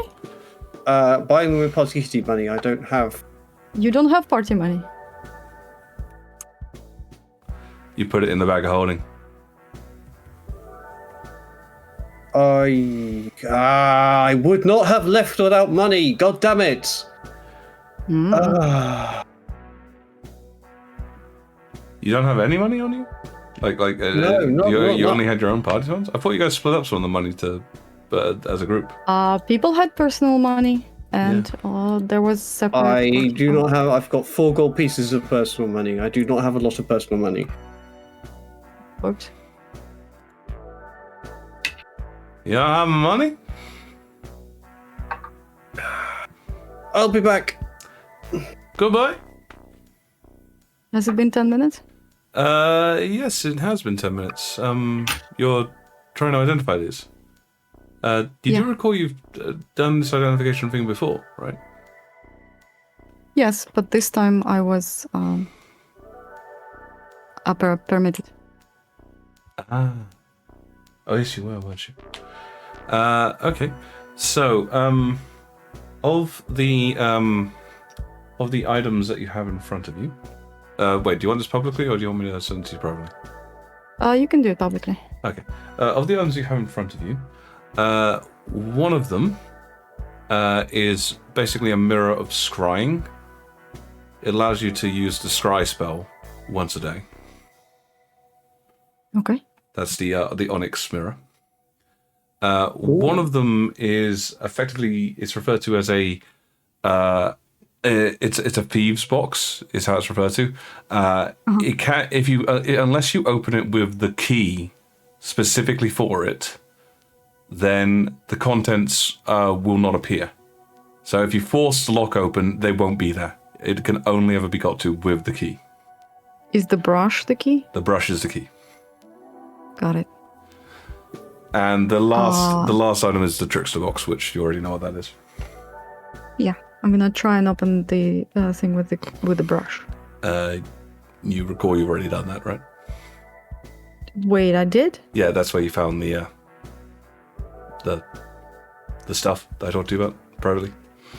See, this is what I was asking about. I know, I sent you a message, I told What you. was it? Did you? Yeah. Yeah, I said, do you still have that description? And you said, you just gave me the names of the items. Yeah, and if you say what you said after that, and then what I said after that, if you read that one. What? I'll resend it to you. Private notes are being flown across the table. Oh, there's a condition. Okay, sorry, I forgot about that. Okay, I'll bet. cool. Okay, then I don't open it yet. Alrighty. Okay. So after you've done identification, Garner, and you've sort of been sitting around, kind of looking at each other, maybe shooting shit, when Talon walks back in. Okay, drop disguise. So I found a place that sells acid, but it is more expensive. It is 40 gold a vial. Acid. Yes. What? Plan A to get through the windows. Oh, I wasn't listening. Acid. Yes. Quick way to get rid of metal. There is no quick way of get rid of metal. We don't have hours. Could be used to weaken it. Yeah. Short order. Enough to break We don't it have out. anyone strong to take advantage of it. I'm not weak. The acid means you don't need nearly as much strength. Okay, how much is too much? What's the expensive? It's they're asking for 40 gold for a vial, Uh, and I don't have that kind of money. the party fund is 12 gold. We bought the bag of the holding. Never mind then. Point is moot. Not the mood. Show me where it is, and I'll what steal it. happened to your share, Lockty? Because we did split up I don't know what a happened. bunch of money. We Right. got 10 gold each. No, but like before, right after we left from Yentras's place, we had a box of money, and we split that up between the three of us. I think he put that with the party fund and then gave that to Violet. Yeah, actually, party fund was 100. And plus, what did you add to that? There should be a note. Oh, great. Inventory management. 247 gold. No, yeah, actually, the party funds are 0, and Violet also had to add something from her pocket. Yeah, it does say here in the fund sheeting that Talon was given 300 gold. And given that, you left Ustium, Alliance, with that 300 gold, I don't know what you might have spent it on. So I think you might not just added that to your character sheet. I definitely never wrote that down. So that is my bad, my apologies. I was probably told at the time, and I was just like, I'll deal with that. It's actually kind of funny because the only Back to the person, story. the only person Turns out who's I do have money. The only person who's reacted to the whole these other monies is in fact Octavius. That's kind of hilarious. So wait, hold on. Oh, look, okay, look. No, 10 it's cool, gold. it's cool. 10 gold was. What do you mean 300 gold? Basically, I don't think Lottie wrote down that he got 300 gold. Where did he get 300 gold from? Okay, so you guys got 1,000 gold from the bloke that you mugged. Oh well, the dead body that you took the money off in Ustium, and that that got divided amongst the people. Talon, Wesley, and Violet got 300 gold, 300 gold, 300 gold. And then 100 of that went into the party funds. Yeah. Yes. No, we got. Look, I separated. Everybody got 10 gold. Not 300. This is It the was one before. 1,000 gold you This divided. is the one before. Look at the one on. Oh, this is the one before. Yeah, the one that starts episode 33.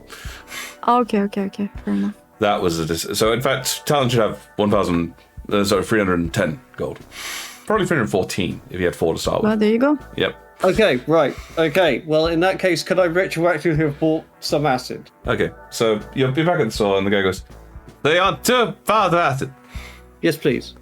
All right, so there you go. Okay. Cool. You sure you don't need anything else? No, that's all I need. Thank you very much. I mean, we got a lot of stuff. I'm fine. You know any rope? You gonna climb something? I'm fine. He'll salute and walk out. You want a blasting stone? He's not listening. Fair enough. Gone. No, wait, I want to hear about the blasting stone. You went there. I would actually be more successful in breaking the walls than acid. Oh yeah. All right, so Talon, you come back. You have your 2 vials of acid. Mm-hmm. Okay. That's fine. All right. Okay, so you guys, I guess you stay in there now, and you sort of, you're just prepping for what you're going to do when you get in there. Feel free to, I'll say it for now. Feel free to ping me questions about it when you get closer to over the next week or so. If you have any questions, I'll see what I can respond. Do it all publicly, of course, because you free to talk in the group. Unless there's something that you think you'd only think about and you might want me to respond to. I have a somewhat slightly unrelated question, but actually dialing back a bit because it's just occurred to me that I was going to ask about it. The urns of materials in the museum. Yeah.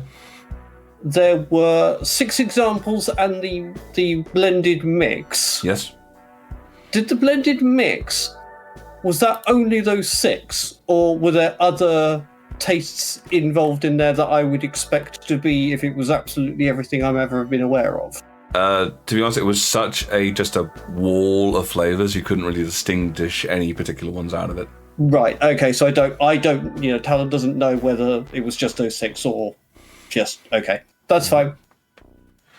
Yep. Okay. So assuming you guys are doing that, right. We're getting quite late. So what I might do then, if it's okay with everyone, is I will check in quickly with Onyx and Wesley, and then we'll call it at the point where Onyx is about to break in. Okay. That makes sense. I feel really awkward actually because this is gonna feel massively meta, but I wanted to go see if I could buy a grappling hook. On the way to I just the realized I hospital. need a grappling hook. Yeah. Oz, you said we do it till midnight. That was a lie? I suggested that, but most people told me they weren't interested. Only Wiz said that. I'm so confused now. Okay. In all honesty, at this stage, I am worried that my voice is going to give out. Is the main factor. Oh. I'm sorry about that. That is the main one. I mentally assumed that we weren't doing it until midnight, and then. Thanks, Wiz. But yeah, Hey, in I all thought everyone honesty, agreed. I don't think I'm going to get to midnight on my voice alone. Sorry, it's getting to that point. Hey, at least we don't have to wait 2 weeks this time. Yeah. Yes. Okay. So. All right. Okay. So yeah. I'll allow you to try and find a grappling hook if you want, Onyx. I don't think that's too tricky. You could probably get some rope and similar stuff. I just figured, like, my initial plan when I saw the house was like, I'm gonna climb the wall on the outside, and I realized you're not gonna let me climb that easily. What is the best solution here? I have rope. If I can buy a grappling hook, I can toss it up there, and yeah, that's a non-magical way. Yeah, you can find one for 4 gold. Okay, yeah. Okay, cool. So you start heading your way that way. And Wesley, you make your way to this location on the map. And while you're there, make me an investigation roll. What's at this location? Where Wesley is. Oh, the coordinate. Yeah. Yeah, the coordinates. Okay. Oops. Oh dear. There's a coin. My inspiration on this, I think. If you choose to. You're welcome. You are welcome. Oof. A natural 1. 18. 18. Okay. So, you have to do this somewhat quietly, and this location where this has taken you to is actually, it appears to be some kind of fishing museum. And as you Oh my god, a soul is a fish. It is. And as you look around, and this does take you still some time, there's a lot of different places to investigate, but you actually do come across eventually a mural of various different fishes. This takes several hours. So by this point, like the other guys are probably setting off to do their heist. I thought you were going to say already arrested. That could be true as well. But yes, as that is happening, you finally find this mural with this fish, a soul, inside it. And as you investigate fully around it, you eventually manage to find a mechanism which releases the soul, opening it up, flipping it up like a hatch. And within it, you find a crystal. Make me an Arcana check. This seems very fishy. But a bump-tish. 20. 20. You recognize this crystal. It's one that has been read before. It is a voice recording. Oh.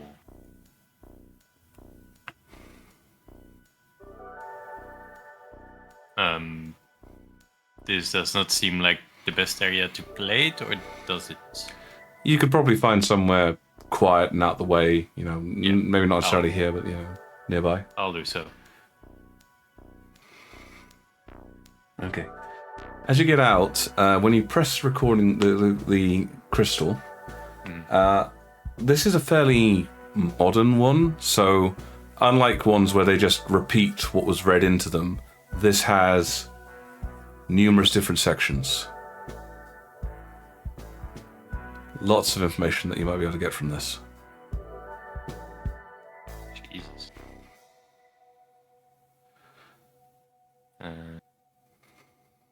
Are they like labeled or? It starts off initially with just experimental log. I continue recording these notes here in case we are discovered.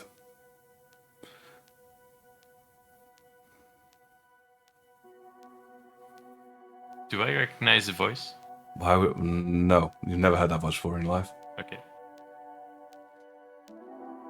So it's not Alfinia. No. It continues with, I know for a fact that these notes will not be insufficient for the recovery of any of the data that would be lost if we were removed. However, I hope they will serve as a grounding point for any being of knowledge and cunning it is able to continue the work. Because the work doesn't sound sinister at all. And I think that's about as much as you're going to get out of that for now. You have some time to be able to record things, to read things. Sorry? You'll have some time later to read these things through. Okay, sure. Okay, but yes, as you, Onyx, you head towards the hospital area. Can I do one more quick thing? Sure.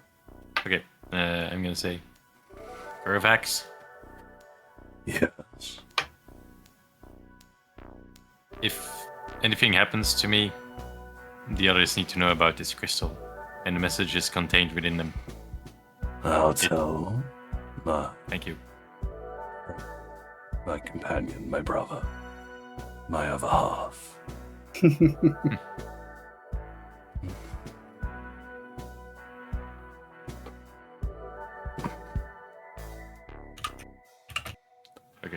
Okay. Onyx, so running back in time, you were heading towards the hospital. Yep. All right. It is still a bit light by the time you arrive there. I'm gonna see if this wood that was visible from the picture has any easy entrances that I could make use of. So you're going around and scouting it out. Give me a survival roll. All right.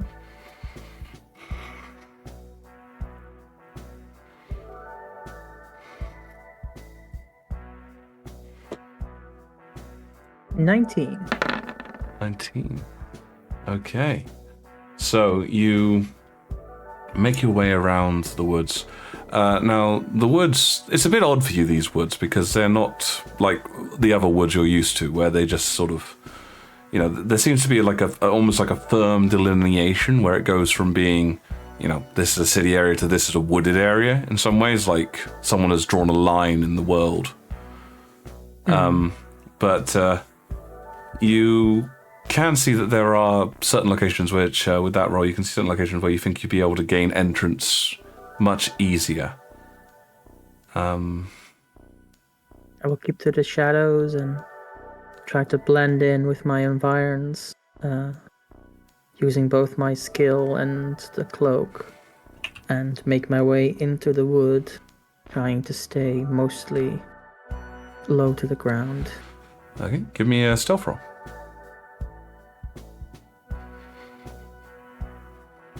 30. 30, wow.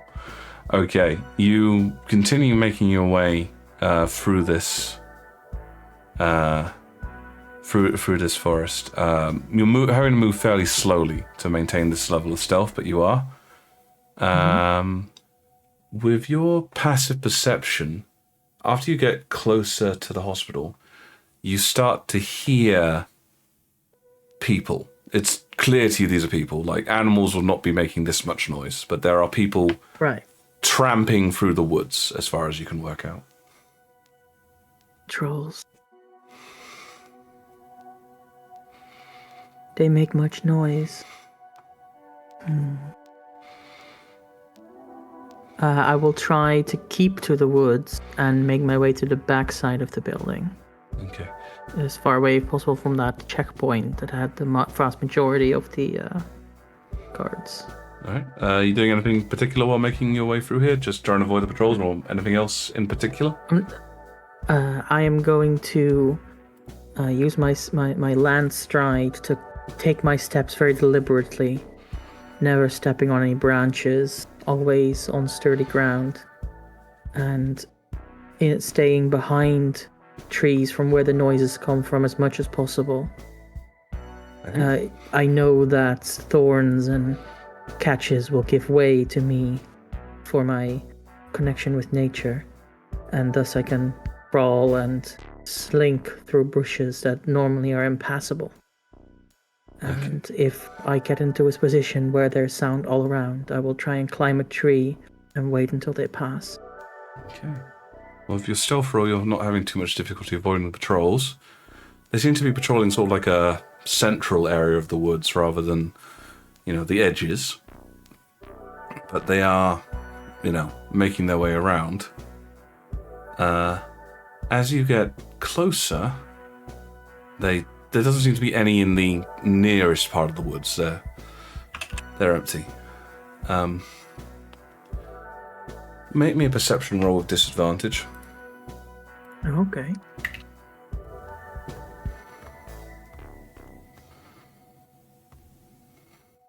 19. 19. As you're making your way, you, feeling somewhat more confident now that you're not seeing any patrols, at the very last moment before you step in it, you spot a trap hidden in the underbrush, which had a DC of 18 to find. Shit. They are trapped. I was not expecting that, but maybe I should have. I'll keep a closer eye out for any such traps in the future, making sure that I look where I go more than just blindly trusting my knowledge in advance. Good shout. As you get closer and closer to the hospital, more and more traps become obvious. You know, they are clearly... You're starting to think that the reason why they were patrolling the middle section was because they didn't want to... You know, walking through the section closest to the hospital would have been a minefield, quite literally. Right. But as you get to the final layer close to the hospital, you can look down, you can see the outline that you'd been shown beforehand, the walls and the circles. I think that is a good point to draw the session to a close. Thanks, guys. Good session. Sorry, this image in my head Sanakan, but, of like a shadow with slightly visible eyes sitting in a tree, looking up on the hospital in the foreground. But you don't have a shadow. I don't, but I'm shadowed. I see. Borrowing somebody else's, or a tree's rather. Yeah, a tree shadow. Yeah. Sorry I can go on to 12, guys, but I do think my voice is going to die shortly. I need to drink something better. I'm afraid to say that Wesley's not going to be with us next week for our next session because he has a prior commitment. But maybe he'll have found something. Who knows? Could be useful. Could be just some guy's covered recording. But as we wrap this things up, I hope you guys had fun. We certainly did. And we will see you next time at the table. Bye. Bye-bye. Bye. Bye.